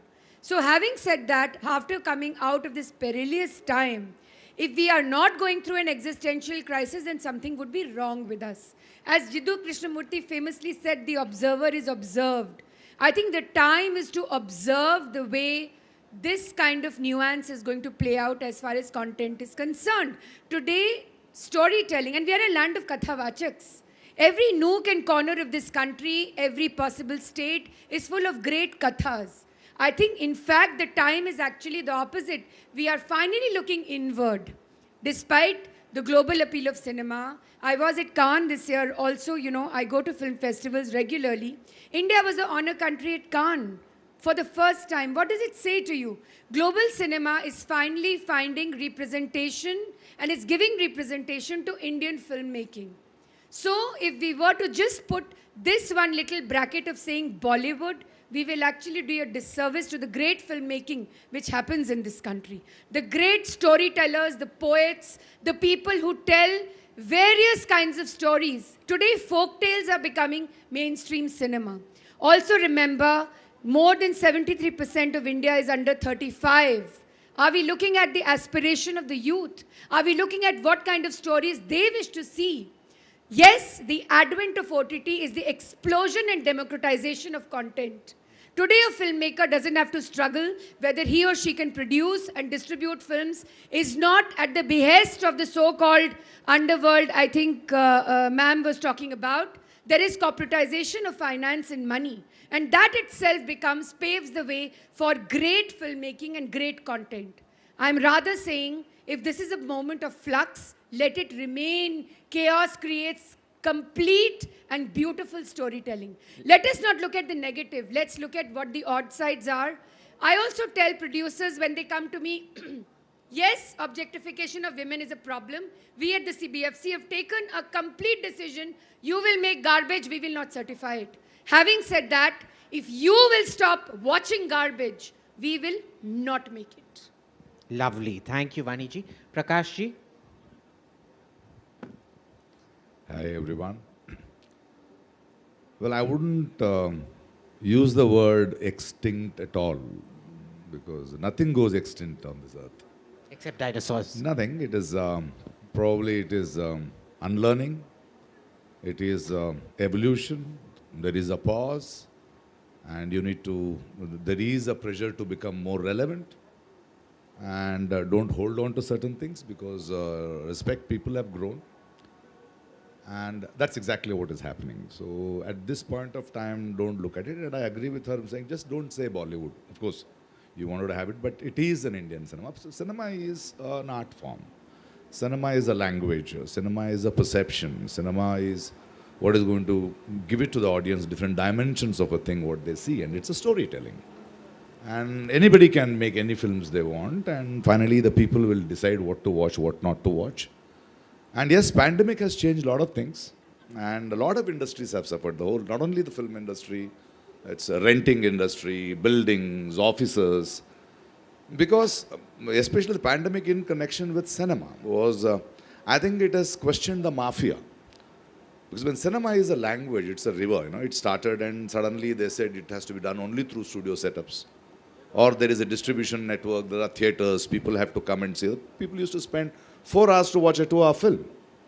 But now, because of the pandemic, when the mafia was stopped, the whole structure which owned, like somebody built a bridge and said you have to drink water only from this bridge. But then the people now started looking at content, and probably that opened up now because people are not just seeing films just because they want to see, they're seeing content, and language doesn't matter to them because they're able to exposed into different things because it was easy for them to access, and in their own time. They used to save their money, their time, and the taste, and like it's like a farmer, who farms and sells tomatoes at 15 rupees, and the consumer buys it at 45 rupees. Who ate the 30 rupees in between? That was questioned because of this, and I think it's a very healthy trend. If something is going, something is in a crisis, that means you need to be relevant, and there is a need for us to unlearn and look at it, and I think we need to go back to content because you can't keep taking audience for granted anymore.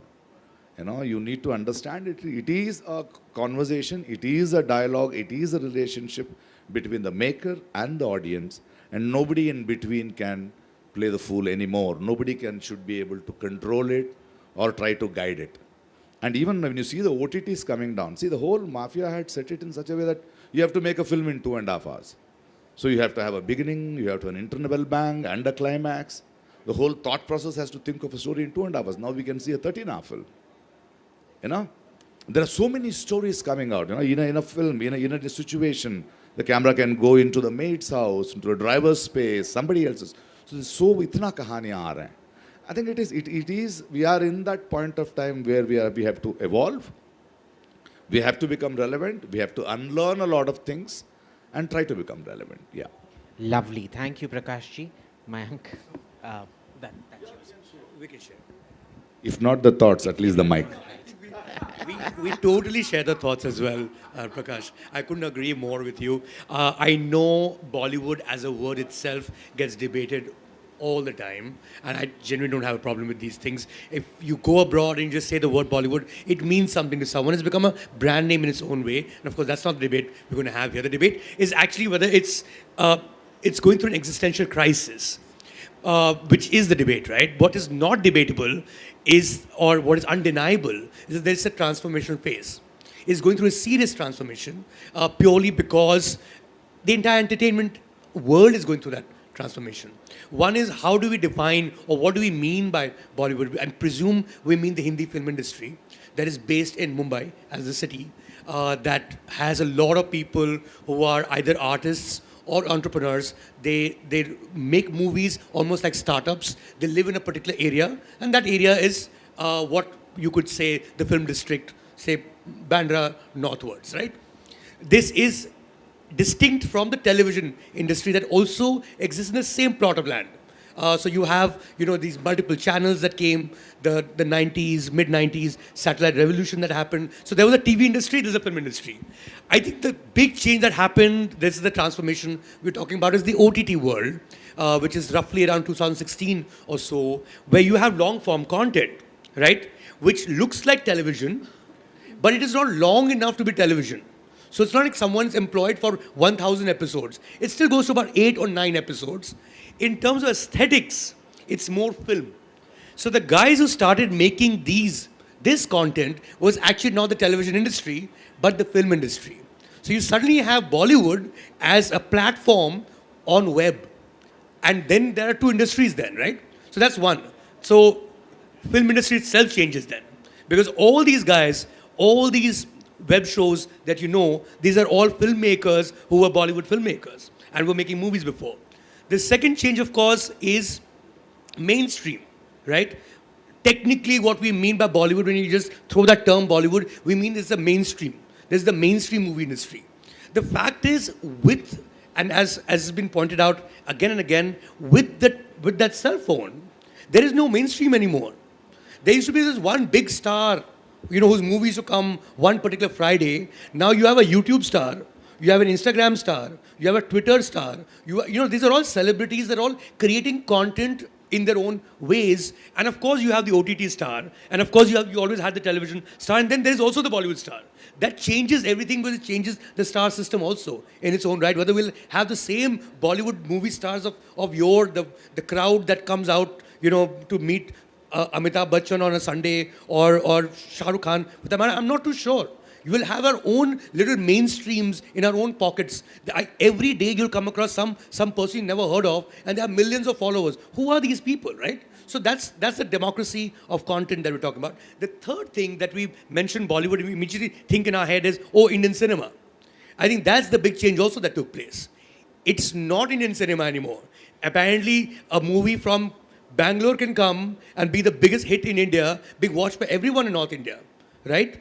So that is Indian cinema, KGF 2, 1400 crore. You can have a movie that comes from Hyderabad and cracks it in the market in the north. That's RRR for you, or started with Bahubali, didn't it? So this idea also, this perception that because you're a Hindi-speaking audience, you will only watch Hindi movies that were made in Mumbai city, therefore Bollywood movies, has also been completely dismantled. And I think that's a fantastic thing.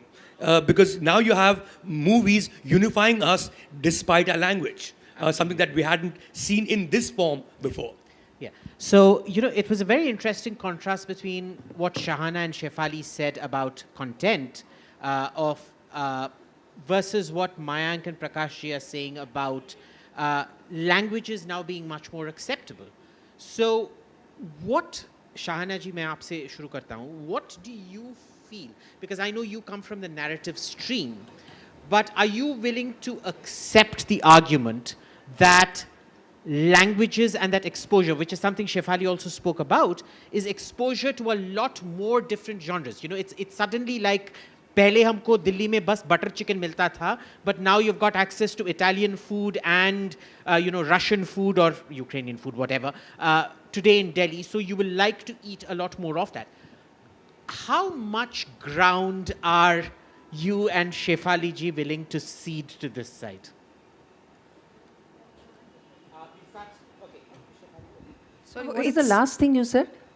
I wanted to know how much ground are you willing to cede to this side, which says it has a lot more to do with options on the table, though both of you also brought that. But what I'm curious about is the weightage you give to it. Because in your speeches, the two of you gave a lot of weightage to the narrative, whereas the weightage here was a lot more to choices, a buffet offered, and the medium. So, Shefali, we'll start with you. Okay, Shah. No, so when I gave a lot of weightage to OTT, so it was actually kind of there was that parallel. But how do you split that? Like, give me a percentage. But before that, I just want to say that Bollywood, I use the term Bollywood for movies after the 80s and 90s, whereas before that, the period of Nutan and Wahida and all those people, I call it Hindi movies. So now I love to call it Bollywood because it's that for me now. Okay. So, yeah, the choices, of course, when there are so many choices, and then the languages, yes, a movie like Kantara is now, it became a hit. Because, so now that language barrier has been overcome. So we have more of the movies that are dubbed in different languages, and they are accessible to the people. So now it's not just, the Urdu wood or Bollywood as it's called. Urdu wood is also another word for it, by the way. So we get to see the authentic, the movies from India, where you're actually, look at what happened in Kantara. I mean, small part of Karnataka, what's happening over there, you're getting to see that. So yes, that also is helping. That is helping in bringing out the true narrative of India's civilization, which is not helping Bollywood. Okay. So that is also, I would agree with that part. Right. But yes, the awakening of the Hindus is playing a role, because again, the same Twitter, the same Facebook, all this, the reason why all of us are being heard by so many people is that it's making sense to them. Why Shefali is having so many followers is because she's making an important point over there, right? That our true history, our true narrative has to come out. And so that is one of the reasons too. I mean, you will never know you can only conjecture at this point. True. But yes, the narrative does then, matter. Shefali, the question, the way I want to frame this to you is, there was also a call to boycott Pathan. There was the belief that it was somehow anti-Hindu. it did very, very well in the box office. So what happened to the entire narrative out there? I mean, somebody who was opposed to something anti-Hindu somewhere else should have seen to it that Pathan also bombed, and it did not bomb. See, what I'm trying to say is that audience demands and audience tastes have definitely shifted, definitely changed. I'm not going to talk about Pathan because I'm not sure how much of the success is limited to, paid reviews or marketing. Or I'm really not sure. It may be true, it may not be true. Yeah, it's all very nice to snigger, Mr. Raj, but I have a point. I have a right to laugh. No, you're sniggering, but that's okay. I can also snigger at you, but that's besides the point. The point I'm trying to make here is he spoke about languages giving an option. Movies like Kantara, movies like KGF, and movies like RRR work not because they are Telugu or Kannada or any other language. It is because, as Rishabh Shetty put it very eloquently, that Kantara is an Indian movie made in Kannada. So that is what is happening, and those movies, they were always connected to the soil. It's not like suddenly a KGF happened or suddenly a RRR had happened or suddenly a Kantara had happened. Language movies were always true to local culture. What is happening now is that with the opening of with subtitles, with dubbed versions or whatever. And earlier that class system used to be there. हाँ, Hindi movie और कोई star अगर Hindi movie में बड़ा नहीं बनता तो वो पैन इंडिया स्टार नहीं है. अब ऐसा नहीं है. Now Rishabh Shetty is a pan India star, even though his movie is in Kannada, and he has no qualms about it. So that has changed. That has shifted. I am not saying that the boycott Bollywood call should be given for every movie or whether it will work for all movies or no. That is not what I am saying at all. All of us have a right to say that, okay, this movie doesn't fit my sensibilities, so I am boycotting it. What about you? That is a democratic right that all of us have. Right. That is not the point. Sometimes it will work, sometimes it will not work. But the point is, nobody can dare to make a film like PK now and show Shivji the way it was shown in that movie and expect to get away with it. And that is what has changed. Fair point. And I'm going to take that to Anant Vijay ji and Vani ji. How much, a lot of the thing here is being there's a whole anti-woke movement coming out that feels that there's too much offense being taken to everything. And where would you, Anantji, draw the line? Kya hai jo bahut zyada ja raha hai into censorship, basically, like you see in America today, where हर चीज़ का pronouns लगाना पड़ता है, हर चीज़ में Oscar category में आजकल एक trans person होना चाहिए, एक gay person होना चाहिए, नहीं तो फिर आपको Oscar के लिए shortlist भी नहीं किया जाएगा. And at what point is it being sensitive to an audience? Content के साथ साथ इंटेंट का होना बहुत आवश्यक है. और मैं एक छोटा सा उदाहरण कंटेंट और इंटेंट का देना चाहता हूँ आप लोगों, आप सब विद्वान लोग बैठे हैं यहाँ. एक फिल्म आई थी चक दे इंडिया, याद होगा आपको, और प्रचारित ये किया गया था कि वो मीर रंजन नेगी की सत्य घटना पर आधारित वो फिल्म बनाई गई थी.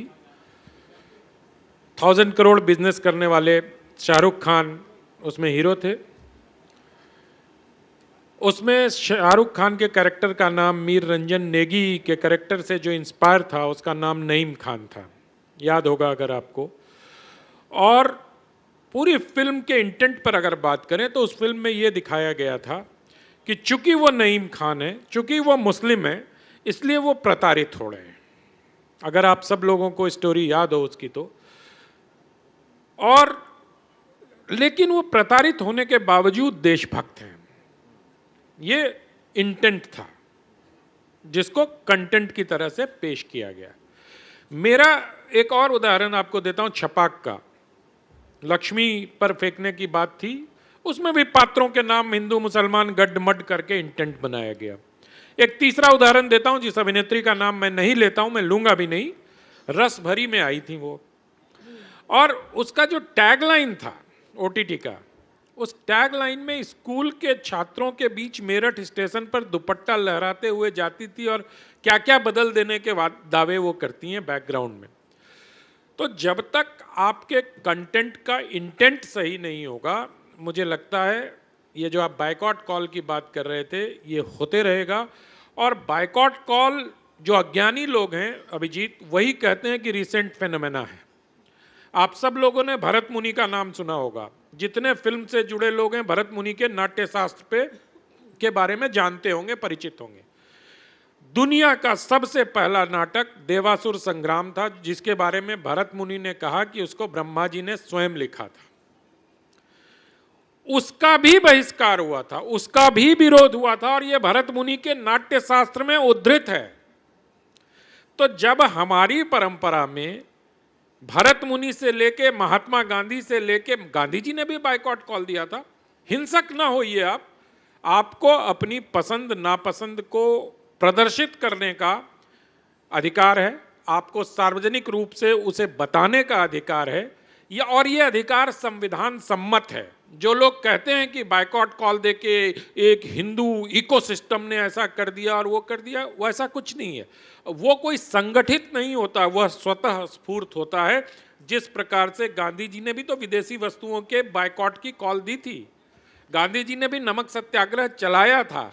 तो ये गांधी का देश है, ये संविधान से चलने वाला देश है, और गांधी और संविधान दोनों बायकॉट करने की हमें न सिर्फ सलाहियत देते हैं बल्कि परंपरा भी देते हैं। जी, thank you. So boycotts are very Indian. Vani ji, I'm going to change that question slightly for you because you brought in कि आप कैसे you will not certify a movie that say objectifies women, right? So that's not a boycott, that's kind of a certification thing. But let me ask you this: जहाँ इस देश में there is an urban India where sexual intermingling is a lot, gender intermingling is a lot more common, as opposed to say a rural India where gender segregation is probably practiced a lot more.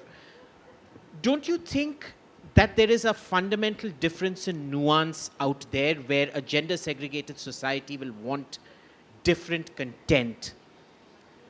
And is it fair to be not certifying what that market wants? Well, then make the porn industry universal and decertify it and let it. I mean, Gulzar Saab famously said, and I'm on quote here, that if there is no central board of film certification, then everybody will just be making and producing porn. But it's not as simplistic as this, Abhishek. Let's seriously look at what we are talking about. I do want to react to the woke and the anti-woke part that you said before. There is also a word inclusion, and inclusion has to be universal. If there is a LGBTQ plus right movement and a Me Too movement, and there are many things which has brought in the West to start to understand sensibilities and sensitivities of portrayal, we as a country are also a dynamic process. And when I say that objectification of women, where is the gaze of the camera is what is important. Is it between the legs of a woman? Or is it a top angle shot which is talking about criminology and what happens to women when they are sexually harmed? So exactly when you certify films, the gaze is what is important. Frankly, I am the junior most veteran on the Central Board of Film Certification. I've survived, 2 regimes. One thing I can tell you, it is not a very easy process to certify. It's highly democratic. There are about 8 people sitting in the room with me, and I am bound by the redundant act of 1952, the Cinematograph Act. If there's no consensus of certification, the film will not certify. But on record, I'm saying it, there is no word called ban which we can do. So I'm saying there's a constitutionally compromised body, constitutionally put in, not comprised body. Comprised. And when there is a constitutionally comprised body, let them do their work. For the first time, there's a board, there's a Gautami, there's a Vidya Balan, there's a former director of the National School of Drama. Every single person in the board is from theatre, film and literature. At least have some respect towards what they do.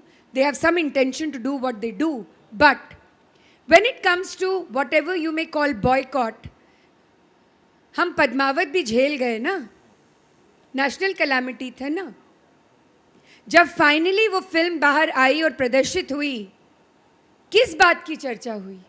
क्या उन बातों की चर्चा हुई कि ये film किसी इतिहास के किसी रूप को खंडित करती है, या ये उस चीज़ की प्रतिमूर्ति है जिसके बारे में 11 महीने तक इस देश में लगातार चर्चा होती रही? So finally all I'm saying is, yes, I have the right to feel offended if you have the right to offend, I do. But when it comes to the collective, why do you have only theatrical certification of films? Then you should be certifying everything, na? You're not.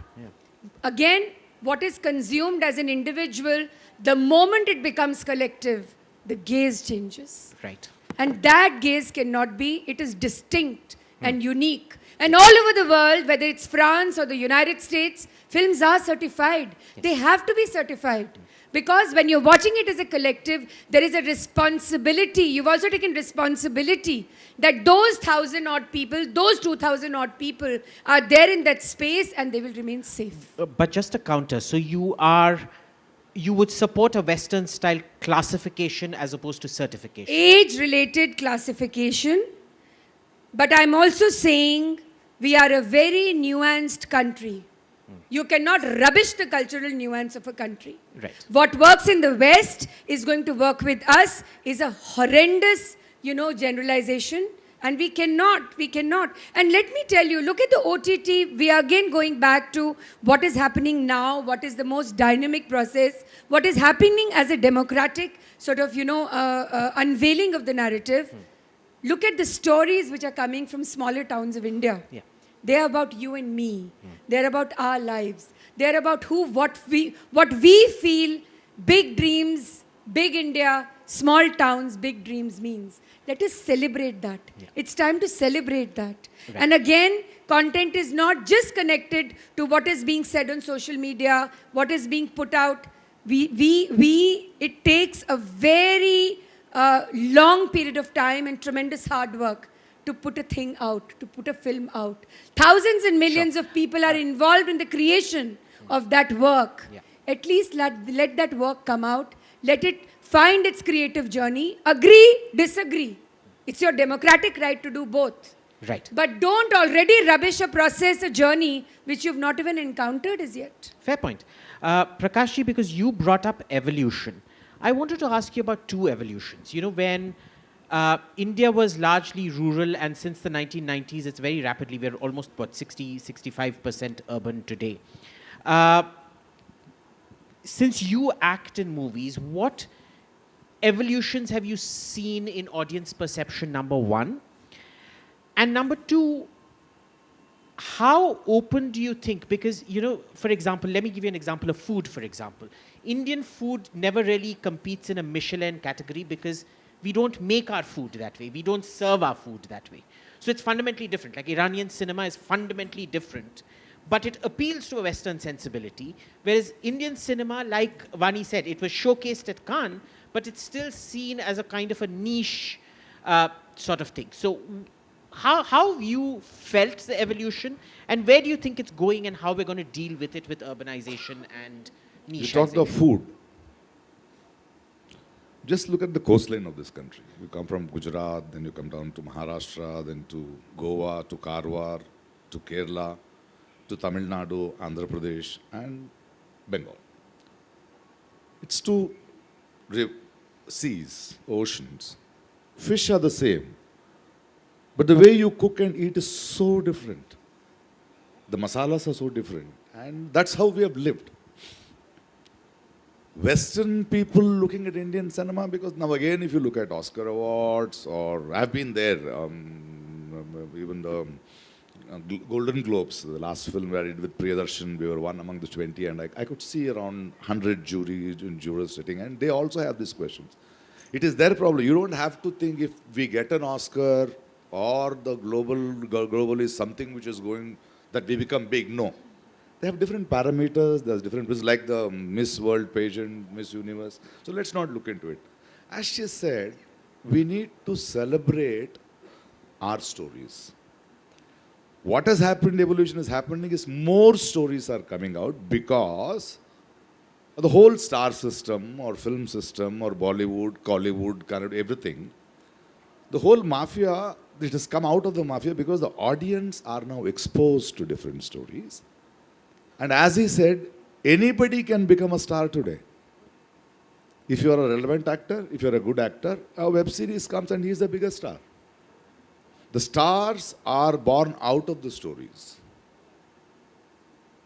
That's what is happening now. And that evolution I'm seeing, and me being an actor myself, in working in 5 different languages, 6 different languages, in the so-called pre-pandemic era, I used to get few films like Kanjivaram or Iruvar or sometimes to do once in a way, but they never ran in theatres. They were good films because there was no space for them in the theatres. But now with the sort of different stories, a Bengali writer, a Marathi writer, yesterday there was a Marathi writer, there was an Oriya film, they are going to come and meet me now. And I look at them, I have realized that in this whole system where I was, I am starting unlearning how to act because I'm living different stories. It's challenging for me to see the nuances because I have never in the 3 decades of my career as an actor had never tried such nuances, such stories, such beautiful music of different languages. And that is something which the evolution is what I'm seeing, and I'm very, very happy about it. And I'm so proud of me because in spite of being in cinema, because of my literature, because of my movements, because of my poetry, because of my exposure to theatre, that I'm able to still be relevant and they're still coming up to me so that I can tell their stories. And that is the evolution I'm finding it at the ground level. Lovely, thank you. Mayank ji, for you. You were talking about how things have changed, how this sort of TV series have now got a much higher production quality, which kind of eats in. It struck me, the parallel to me was Twitter, that 140 characters did not finish off long-form writing, but it did change long-form writing a lot. So let me pose the counter to you. Netflix posted very significant losses this year and the previous year as well. So clearly things aren't working out there either. But going forward, how do you see this entire thing progressing? Is it going to be constant chaos which produces creativity? Are you seeing an end point to this? I mean, it's evolution, right? And I'll completely agree with Prakash. Literally every element of entertainment, media, technology is based on evolution. I just want to, before I answer your question, there's a couple of things. One, you mentioned about how Iranian cinema caters to the Western gaze, and it is a kind of Iranian cinema. So the first time I went to Tehran, the first thing I wanted to do was watch a movie in Tehran, and they watch the same masala movies that we watch here. The public watches the same, they want the same entertainment. Then there is the other Iranian cinema that the world consumes, and earlier used to consume in film festivals. I think art house will become the new cool very soon because access has become possible. So we will all watch it now, right? And just to also, Anandji, you cannot compare boycott of British goods to boycott of Hindi movies. Economic ruin of your fellow citizens is not the same thing as boycotting an imperial rule. So let's not confuse. Gandhian boycott is very different from ये film मत देखिए आप. ये fellow nationals यार, उन्होंने मेहनत किया है. प्रतिभटन, प्रतिरोध, 2 चीज होते हैं ना. प्रतिरोध is more, beautiful. Yeah, but at the same time, I think it's totally legit for someone who has seen a particular film, whether it's a Chak De India, and made observations. I don't think he was equating boycott of British goods. I think it was more of a cultural argument that boycotts I just think, he's saying that the idea of being able to disagree with something is empirical in this country. We were a British colony and we used to respond, even then aggressively to things we did not agree with. That's what I thought Anandji was saying. The point I was trying to make was that there is a creation or a product, there will be consumers of that product, they will have issues with it, and they will say it loud, whether you have a problem with a film Fire or Chak De India. I think that should be important. I should be able to say it. Where I'm asking others not to do something, it's beyond me why you would do that. And I think, and again here, and of course you will respond to me, Anandji, but I thought that there was an ecosystem there. Because that argument started with a simple idea of कि भैया ये जो बम्बई के लोग हैं, ये कुछ film families हैं, ये चलाती हैं, nepotism है, and it's wrong. It started with that, right? But then in that case, you use the same logic. You should not watch Telugu movies. 7 film families run in Hyderabad, run the entire film industry, right? But So who are these people who only have a problem with Hindi movies? Because that problem of nepotism is actually much bigger down south. Yes. But they don't seem to ever boycott any South movie that I know of, right? So, if we keep looking at pro and anti, then I'll say that these people are anti-Hindi. Hindi cinema ke piche pade, they are anti-Hindi people. What are they doing? They're trying to ruin a Hindi film industry of a language that we all love, right? So that is I think that still exists largely in the social media space. Right. I don't think that has a real, because people will go and watch something that they find entertaining. Netflix, if I were to make Nobel Prize more relevant, I'd give a Nobel Prize to Netflix. Really? Yeah. Okay. They have singularly, and it could be multiple things that happen one after the other, they have singularly united the world to look at cultures and completely niche worlds and look at cultures and change the way we look at the world now. It started, and it's just this whole binging culture, right? Yeah. They destroyed this notion that we have very low attention spans. They came up with a House of Cards. They put all the episodes in one go. That was the first binge show in the world, right? Apparently, we can't watch more than 2 hours of a film. We have to cut down length from 3.5 to 2, right? Now we can watch 18 hours straight. Yeah. 3 seasons gone. That's one. Second, we were told, the whole world told us that we only respond to our language. Nobody has ever complained about Narcos being in Spanish. Nobody has ever talked about how Squid Games is in Korean. Yeah. It makes no difference to anyone's life that Money Heist is in Spanish. Has been watched by people across this country and the world. And so if there is a platform that facilitated that, that made the first move, I think they did something beyond what technology and entertainment is capable of. They brought us together in ways that we could not have imagined before. Of course, internet has a lot to do with it and all those other things. In terms of whether it's doing well in India or not, I think the fact that all these things can become global mainstream makes me really happy that you can have a Sacred Games in India where 2/3 of its viewership comes from outside India. Yeah. It gives content creators here a chance to immediately reach 190 countries of the world at the same time. I think it's fantastic here. We need to stop looking at this is just Indian or that is just, because that is not how the world is consuming content these days. Lovely. So we shall move into very quickly. I'm going to give you just 1 minute each because we're cutting into audience time. It's time for audience questions. Yeah. हाँ sir. एक करके. हाँ. नहीं आप बोलिए. नहीं आपका नाम लिया था ना बॉयकॉट. धन्यवाद वानी जी, मैं अपना बचाव करने के लिए सक्षम हूँ और मुझे लगता है कि मयंक ने जिस प्रकार की प्रतिक्रिया दी और राज साहब ने प्रतिरोध और समरोध पता नहीं क्या 2 शब्द बोले, यहाँ तक आवाज़ नहीं आई उनकी। ऐसे इनकी संवाद अदायगी बहुत अच्छी है।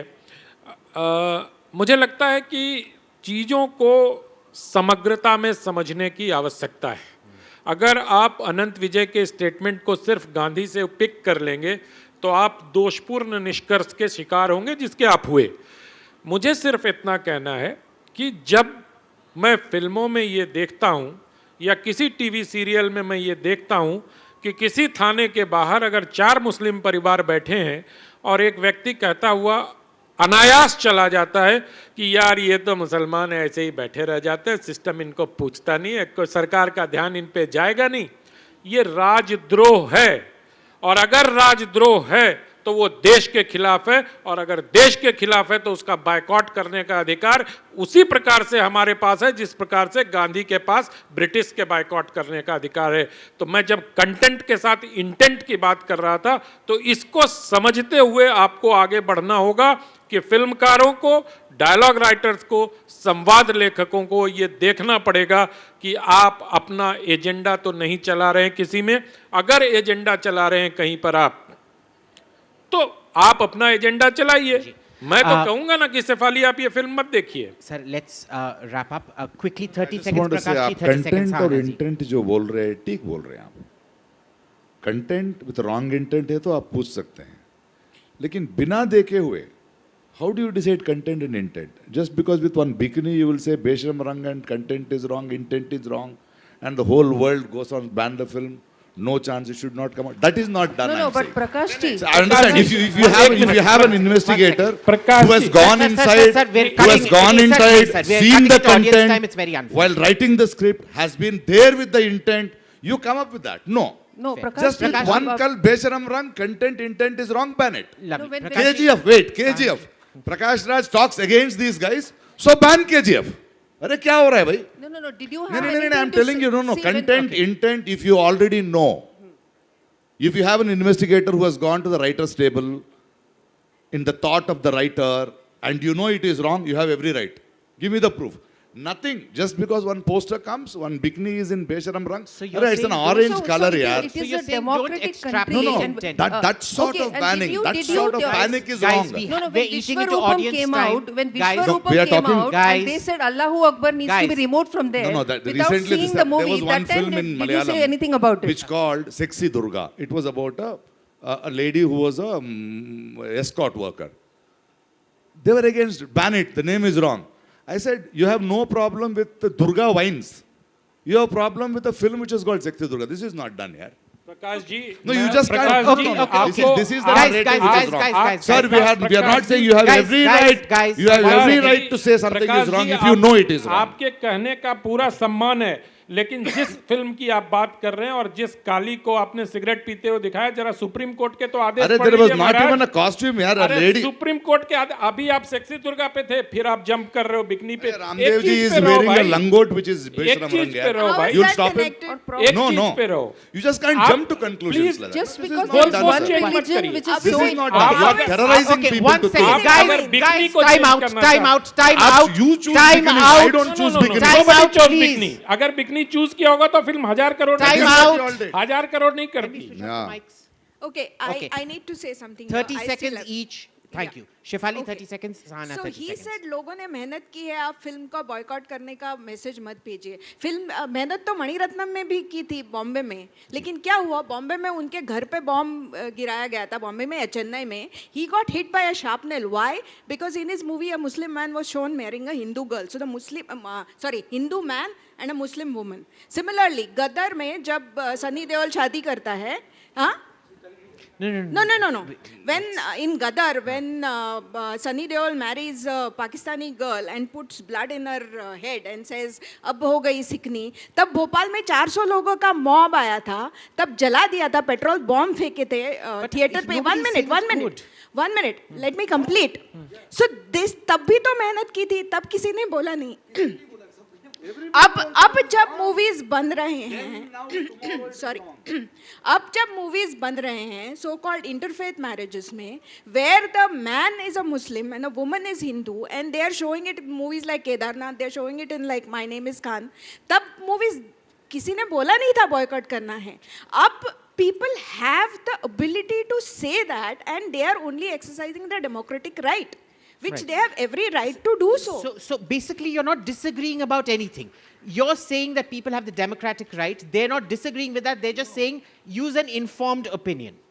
Watch That's it. fair enough. Fair He's enough. saying let the movie come out and then you react to that. Right. So then they have already then Right. So, but not- why? I mean, if here's from the thing. name of the book. Sahana, I think the point here is it okay to take a movie boycott without understanding, without knowing the content?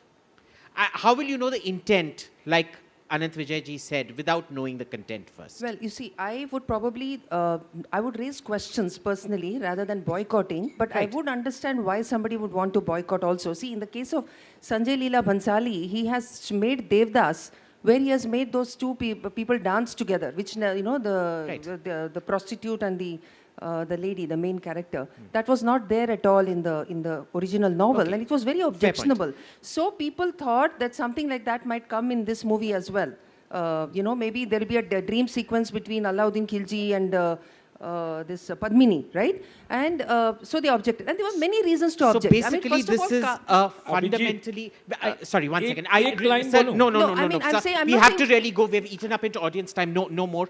We're going to go to the audience. But generally, this is a fundamental. We're not going to be able to bridge this gap. This is not one debate that is एक going line to settle. बोलते, एक Sir, line. एक second, sir, एक second, please, पूत के पांव please. पलने में दिख जाते हैं, इसलिए कंटेंट देखने के लिए ट्रेलर देखना भी काफी है। ठीक है, okay. Let's go to the audience questions. How are we doing the audience questions? I'm sorry, I can't see anything. I'm just going to stand up. This is not an ideological debate we're going to get over. One is preemptive and the other is post facto. That's an ongoing debate in everything, including the use of force. It's the most important thing about the UN's use of force doctrine. I can't see your hands go up. किसका हाथ है? हाँ, चलिए, question पूछिए. Sir नमस्कार, मैं वैभव please direct your question किसी एक बंदे को पूछिए, प्लीज. सर अनंत सर से को मैं धन्यवाद देना चाहता हूं, उनकी बात से मैं सहमत हूं. और सर ये जो पोस्टर में भी आजकल कब्जा हो रहा है, मतलब मैं देख रहा हूं जैसे आपने कहा ना कि जो स्टार होते हैं वो ना सिर्फ डायरेक्टर पर ना सीन कटाते बल्कि आजकल पोस्टर भी मतलब सिंगल फेस के होने लगे हैं. पहले क्योंकि फिल्म टीम वर्क है, तो सर ये कहाँ लेकर के जाएगा? मतलब हम लोगों को तो मतलब दिमाग में वही डाला जा रहा है जो उनके मन का है. डायलॉग्स भी वो ये कहते हैं कि हमारे हिसाब से कहानी लिखो, इस तरह से. Right, thank you. Anant sir, आप बोलूं सर? हाँ जी, बोलिए सर. मैं तो भाई पहले ही थोड़ा टेक्निकल चर्चा करना चाहता था, लेकिन भाई लोगों को मंजूर ही नहीं था कि कोई गंभीर बात कर लो. सर हम लोग सुनना चाहते हैं सर. जिस प्रकार से निर्देशक नाम की संस्था लगातार छीजती चली जा रही है, उनकी वक़्त कम होती जा रही है. कोई स्पॉट बॉय होता है, उसको किसी चड्डा नाम की फिल्म में या एक दूसरी फिल्म जो अभी हुई उसका मतलब किसी को भी डायरेक्टर बना दो और उसके बाद अपने मन की करो. तो ये जो प्रवृत्ति है, इस पर बहुत गंभीरता से हिंदी फिल्मों में विचार किया जाना चाहिए. मैं जानता हूं एक फिल्म ऐसी बनी है, डायरेक्टर आंसुओं से रो रहा है बेचारा कि एक सुपरस्टार आया और उसने पूरी फिल्म कटवा दी, अपनी मूछें छोटी करवा ली, अपने को 10 साल पहले उनका बनवा लिया. तो ये सारी चीज़ें जो हो रही है हिंदी फिल्मों में, ये सबसे ज़्यादा बड़ा खतरा है. लेकिन ना तो उस पर कोई अभिनेता मुंह खोलेगा, ना कोई छोटा मोटा निर्देशक मुंह खोलेगा उसके बारे में. लेकिन जैसा कि हिंदू समाज में होता रहा है, वैसे ही हिंदी समाज में भी होगा कि रिफॉर्म अंदर से ही आएगा. कोई ना कोई राजा राम मोहन राय आएगा जो ये रिफॉर्म करेगा. Thank you. If you can no more questions, please hand over the mike to the next person. Thank you. बात कर रहा था sir. Next. Hello everyone, I am Kunal. Prakash sir, this question is for you. We admit that Bollywood is going through a crisis right now. Therefore, makers of the movie are injecting aspects of religion and patriotism in it. So, how far that would help Bollywood revive? Thank you. Prakash sir? Selling doesn't revive anything. Will buying pakoras, making pakoras give you a job? See, they will try to because of the ecosystem what is there, and if people are looking at putting in religion, films may work, somebody will come to make money out of it. But finally, will it sustain? Will the people see? You know, everybody who wants to make business, today even nationalism has become a business, isn't it? Exactly. So everybody wants to do some certain propaganda films. Somebody wants to do left films, somebody wants to do right films, somebody wants to put their ideologies and do films. Everybody has a right. Finally, the audience, the people, and to what extent that it becomes relevant is what is going to happen. People who want to make will keep making films like that. Thank you. It's okay. Thank you. If you can pass the mic on. And you to can't the stop lady. them from making it. If somebody is doing a propaganda film, we say don't ban it, let it come out. Let it come out. Everybody's intention, everybody has a reason to tell a story. If somebody wants to tell a religious story, he should make a film to make a religious story. He has the right to tell the film and the audience will watch it. As simple as that. The same way somebody doesn't want to make something else wants to make, you have to let them also make those films, right? Right. Ma'am. Hi. मेरा नाम अनामिका है. मेरा सवाल बॉलीवुड से. Speak up a bit. We can't hear you. Hold it closer. Hello. Yeah. हाँ. मेरा सवाल बॉलीवुड वालों से है. नहीं. Who one? You choose one person to answer your question. हाँ. Who? प्रकाश राज जी. हाँ. बॉलीवुड वाले तो एक ही हैं भैया. आई थिंक हमें बॉयकॉट वालों को ब्रॉड ब्रश नहीं करना चाहिए. अभी कोई भी मूवमेंट होती है उसमें लॉजिकल आर्ग्यूमेंट्स भी होंगे, स्टूपिड आर्ग्यूमेंट्स भी होंगे. हर मूवमेंट की नेचर ऐसी हो जाती है जो मास मूवमेंट बन जाती है.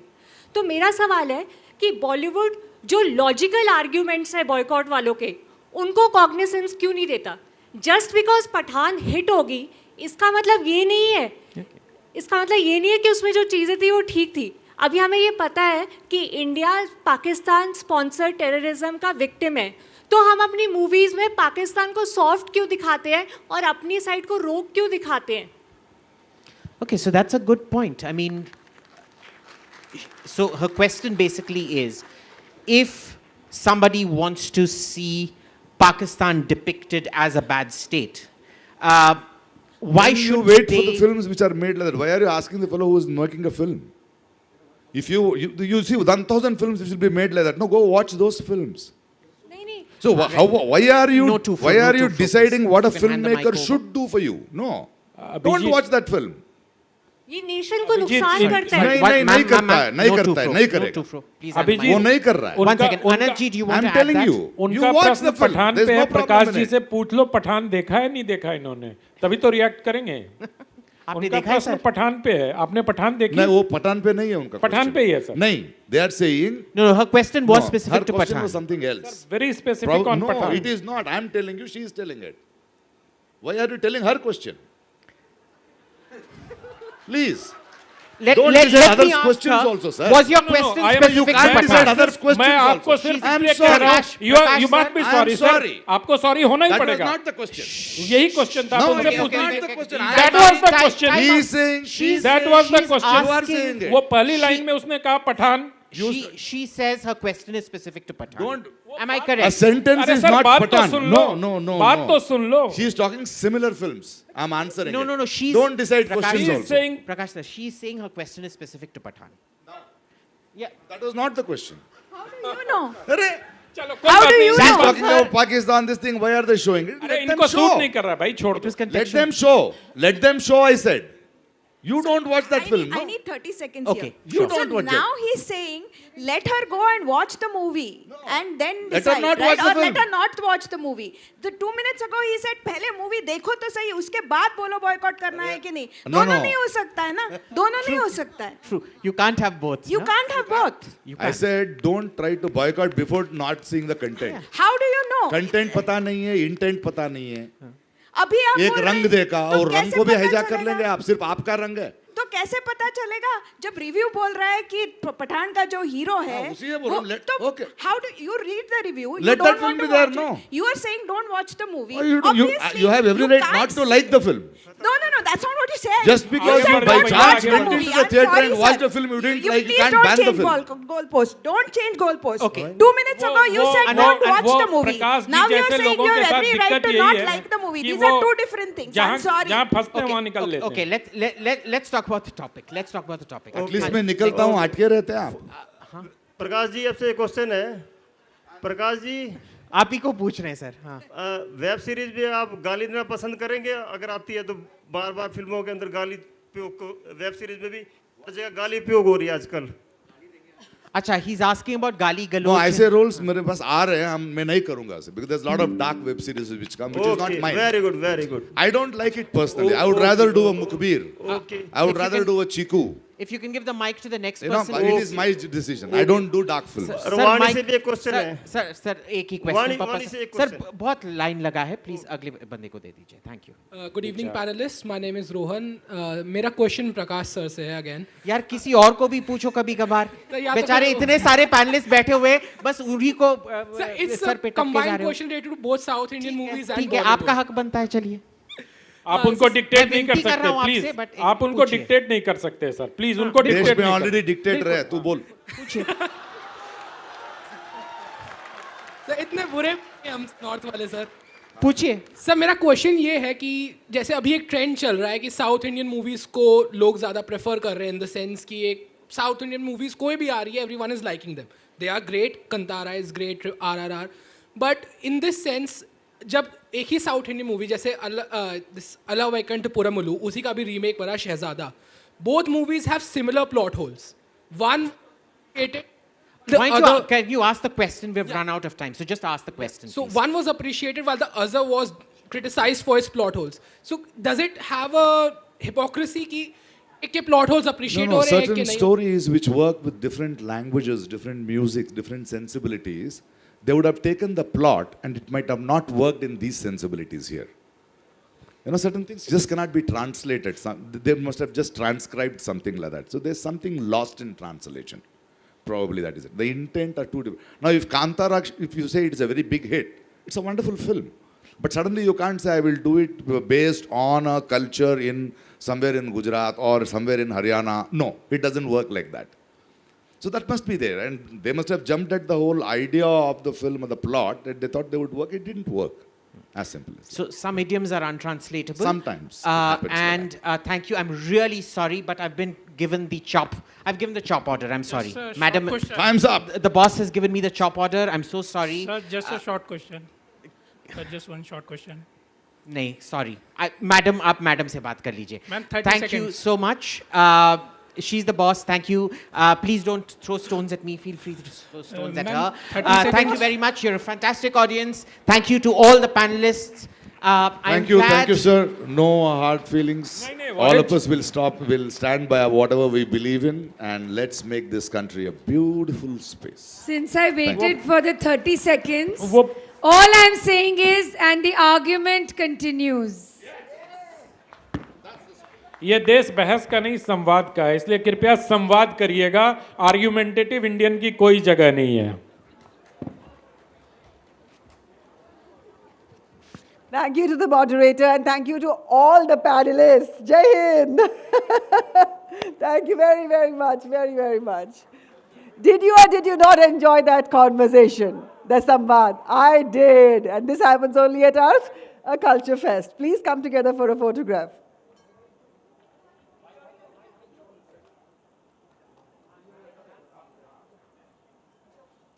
I hope all of you are sharing your experiences online.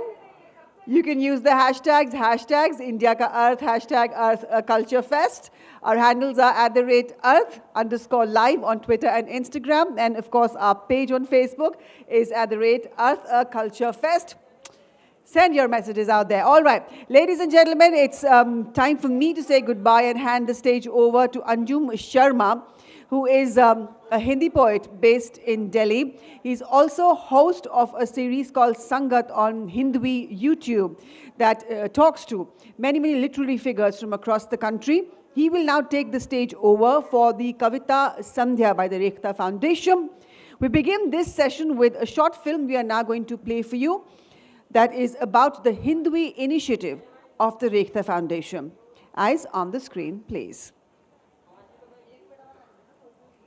Hindi कविता और साहित्य को समर्पित एक अनूठा पोर्टल जहां है हिंदी काव्य परंपरा के सभी प्रमुख नए पुराने कवियों और अलक्षित कवियों की हजारों कविताएं, पद, दोहे और लोकगीत। हिंदवी, यहां आपको मिलते हैं बीती सदियों के धुंधले होते छंद प्रबंध। यहां हम संजोते हैं हिंदी साहित्य की परंपरा और थाती को, लाते हैं समकालीनता और आधुनिकता की सभी जरूरी आहटें, यानी आपकी उम्मीदों से कहीं ज्यादा का एक चौंका देने वाला डिजिटल अड्डा। जुड़िए हिंदवी के साथ, जुड़िए अपनी बोलियों और अपनी प्यारी भाषा हिंदी से। हिंदी साहित्य को समर्पित गतिशील वेबसाइट रेख्ता फाउंडेशन का नवीनतम उपक्रम।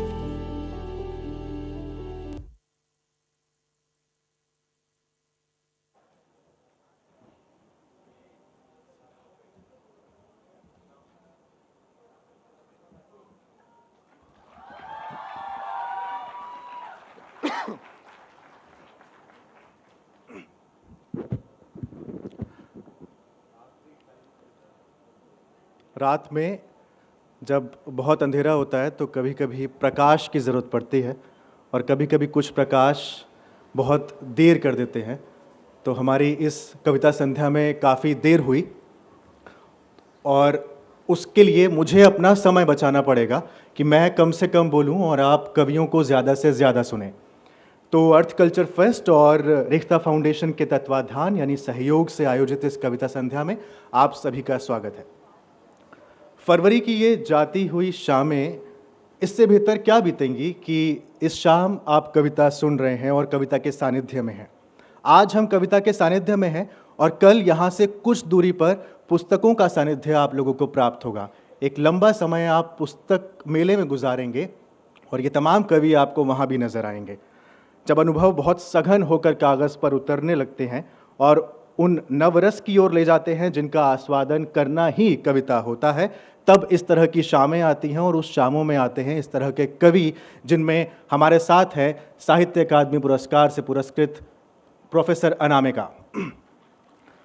हमारे साथ हैं वरिष्ठ कवि दिनेश कुशवाहा।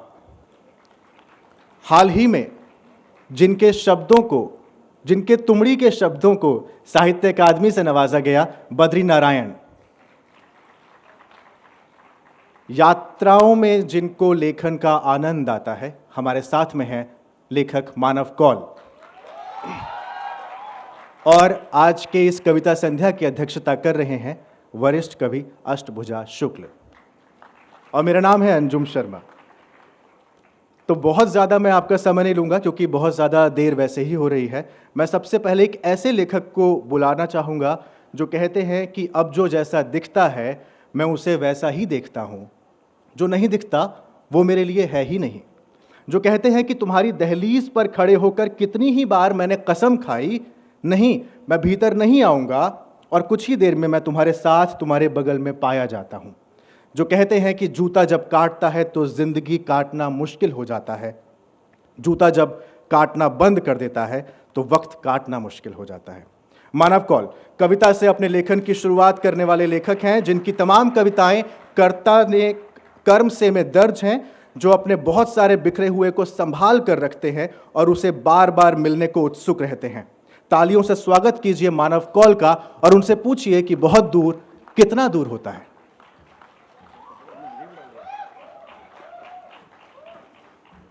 नमस्कार, आप लोगों को मेरी आवाज़ आ रही है? मुझे लगता है कि ये कविताओं का प्यार है कि आप लोग इतनी देर तक टिके हुए हैं वरना रात तो बहुत हो गई है। मैं अपनी कविताएं शुरू करता हूँ।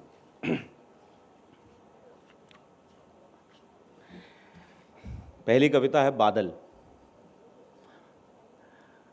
जब खाना खाने के बाद तुम थाली में अपनी उंगलियों से चित्र बनाती हो तो पता नहीं क्यों मैं उस वक्त बादलों के बारे में सोचता हूँ। उस समय एक चुप्पी रहती है, अजीब सी लंबी, बहुत लंबी चुप्पी। शायद तुम्हें पता नहीं कि तुम अपनी उंगलियों से थाली में क्या बना रही हो, पर मैं उन बादलों को देख रहा हूँ जिन्हें कभी तुम घना कर देती हो तो कभी एक भी बादल तुम्हारी थाली में नहीं होता। फिर तुम एक गहरी सांस भीतर लेती हो और उसे छोड़ देती हो। चुप ही रहूं या कुछ कह दूं, जैसे विचारों के बहुत से हाथी और खरगोश बादलों में बनते बिगड़ते रहते हैं। तभी अचानक तुम बादलों को अकेला छोड़कर थाली के किनारों को जोर जोर से रगड़ने लगती हो, जैसे जो बादल अभी अभी तुमने बनाए थे वो बस बरसने ही वाले हैं। तभी एक बूंद थाली में आकर गिरती है और सारे के सारे बादल भीग जाते हैं। दूसरी कविता है जिया जा चुका। जितना भी गुजर चुका है वो सपना ही है। जिया है का विश्वास कम है, फिर भी जिए जा चुके के पिंजरे में कैद हूं। और अब जो जीना है उसे जिए जा चुके के पिंजरे से हाथ बाहर निकालकर छूने की कोशिश करता हूं। जिया जा चुका जीने नहीं देता है। मैं बैठा रहता हूं क्योंकि खड़े होने का डर है। डर है कि कहीं मेरे खड़े होने से कोई जिया जा चुका पिंजरे से बाहर ना गिर जाए, क्योंकि बाहर तो अभी जीना है। जिया जा चुका बाहर के जीने में कहीं खो ना जाए।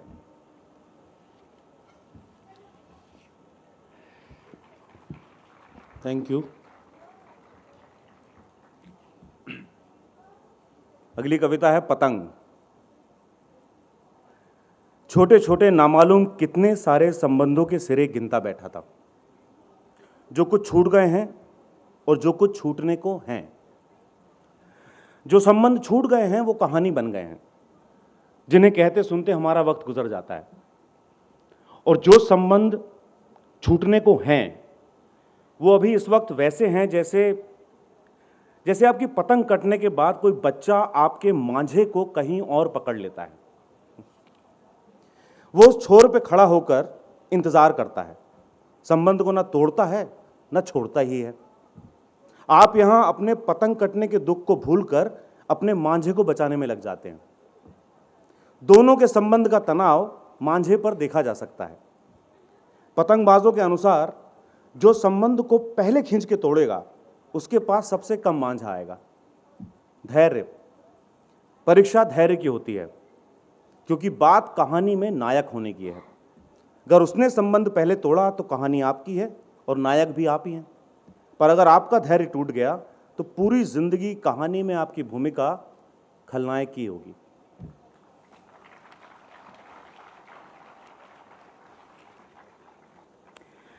टीस, सब कुछ हो रहा है। हर शाम एक टीस का उठना सब कुछ होने में शामिल रहता है। किस्म किस्म की कहानियां आंखों के सामने चलती रहती हैं। कुछ पढ़ता हूं, कुछ गढ़ता रहता हूं। दिन में आसमान देखता हूं, जो तारा रात में देखते हुए छोड़ा था उसे दिन में ढूंढता हूं। सपने दिन के तारों जैसे हैं, जो दिखते नहीं हैं, ढूंढने पड़ते हैं। रात में सपने नहीं आते, सपनों की शक्ल का एक आदमी आता है। ये बचा हुआ आदमी है, जो दिन के सब कुछ होने में सरकता रहता है और शाम की टीस के साथ अंदर आता है। ये दिन की कहानी में शामिल नहीं होता, इसकी अपनी अलग कहानी है जिसे जीना बाकी है।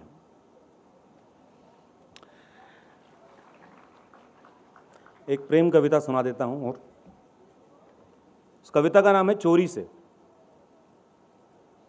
बहुत पहले, अब तो मुझे याद नहीं कब, मैंने अपने हाथ पर लिख दिया था प्रेम। क्यों का पता नहीं, पर शायद मेरे भीतर पड़े सूखे कुएं के लिए बाल्टी खरीदने की आशा जैसा था, सो मैंने इसे अपने हाथ पे लिख दिया प्रेम। आशा यह कि इसे किसी को दे दूंगा, जबरदस्ती नहीं, चोरी से। किसी की जेब में डाल दूंगा, या किसी की किताब में रख दूंगा, या रख के भूल गया जैसा किसी के पास छोड़ दूंगा। अब इससे क्या होगा ठीक ठीक पता नहीं, पर शायद मेरा ये प्रेम जब उस किसी के साथ रहते रहते बड़ा हो जाएगा, तब मैं बाल्टी खरीदकर अपने सूखे कुएं के पास जाऊंगा और वहां मुझे पानी पड़ा मिलेगा। पर ऐसा हुआ नहीं। प्रेम मैं चोरी से किसी को दे नहीं पाया, वो मेरे हाथों में ही गुदा रहा। फिर इसके काफी समय बाद, अब मुझे ठीक ठीक याद नहीं कब, मुझे तुम मिली और मैंने अपने हाथ पे लिखे इस शब्द प्रेम को वाक्य में बदल दिया।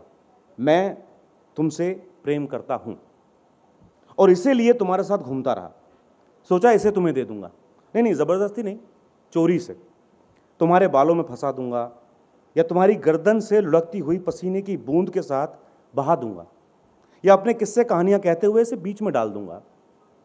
फिर जब ये वाक्य तुम्हारे साथ रहते रहते बड़ा हो जाएगा, तब मैं अपने कुएं के पानी में बाल्टी समेत छलांग लगा जाऊंगा। पर यूं हुआ नहीं। ये वाक्य मैं चोरी से तुम्हें दे नहीं पाया, ये मेरी हथेली में ही गुजारा। पर अभी कुछ समय पहले, अभी ठीक ठीक याद नहीं कब, ये वाक्य अचानक कविता बन गया। प्रेम, मैं तुमसे प्रेम करता हूं, और उसकी कविता। भीतर कुआं वैसे ही सूखा पड़ा था, बाल्टी खरीदने की आशा अभी तक आशा ही थी, और ये कविता। मैं इसे कई दिनों से अपने साथ लिए घूम रहा हूं। अब सोचता हूं कम से कम इसे ही तुम्हें सुना दूं। नहीं, जबरदस्ती नहीं, चोरी से भी नहीं, बस तुम्हारी इच्छा से। शुक्रिया।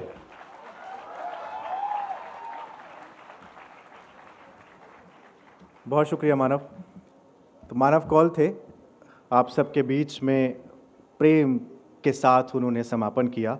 मैं यहाँ बता दूँ, ये कविताओं की शाम उन कविताओं की शामों की तरह नहीं है जहाँ जो शामें चुटकुलों में बदल जाया करती हैं। आज के मंच की अपनी एक गरिमा है, और उसकी साहित्यिक आभा आपको धीरे धीरे महसूस होने लगेगी, जिसकी शुरुआत अभी मानव कौल ने की। चूँकि उन्होंने प्रेम पर ख़त्म किया, तो मैं जिस कवि को आमंत्रित कर रहा हूँ, उनका एक बहुत भरोसा प्रेम में है, और वो कहती हैं कि इस दुनिया को केवल बदलेगा तो प्रेम बदलेगा। साहित्य अकादमी के इतिहास में अकादमी सम्मान पाने वाली पहली कवयित्री, मैं महिला कवि की बात कर रहा हूँ, वो पहली हैं जिनको इस सम्मान से सम्मानित किया गया, जिनकी कविताओं और बोलियों में स्त्रियों का समय बोलता है, और वो बहुत मध्यम सुर में बोलता है, लेकिन जो घाव करता है वो बहुत तीव्र होता है। अंग्रेजी की प्रोफेसर हैं, लेकिन हिंदी उनकी धमनियों में बहती है। उनकी कविता की पंक्तियां हैं कि जो बातें मुझको चुभ जाती हैं, मैं उनकी सुई बना लेती हूँ, चुभी हुई बातों की ही सुई से मैंने टाँके हैं फूल सभी धरती पर। दुनिया में प्रेम के लिए मन मांझने की ज़रूरत पर जोर देने वाली प्रोफेसर अनामिका को मैं आवाज़ देना चाहता हूँ, जिनका एक स्टेटमेंट हाल ही में बहुत चर्चित हुआ जब उन्होंने कहा कि इस दुनिया में स्त्रियों को पुरुष जैसा होने की ज़रूरत नहीं है, बल्कि पुरुषों को स्त्री जैसा होने की ज़रूरत है। तालियों के साथ स्वागत कीजिए प्रोफेसर अनामिका।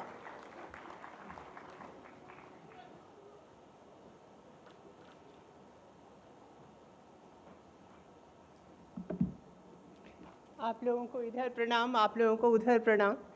जो पहली कविता मैं सुनाने जा रही हूँ उसका शीर्षक है दरवाज़ा। मैं एक दरवाज़ा थी, मुझे जितना पीटा गया मैं उतना खुलती गई। अंदर आए आने वाले तो देखा, चल रहा है एक बृहद चक्र। चक्की रुकती है तो चरखा चलता है, चरखा रुकता है तो चलती है कैंची सुई। गरज यह कि चलता ही रहता है अनवरत कुछ कुछ, और अंत में सब पर चल जाती है झाड़ू। तारे बुहारती हुई पहाड़ वृक्ष पत्थर, सृष्टि के सब टूटे बिखरे कतरे जो एक टोकरी में जमा करती जाती है मन की दुछत्ती पर। दूसरी कविता का शीर्षक है नमक। नमक दुख है धरती का और उसका स्वाद भी। धरती का 3 भाग नमकीन पानी है और आदमी का दिल नमक का पहाड़। कमज़ोर है दिल नमक का, कितनी जल्दी पसीज जाता है, गड़ जाता है शर्म से जब फेंकी जाती हैं थालियाँ दाल में नमक कम या ज़रा तेज़ होने पर। वो जो खड़े हैं ना सरकारी दफ्तर, शाही नमकदान हैं, बड़ी नफासत से छिड़क देते हैं हर दम हमारे जले पर नमक। जिनके चेहरे पर नमक है, पूछिए उन औरतों से कितना भारी पड़ता है उनको उनके चेहरे का नमक।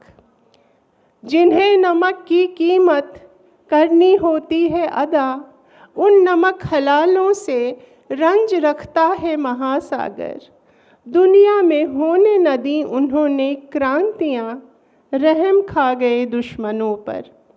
गांधी जी जानते थे नमक की कीमत, और अमरूदों वाली मुनिया भी। दुनिया में कुछ और रहे न रहे, रहेगा नमक।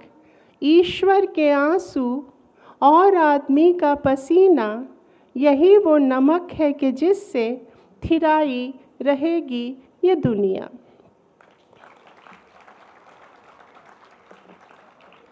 तीसरी कविता है स्त्रियां। पढ़ा गया हमको जैसे पढ़ा जाता है कागज़, बच्चों की फटी कॉपियों का चना जोर गरम के लिफाफे बनाने के पहले। सुना गया हमको यूं ही उड़ते मन से जैसे सुने जाते हैं गाने सस्ते कैसेटों पर ठसाठस ठुसी हुई बस में।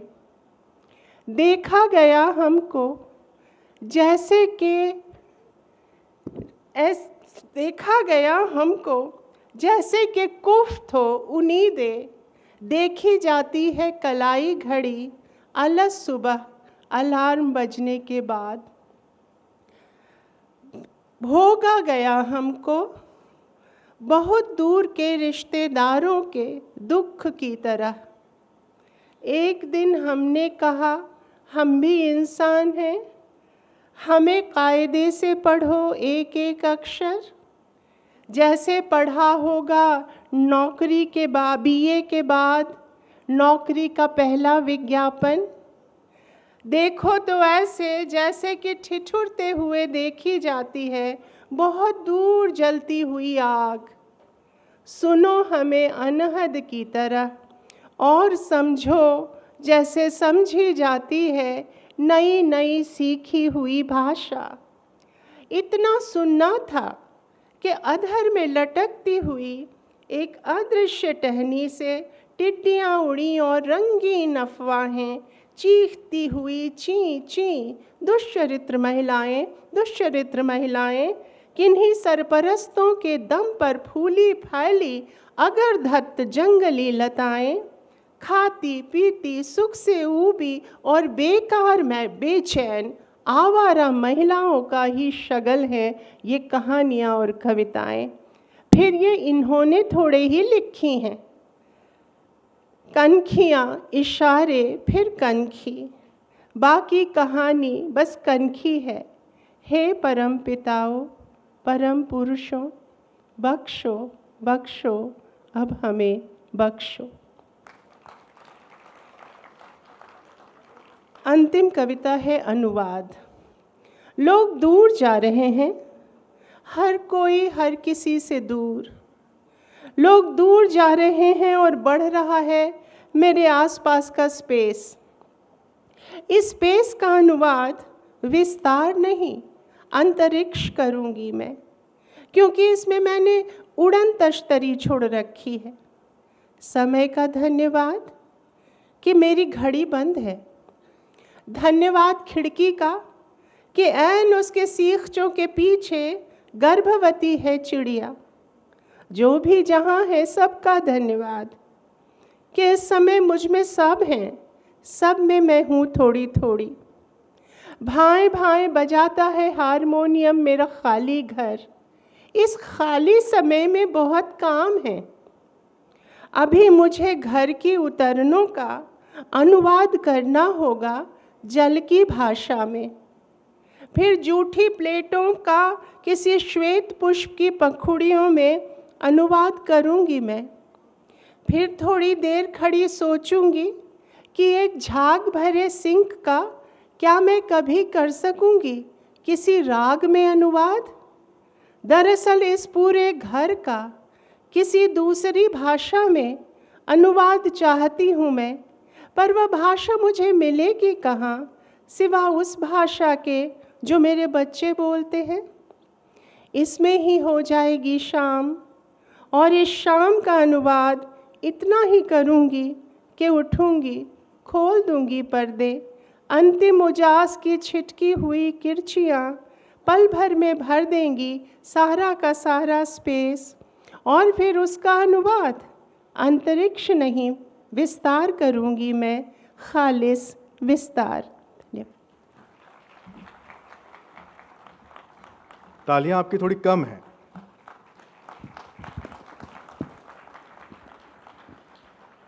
अनामिका जी को चूंकि जाना है, कुछ बहुत देर हो चुकी है और घर में कुछ इमरजेंसी है, तो उन्होंने कहा था कि आप मुझसे थोड़ा पहले पढ़वा लीजिएगा, इसलिए मैंने उनको पहले आवाज़ दी।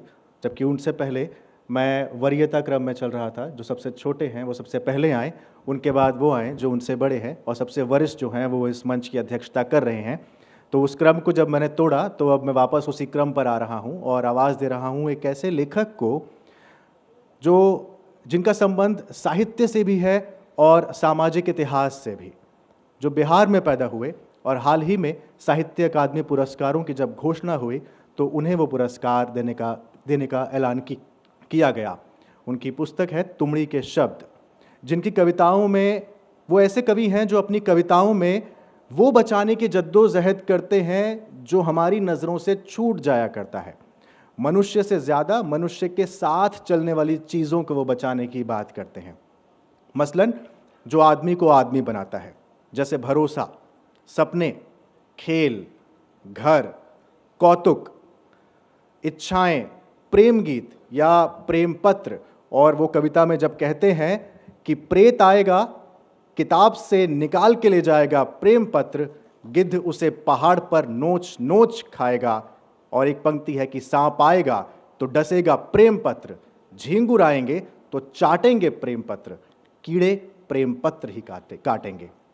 तो प्रेम पत्र और प्रेम गीत और इच्छाएं, घर, कौतुक, इन तमाम चीजों को अपनी कविताओं में शामिल करने वाले कवि बद्रीनारायण।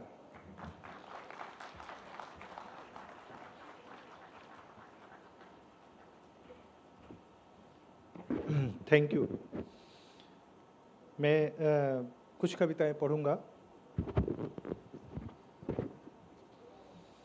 मेरी पहली कविता का शीर्षक है माँ का गीत।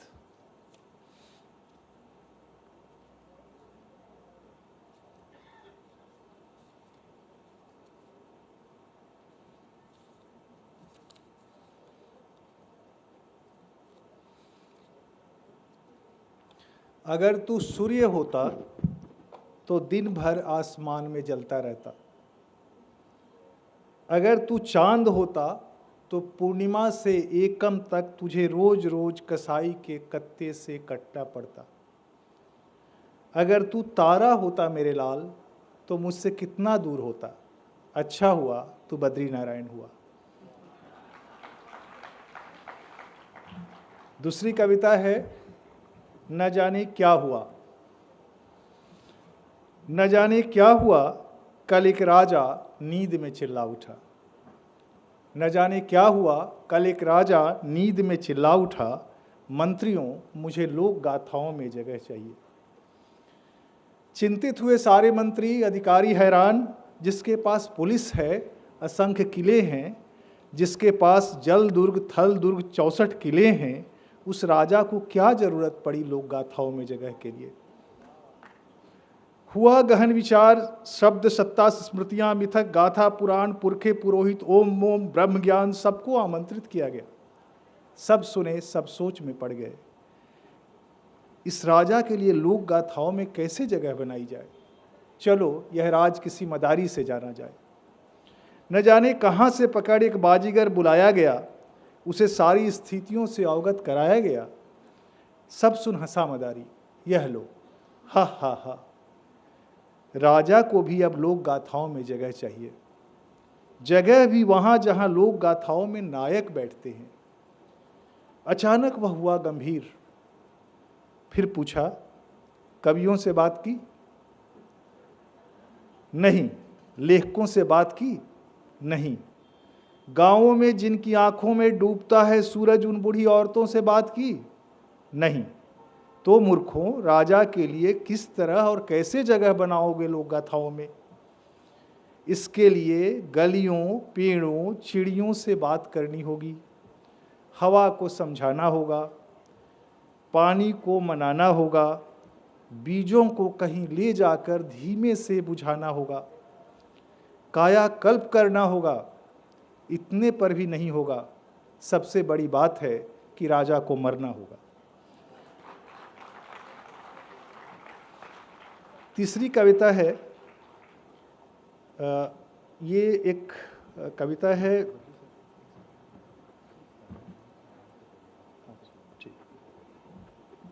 तीसरी कविता है बेगमपुरा एक्सप्रेस। एक ट्रेन चलती है पंजाब में।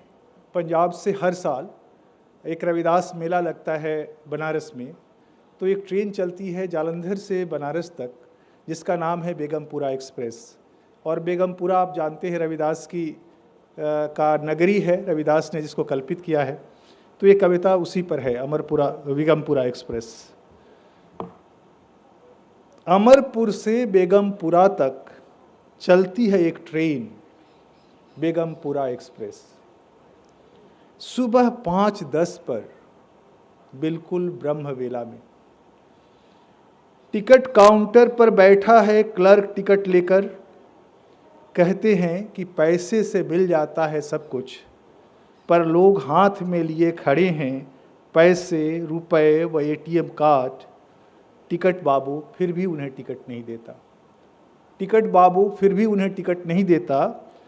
कत्ली, खूनी, बलात्कारी, बेईमान, चालू, फ्रॉड, हिंसक, झूठ, बवाली, सुल्तान, साहेब, मालिक, इन सबको नहीं मिलेगी टिकट। इन सबको नहीं मिलेगी टिकट। दम्भी कवि, सत्ता के बौद्धिक सब खड़े रह जाएंगे और नहीं मिलेगा उन्हें इस ट्रेन का टिकट। टिकट बाबू अगर बेचना भी चाहेगा तो उसके हाथ बेकार हो जाएंगे। टिकट बाबू अगर बेचना भी चाहेगा तो उसके हाथ बेकार हो जाएंगे। जो 2.5 आखर जानता होगा वही बेचेगा टिकट, जो 2.5 आखर जानता होगा वही पाएगा टिकट। लहरों से आए तारों को, कोमल मन सुकुमारों को, सराय के मालिकों को तो नहीं पर सराय में रुकने वालों को मिल जाएगी टिकट। सराय में रुकने वालों को मिल जाएगी टिकट। टिकट बाबू सोना ले लो, चांदी ले लो, मुहरे और मोती ले लो, पर मुझे दे दो टिकट। मैंने कई दशकों से कोई यात्रा नहीं की है।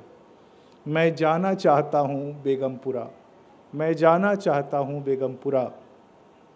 ट्रेन खुलने लगी है, हरे पंछी पेड़ से उड़ने लगे हैं। ट्रेन में घाना बैठे हैं, पीपा बैठे हैं सेना नाई। ट्रेन खुलने लगी है, ट्रेन खुलने लगी है।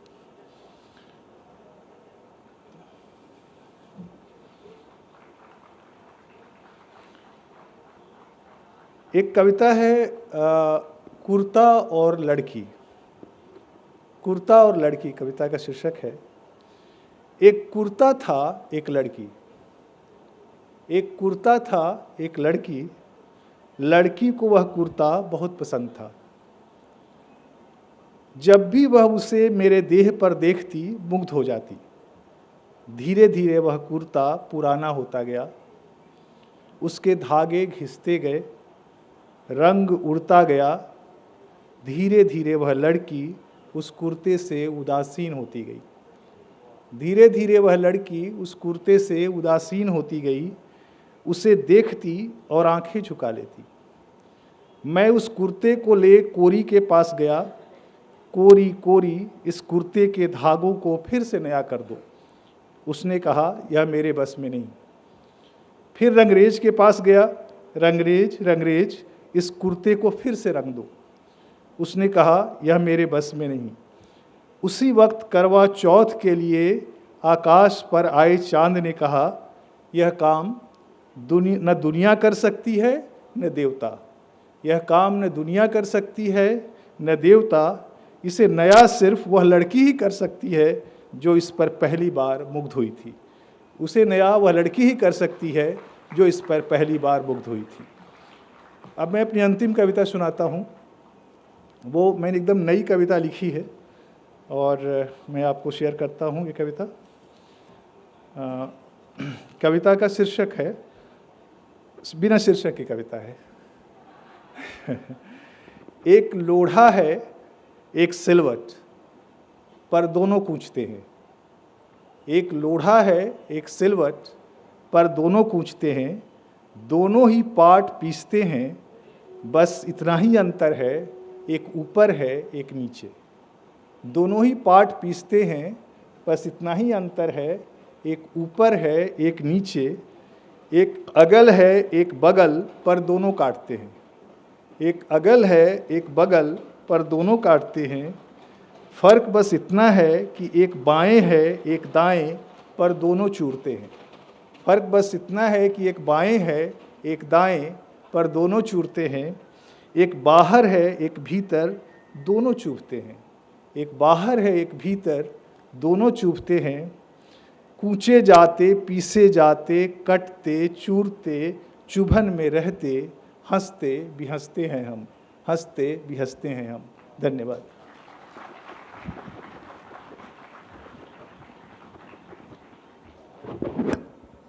बहुत शुक्रिया बद्री सर इस कविता के लिए। और अगले कवि को बुलाऊं उससे पहले मैं एक कविता सुना देना चाहता हूं यहाँ पर। और मैंने मंच से इजाज़त में ले रहा हूँ उस कविता के लिए। उस कविता का नाम है बायां कांधा तुम और चश्मे का फ्रेम।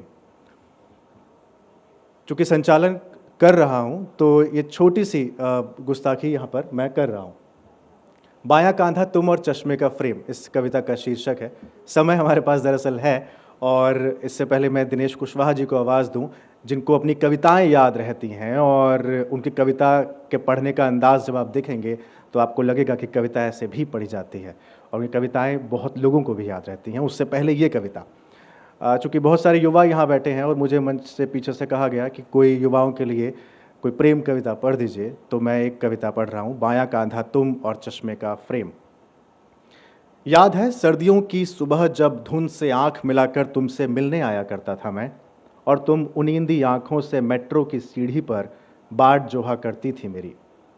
अपने ठंडे हाथ तुम्हारी हथेलियों में रखकर दोहराता था केदारनाथ सिंह की कविता कि उसका हाथ अपने हाथ में लेते हुए मैंने सोचा दुनिया को हाथ की तरह गर्म और सुंदर होना चाहिए। तुम लजाकर झटक देती थी मेरा हाथ और मेरे चश्मे के दोनों लेंस पर कन्नी उंगली से लिख देती थी अपने नाम के 2 अक्षर। तुम्हें शिकायत रहती थी कि मेरे चश्मे का फ्रेम छोटा है बहुत, कि उसके लेंस पर नहीं आता हम दोनों का नाम, और इतना कहकर किसी पौधे की तरह झुक जाता था तुम्हारा सिर मेरे बाएं कांधे पर। एक रोज जब टूट गई थी मेरी कोल्हापुरी, तब उतार दी थी तुमने भी अपनी चप्पल और उड़ने लगी थी मेरे साथ हरी धूप पर। उस रोज आखिरी बार घास इतनी अधिक सब्ज हुई थी और तुम इतनी अधिक गुलाबी। उस रोज आखिरी बार दिल्ली में इंद्रधनुष अपनी पूरी रंगत में निकला था और आखिरी बार मैंने बादलों पर घोड़े दौड़ाए थे। तुम्हारे यादों की नदी में मैं रोज डूबता हूं और रोज तलाशता हूं किनारा। मेरे चश्मे का फ्रेम, तुम्हारी यादों की नदी में मैं रोज डूबता हूं और रोज तलाशता हूं किनारा। मेरे चश्मे का फ्रेम अब कुछ बड़ा हो गया है, लेकिन तुम्हारी उंगलियां इतनी दूर कि मेरी दूर की नजरों को भी वो नजर नहीं आती। कोल्हापुरी अब टूटती नहीं है और धुंध के साथ चलना सीख लिया है मैंने। बस हाथ ठंडे रहते हैं और बायां कांधा बहुत दुखता है सर्दियों में। बहुत शुक्रिया। अब मैं आवाज़ दे रहा हूँ एक ऐसे कवि को जिनका संबंध देवरिया से भी है, जिनका संबंध बनारस से भी है। घुमक्कड़ी उन्हें पसंद है, राहुल सांकृत्यायन पर उन्होंने शोध किया है। वसुधा एक प्रतिष्ठित हिंदी की पत्रिका है, साहित्यिक पत्रिका, उसके सहायक संपादक रहे हैं, जिनकी कविताएं पाठकों की ज़बान पर रहती हैं। पाठ करने का जो हुनर है, पाठ करने का तरीका है, वो बहुत अनूठा है। जो इतिहास के अभागों की बात करते हुए कहते हैं कि वे अभागे कहीं नहीं हैं इतिहास में, जिनके पसीने से जोड़ी गई भव्य प्राचीरों की एक एक ईंट पर अभी भी हैं मिस्र के पिरामिड, चीन की दीवार और ताजमहल। दिनेश कुशवाहा एक ऐसे कवि जिन्होंने स्मिता पाटिल, रेखा, हेलेन, मीना कुमारी से लेकर डॉक्टर विश्वनाथ त्रिपाठी के खाने तक पर कविताएं लिखी हैं। उनका काव्य संसार बहुत वैविध्य है और उसी में से आज वो कुछ कविताएं आपके सामने प्रस्तुत करेंगे। और मेरी दरख्वास्त उनसे ये भी है कि वो एक कविता जो मेरी बहुत पसंदीदा है और जितने लोग उन्हें जानते हैं उनकी बहुत पसंदीदा है, पिता की चिता जलाते हुए, उसका ज़रूर पाठ करें। सर, स्वागत।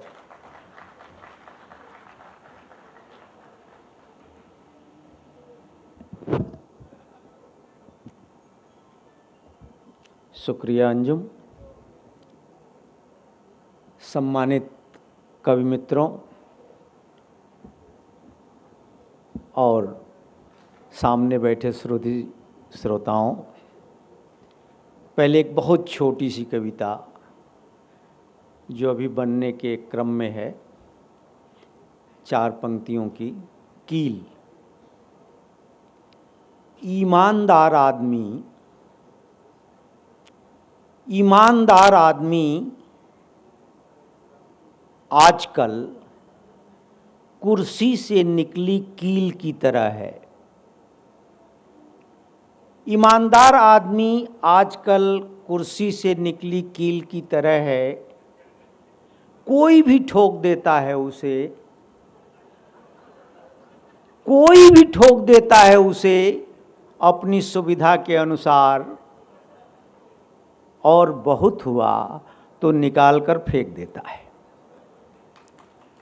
मैं एक कविता जो मुझे ध्यान में नहीं था, मेरा ख्याल है 90 में हंस में छपी थी, लेकिन बद्री नारायण ने लड़की और कुर्ता कविता पढ़ के उसकी याद दिला दी, तो मैं वो कविता पढ़ रहा हूँ। और वो कविताएं भी पढ़ूंगा जिसे अंजुम ने कहा है। लड़की और सोना, ये थोड़ा समाजशास्त्र और बाजार की भी कविता है और श्लेष की भी कविता है। सोना यहाँ लड़की की सुंदरता और उसकी निद्रा, और कंचन स्वर्ण के रूप में प्रयुक्त है। तो मैं आपको पढ़ता हूँ कविता। लड़की हेम कंचन कनक लता होती है। लड़की हेम कंचन कनक लता होती है। लड़की होता सोना होता है। लड़की हेम कंचन कनक लता होती है। लड़की की कहानी सोना होती है। लड़की की जवानी सोना होती है। सोना होता है लड़की का सुहाग, जिस पर टिकी होती है उसकी पहचान, जैसे थूनी पर छान। और इस तरह लड़की सोने के पक्ष में खड़ी कर दी जाती है। एक दिन सोना उसके नाक, कान, दिल में समा जाता है कि लड़की चाहती है सोने जैसा पति, सोने जैसा बेटा, बस नहीं चाहती बेटी।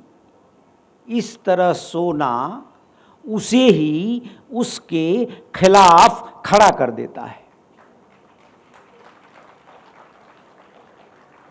लड़की हंसती है तो सोना झरता है। लड़की बोलती है तो सोना बजता है।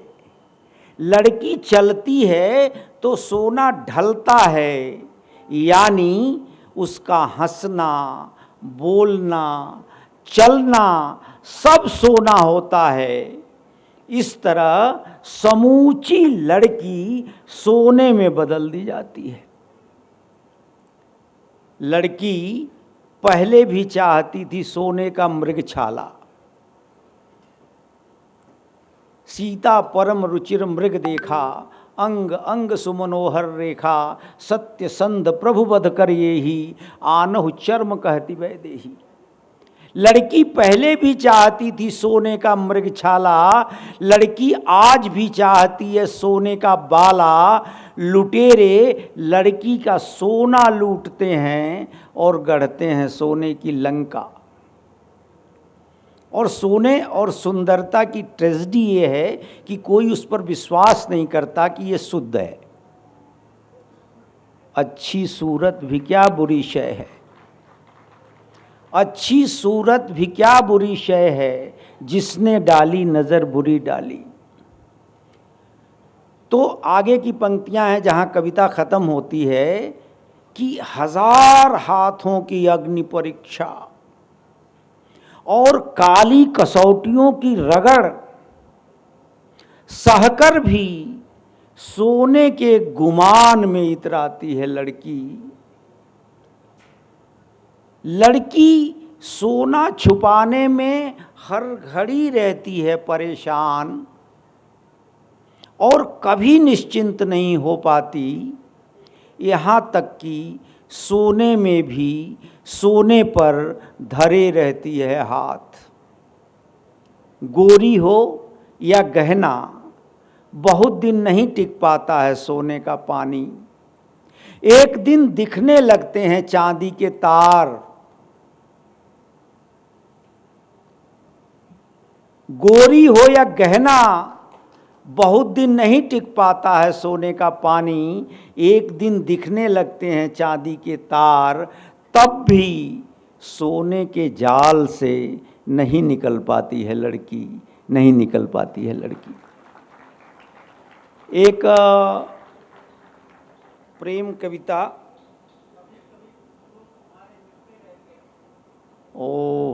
मैं छोटी छोटी कविता, क्योंकि समय के, एक कविता का शीर्षक है प्रेम कविता, सुनाने जा रहा हूँ, इसी काया में मोक्ष। बहुत दिनों से बहुत दिनों से मैं किसी ऐसे आदमी से मिलना चाहता हूँ जिसे देखते ही लगे इसी से तो मिलना था पिछले कई जन्मों से। एक ऐसा आदमी जिसे पाकर यह देह रोज ही जन्मे, रोज ही मरे झरे हर श्रृंगार की तरह, जिसे पाकर मन फूल कर कुप्पा हो जाए। बहुत दिनों से मैं किसी ऐसे आदमी से मिलना चाहता हूँ जिसे देखते ही लगे अगर सारी दुनिया अपनी आँखों नहीं देखी तो भी यह जन्म व्यर्थ नहीं गया। बहुत दिनों से मैं किसी को अपना कलेजा निकाल कर दे देना चाहता हूँ। मुद्दतों से मेरे भीतर भर गया है अपार मर्म। मैं चाहता हूँ कोई मेरे पास भूखे शिशु की तरह आए, कोई मथ डाले मेरे भीतर का समुद्र और निकाल ले सारे रतन।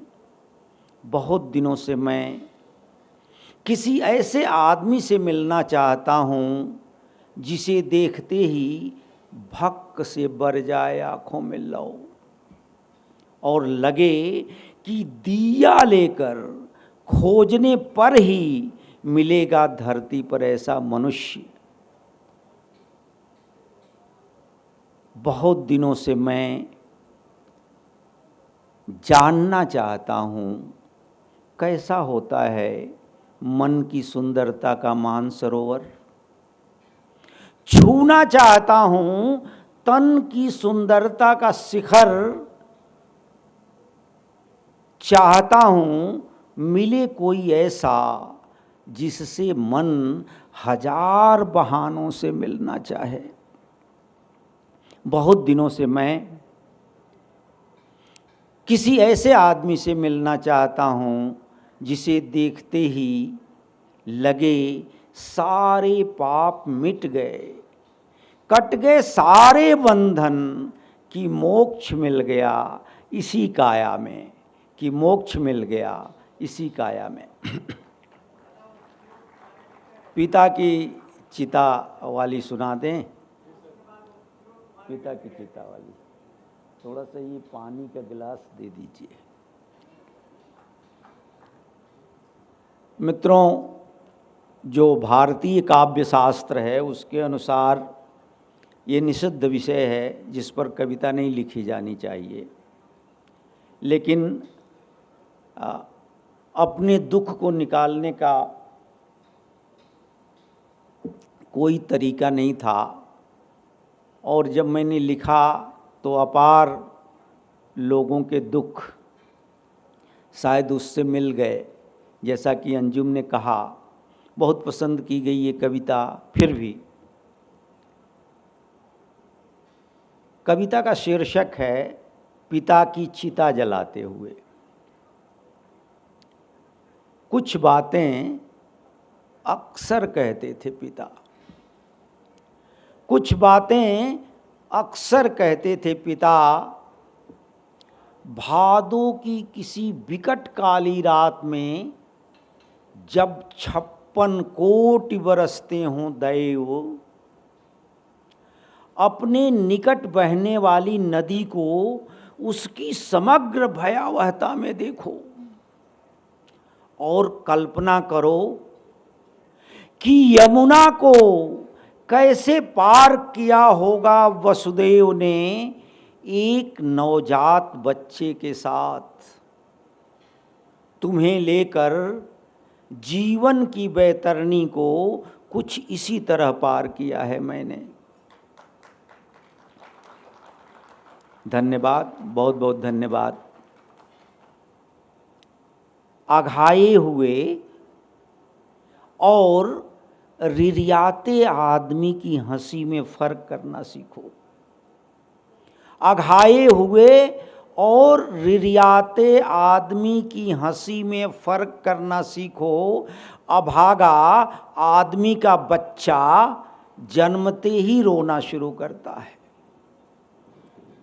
जिंदगानी की कहानी वहीं शुरू हो जाती है।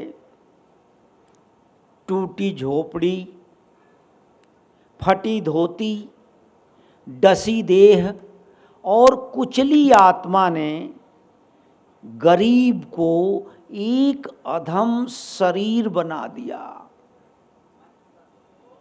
पंच तत्व तो क्षितिजल पावक गगन समीरा। पंच तत्व तो आज भी अमीरों की चाकरी में लगे हैं। इसलिए जनता को शास्त्र नहीं, कविता से शिक्षित करो। साधुता को श्रम से जोड़ो, भिक्षा से मुक्त करो कि साधुता वहाँ बसती है जहाँ जूता गांठते हैं रैदास, चादर बुनते हैं कबीर। बतरस के तो रसिया थे पिता, कोई नहीं मिलता तो बैलों से ही बोलते बतियाते। उसी पिता को इधर कुछ दिनों से देखकर आश्चर्य होता था मुझे कि आदमी जीवन में कैसे रहता है इतना चुपचाप। विश्वास नहीं होता कि बप्पा सपना हो गए। उन्हें देखकर लगता था कभी कि गांव, जवार, खेत, खलिहान इसलिए जवान हैं कि पिता जवान हैं। कुएं का पानी सूख जाएगा पर पिता की जवानी खत्म नहीं होगी। लेकिन औचक चले गए पिता। गांव से सटकर बहती सरयू के किनारे कभी आग के फूल की तरह खिले थे पिता, और आज वहीं आग की नदी में नहा रहे थे।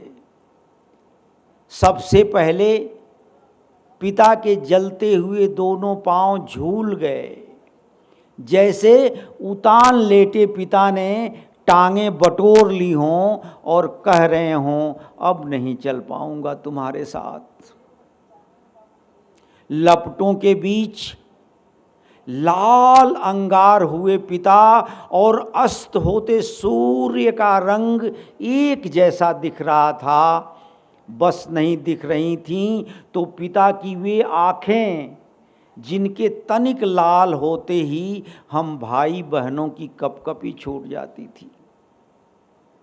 50 पार करते ही पिता की वही आँखें हर भावुक प्रसंग पर डबडबा जाती थी। पिता ने जीवन भर चलाया मन भर का हथौड़ा, लोहे को देते रहे तरह तरह की शक्ल, पर अब बीड़ी के जले ठूठे ही उनकी याद दिलाएंगे कि धौकनी सी थी उनकी छाती। थाली में रखा चुटकी भर नमक और एक हरी मिर्च थी उनकी आँखें। भुलाए नहीं भूलेंगे उनके जीवन के दुख, जलते रहेंगे मेरे भीतर दिए की लौ की तरह। भर भर आएगा मेरा मन जैसे अनायास नाभि में भरती है कपास। जब भी सूखेंगे मेरे होंठ पिता के पपड़ाए खेत याद आएंगे। मित्रों, बहुत ध्यान से सुना आपने। मैं आप सब सम्मानित कवि मित्रों का और आप सब का बहुत बहुत धन्यवाद करता हूँ। धन्यवाद।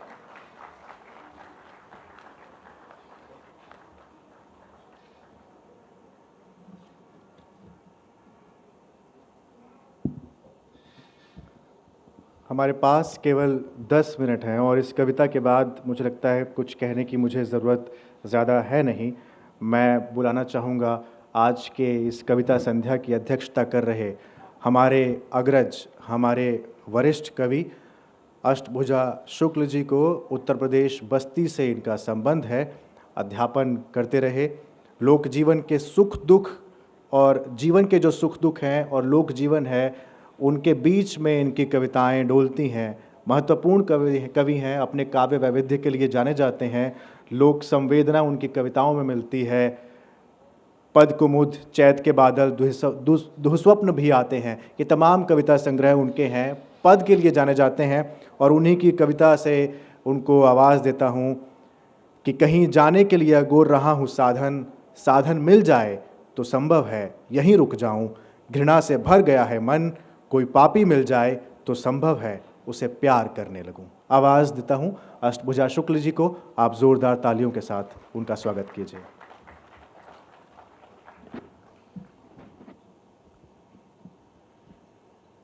सबसे पहले मैं इस कविता सत्र के माध्यम से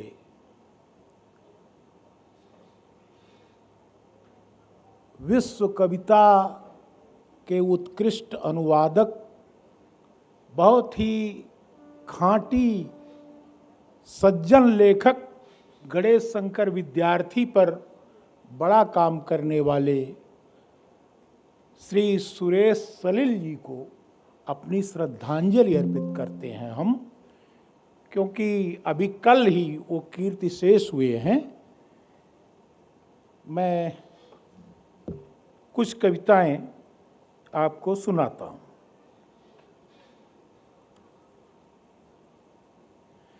कविता है जवान होते बेटों। जवान होते बेटों इतना झुकना, इतना कि समतल भी तुमको खुद से नीचा समझे। जवान होते बेटों इतना झुकना, इतना कि समतल भी खुद को तुमसे ऊंचा समझे, कि चींटी भी तुम्हारे पेट के नीचे से निकल जाए। कि चींटी भी तुम्हारे पेट के नीचे से निकल जाए, लेकिन झुकने का कटोरा लेकर मत खड़े होना किसी घाटी में, कि ऊपर से बरसने के लिए हंसती रहे कोई कृपा। इस उम्र में इच्छाएं कंचे की गोलियां होती हैं। इस उम्र में इच्छाएं कंचे की गोलियां होती हैं। कोई कंचा फूट जाए तो विलाप मत करना। इस उम्र में इच्छाएं कंचे की गोलियां होती हैं। कोई कंचा फूट जाए तो विलाप मत करना। और कोई आगे निकल जाए तो तालियां बजाते हुए चहकना कि फूल झरने लगें। किसी को भीख न दे पाना, किसी को भीख न दे पाना तो कोई बात नहीं, लेकिन कोई आगे, लेकिन किसी की तुमड़ी मत फोड़ना। किसी को कभी भीख न दे पाना तो कोई बात नहीं, लेकिन किसी की तुमड़ी मत फोड़ना। किसी परेशानी में पड़े हुए की तरह मत दिखाई देना। किसी परेशानी में पड़े हुए की तरह मत दिखाई देना। किसी परेशानी में से निकल कर आते हुए की तरह दिखाई देना। कोई लड़की तुमसे प्रेम करने को तैयार न हो, कोई लड़की तुमसे प्रेम करने को तैयार न हो, तो कोई लड़की तुमसे प्रेम करने के लिए तैयार हो सके, इसके लायक खुद को तैयार करना। जवान होते बेटों, इस उम्र में संभव हो तो घंटे 2 घंटे मोबाइल का स्विच ऑफ रखने की कोशिश करना। इस उम्र में संभव हो तो घंटे 2 घंटे मोबाइल का स्विच ऑफ रखने का संयम बरतना। और इतनी चिकनी होती जा रही दुनिया में कुछ खुरदुरे बने रहने की कोशिश करना। और इतनी चिकनी होती जा रही दुनिया में कुछ खुरदुरे बने रहने की कोशिश करना। जवान होते बेटों, जवानी में न बूढ़ा बन जाना शोभा देता है, न शिशु बन जाना। जवान होते बेटों, जवानी में न बूढ़ा बन जाना शोभा देता है, न शिशु बन जाना। यद्यपि बेटों, यह उपदेश देने का ही मौसम है और तुम्हारा फर्ज है कि कोई भी उपदेश न मानना। मित्रों, अगली कविता है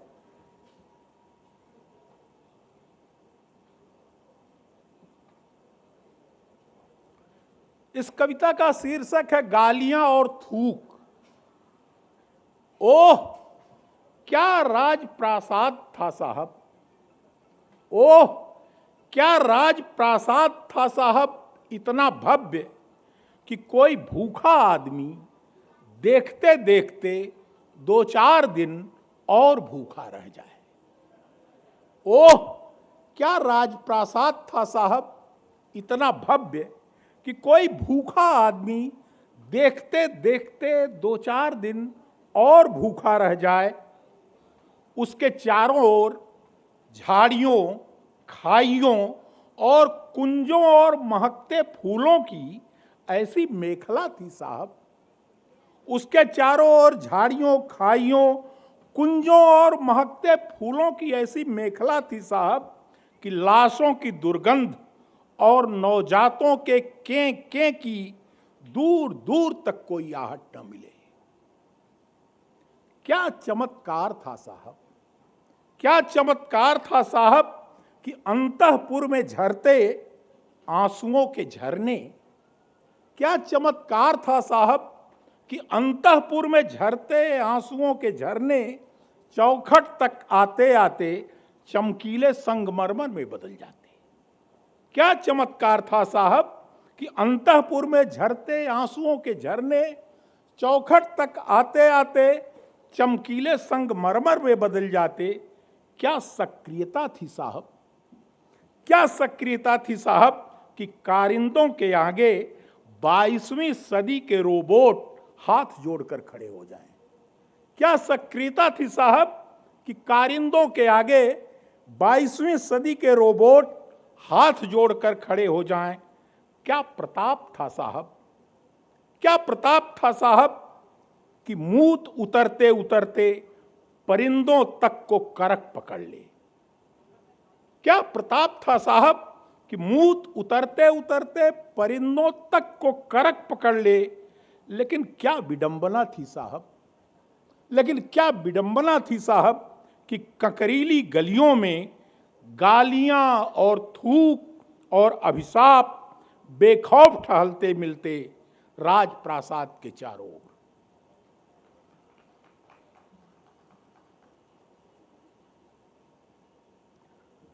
मित्रों,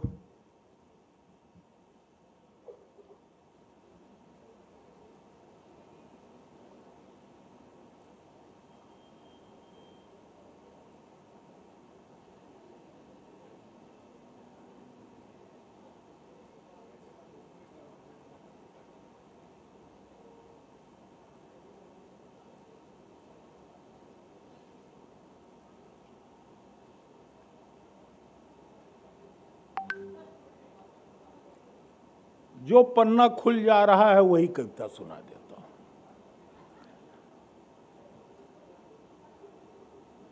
एक पद सुनाता हूं। पॉलीथीन अपना परिधान, पॉलीथीन अपना परिधान, त्वचा के ऊपर त्वचा चढ़ाना, धारे हूं श्रीमान। पॉलीथीन अपना परिधान, त्वचा के ऊपर त्वचा चढ़ाना, धारे हूं श्रीमान। रूई के घर में रहता हूं, रूई के घर में रहता हूं, लगी समी की थूनी, पटसन के खिड़की दरवाजे, रमी द्वार पर धूनी। बिछा पुआल, बिछा पुआल बाल के बंधन, सेमल का उपधान। बिछा पुआल बाल के बंधन, सेमल का उपधान। भूये की उज्ज्वल किरणों का फैला हुआ बितान। दीपाधार मोम का निर्मित, दीपाधार मोम का निर्मित लाक्षा की लघु लुटिया, फूली हुई कास के बीचों बीच हमारी कुटिया।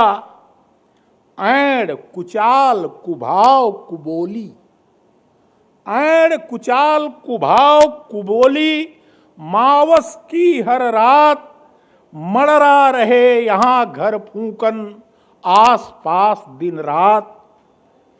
दूर दूर तक कहीं जलाशय देता नहीं दिखाई, दूर दूर तक कहीं जलाशय देता नहीं दिखाई।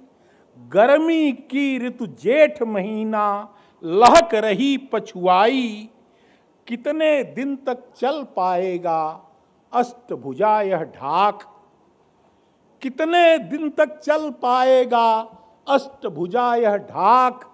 रख देगा कोई चिनगारी, बन जाओगे राख। मित्रों, अंतिम पद, और नहीं अब सहने वाली, और नहीं अब सहने वाली, हमसे जन्मा पुरुष वर्ग हमको ही देता गाली। और नहीं अब सहने वाली, हमसे जन्मा पुरुष वर्ग हमको ही देता गाली। हर नातों की मूल हम ही हैं, हर नातों की मूल हम ही हैं, हम ही कोठे वाली।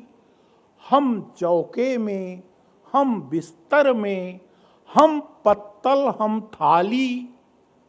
अंतःपुर से झुग्गी तक बन करके नदी बही हम, अंतःपुर से झुग्गी तक बन करके नदी बही हम। जोरन जहां खोंच भर पाई, जम कर बनी दही हम। सूर्य न देखी घाम न जानी, गाली लात सही हम।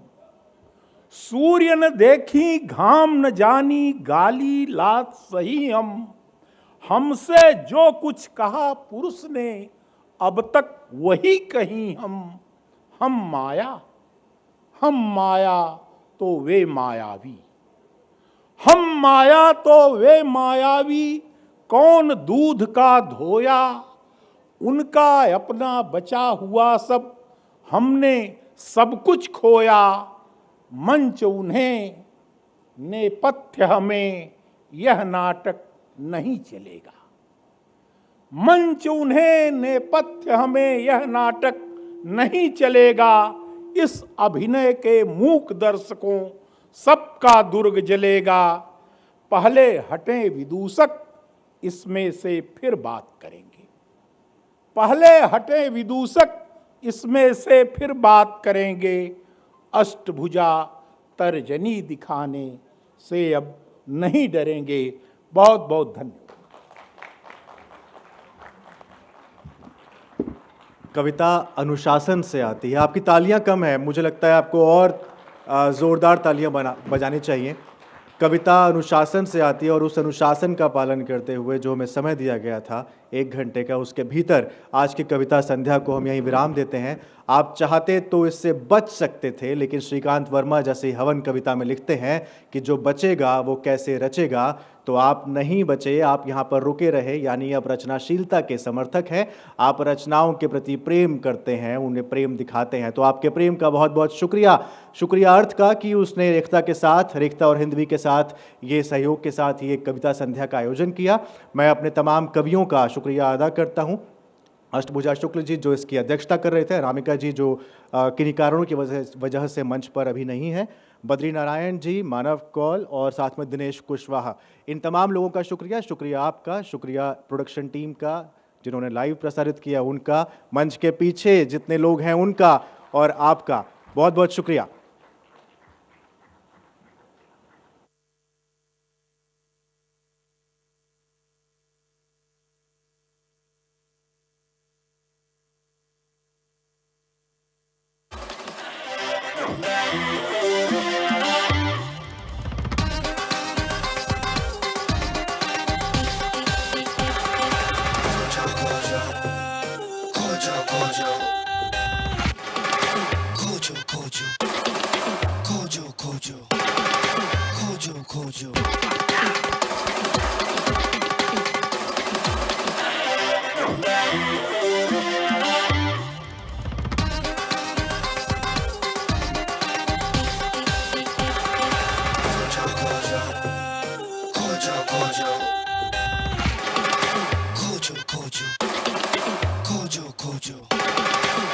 खोजो खोजो